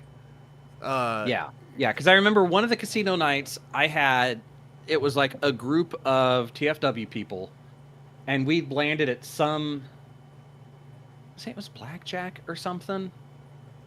Yeah. It was some card table game, and the dealer was just like, oh, it's a push, you guys all win, rather than being a push, or, oh, I had a 17, I was supposed to stay there, but I got a hit.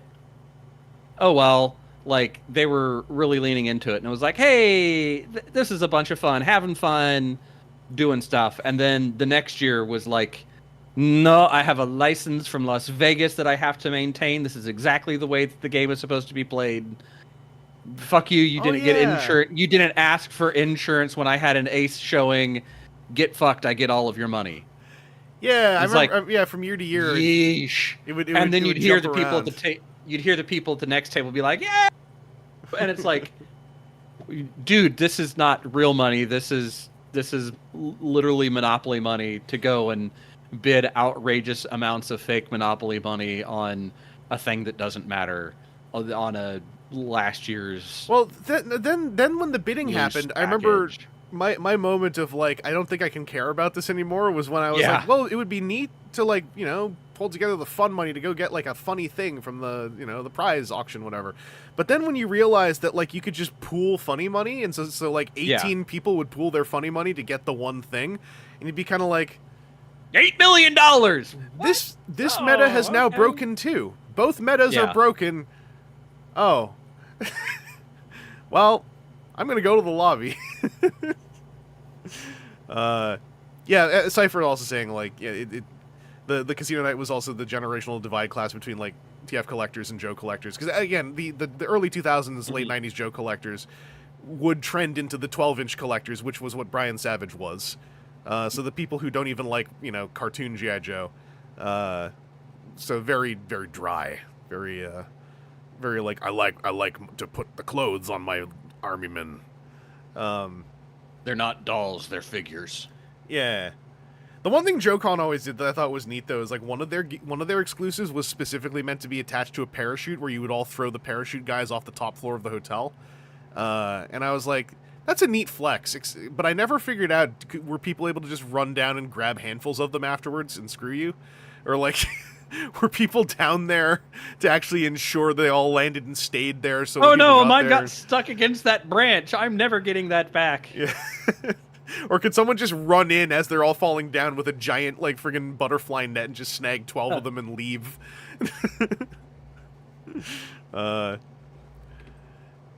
Anyway, I think it seems like a good place to call the current chapter. Yeah. So that's June 13. Huge Start amount of on a master info. collector, end on a master collector. That is the way. Now we're set up to do that. Oh, okay, Cypher says, memory serves, kids, of which there were some, got first dibs. Okay. Yeah, I never been to a Joe Con. I just remember seeing photos of the parachute drops and thinking, like, that's what a uniquely G.I. Joe thing to do. But yeah, Aaron, we're gonna keep cracking through all these. I'm gonna keep poking Aaron. We're gonna get through the year 2005 before TFCon, which is in a month. So we're on a timeline now. It's doable. Need to get the like sweatbands. We can get through this. And as we go, please, as I've seen people doing it, and I super appreciate it. Please, if you are watching these VODs and you want to just time code mark some stuff, it helps everybody. Especially if I can eventually go back and just like start editing all your time codes into the description, which then adds them as chapter markings. So like, even if I don't, it helps VOD watchers who scroll down to the handful of comments and see the one with full of time codes, right? So if you are able and willing, you don't have to. I'm not even asking any one person to comprehensively do it, although someone is going back and doing a bunch of them.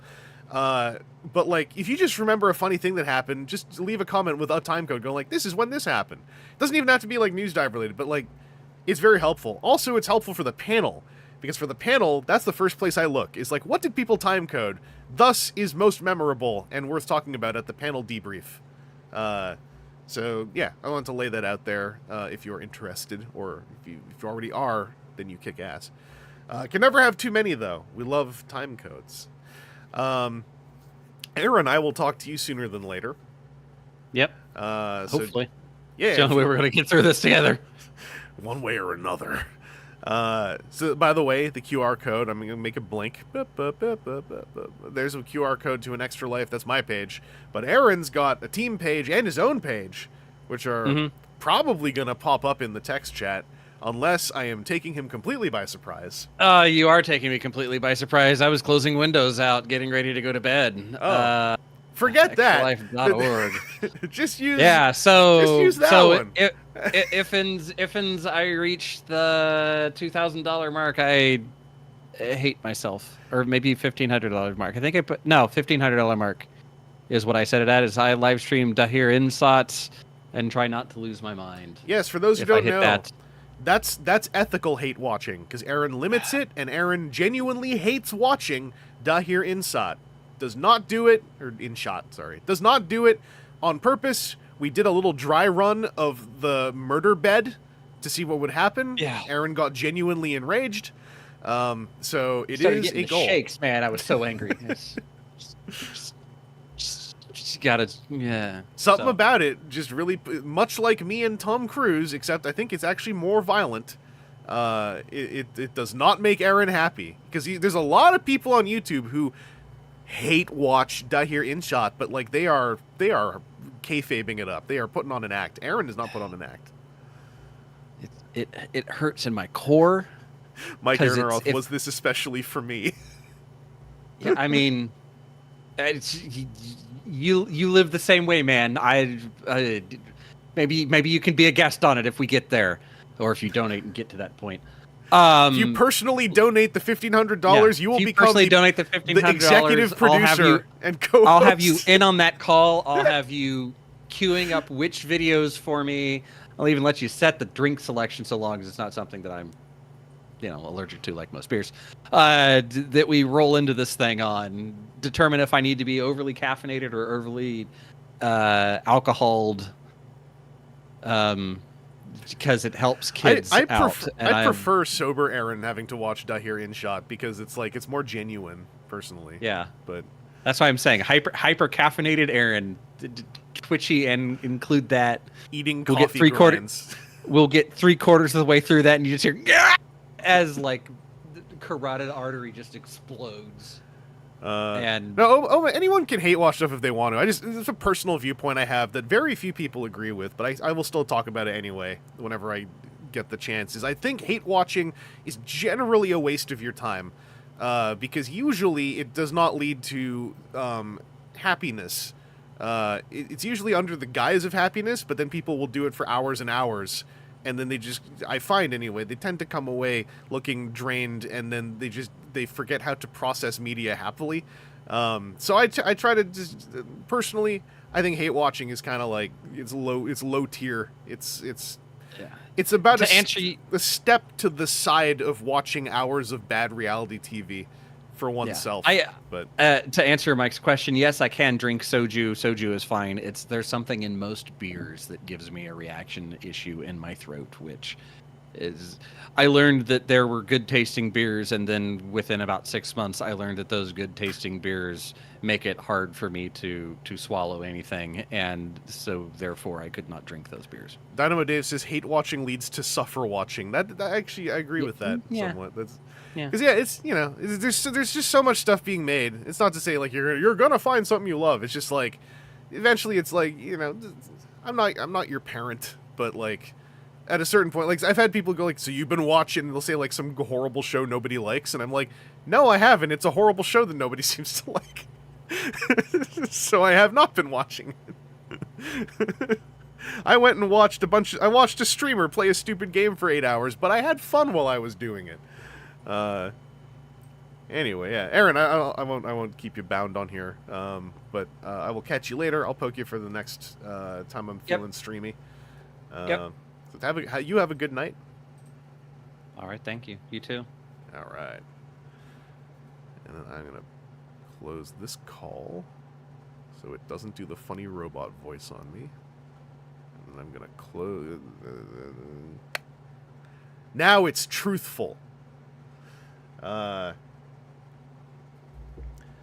Yeah, like when everyone was like, so you've been watching Velma, and like I watched some clips, and I was like, as a clip watcher, I'm like, I mean, I actually didn't mind watching clips of it, because I was like, I mean, this is interesting that this thing exists. This is neat.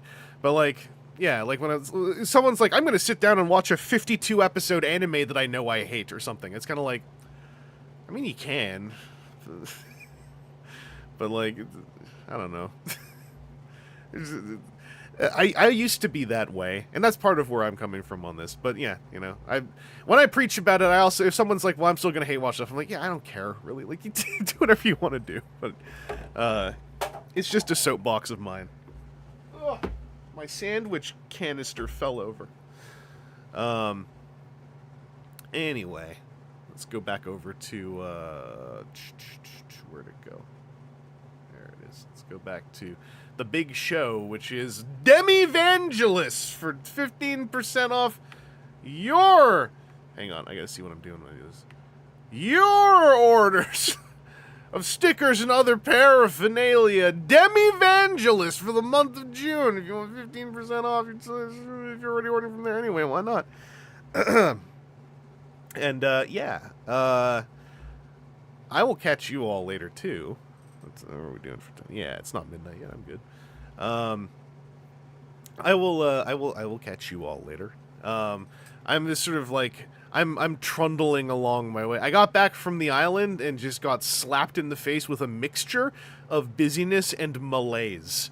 So I'm clawing my way out of that. That tends to happen when I get back to this apartment in its current state. But I got plates spinning in a positive way. I don't feel stuck. I just gotta, like, do the thing a bunch more times.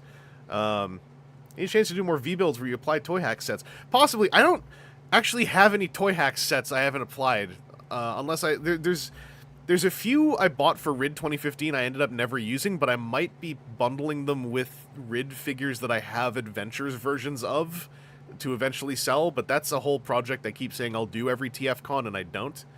But yeah, I haven't got any sets to apply myself. I do, this is sort of a parallel, I've decided, I got 2 Soto Geats sets. I've got ID5 and ID6, and I thought those would actually be kind of fun to stream, because those are, I think, streamable. Some of them I got some dupe figures of, and I've already stickered a couple of those. Like, where'd he go?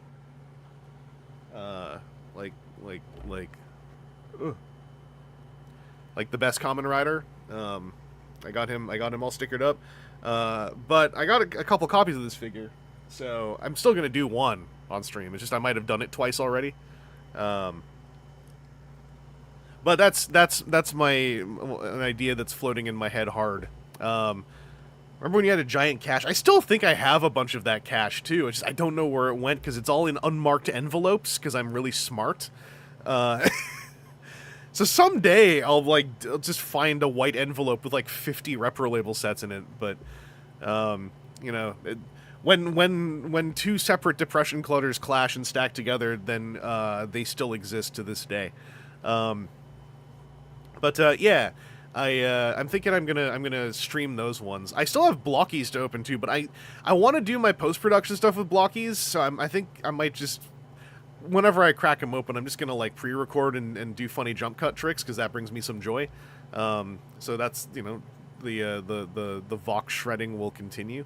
Because I still got it's Galaxy Wave 2 and 3, and it's Defender Wave 1 are my unopened blockies that I want to record opening, and I just haven't been able to make the time between busyness and malaise. If that doesn't make any sense, it's hard to describe, but it's like moments of sheer busyness where I have something I'm going to go do and something I'm going to do right now, and then in between where I could be getting more of this other stuff done is malaise, where I wake up and I don't get out of bed for another 2 hours because I'm like, wow, I just feel kind of like I'm still not activated. And I'll blink and I'm like, oh, there went 30 minutes. I'll blink, there went 15 minutes. But it doesn't keep going down. It like wobbles like this.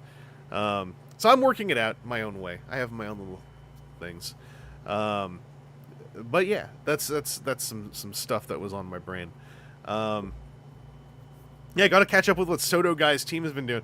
Well, it seems like if I just pursue Soto Geats, I'll be like interacting with every Soto line that has happened since I stopped pre-ordering Soto. Because it seems like Geats is in every single line.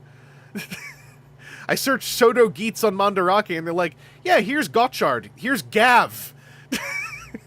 Like this little dude here. I showed on the Waruder stream. This is from like Gav Soto Gav Wave 2. So like, I'm not hurting for stuff to pursue. I think completion on Geats is going to be a multi-year long project because some of it simply doesn't exist anymore.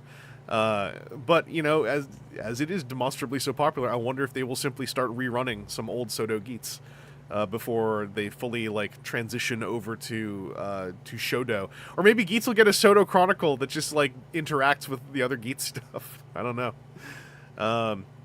But I'm okay with that too. I'm not like, I know there's going to be like the approach to it, which is like, this sucks because it's impossible to get it ID 1 through 4 without great strife. But like for me, I'm just like, well, it just means when I see it, then it's a cool moment. But like I'm keeping it in a slot in my brain where like I don't require finishing the set immediately.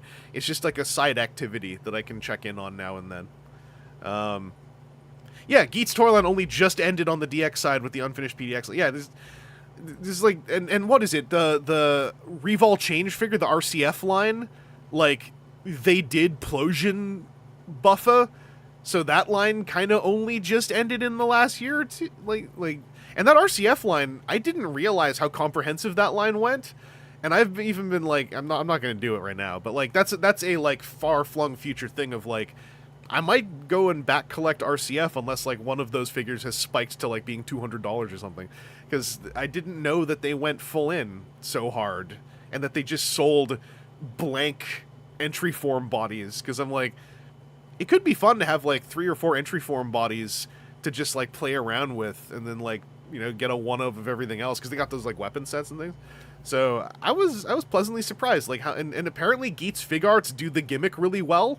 So, you know, if I ever like become successful as the capitalists define it, then I could always go back collect Fig Arts Geats as well. Who knows? It's no biggie.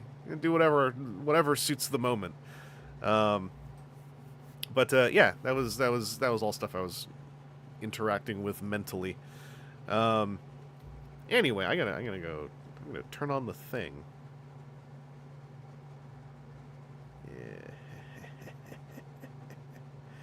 Yeah. I'm gonna do it. I'm gonna turn it. Oh, it's gonna be too loud. Oh, there we go. Before it got too loud. It's still too loud on my end. Oh! Okay, there we go. Hey, thanks for watching.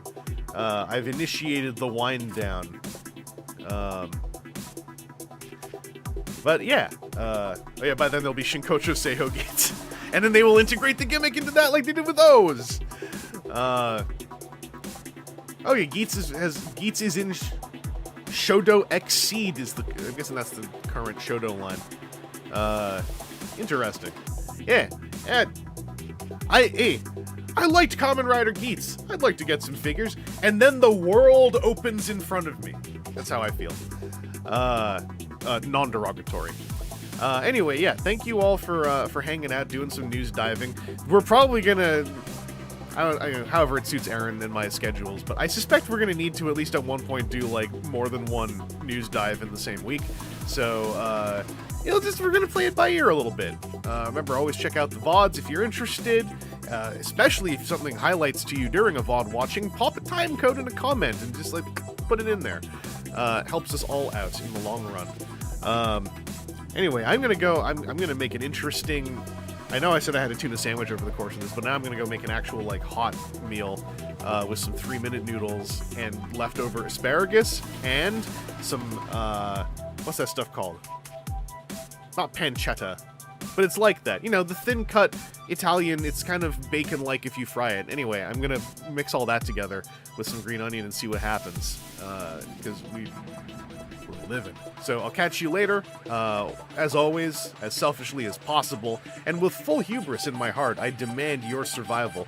So stay safe out there, and I'll catch you later.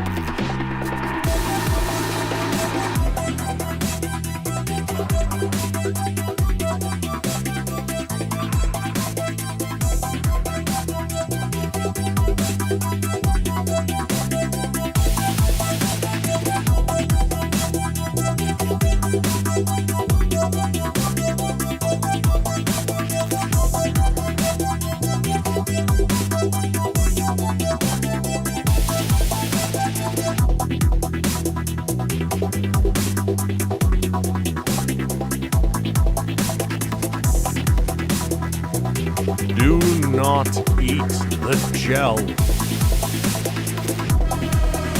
Orally coexist with the gel.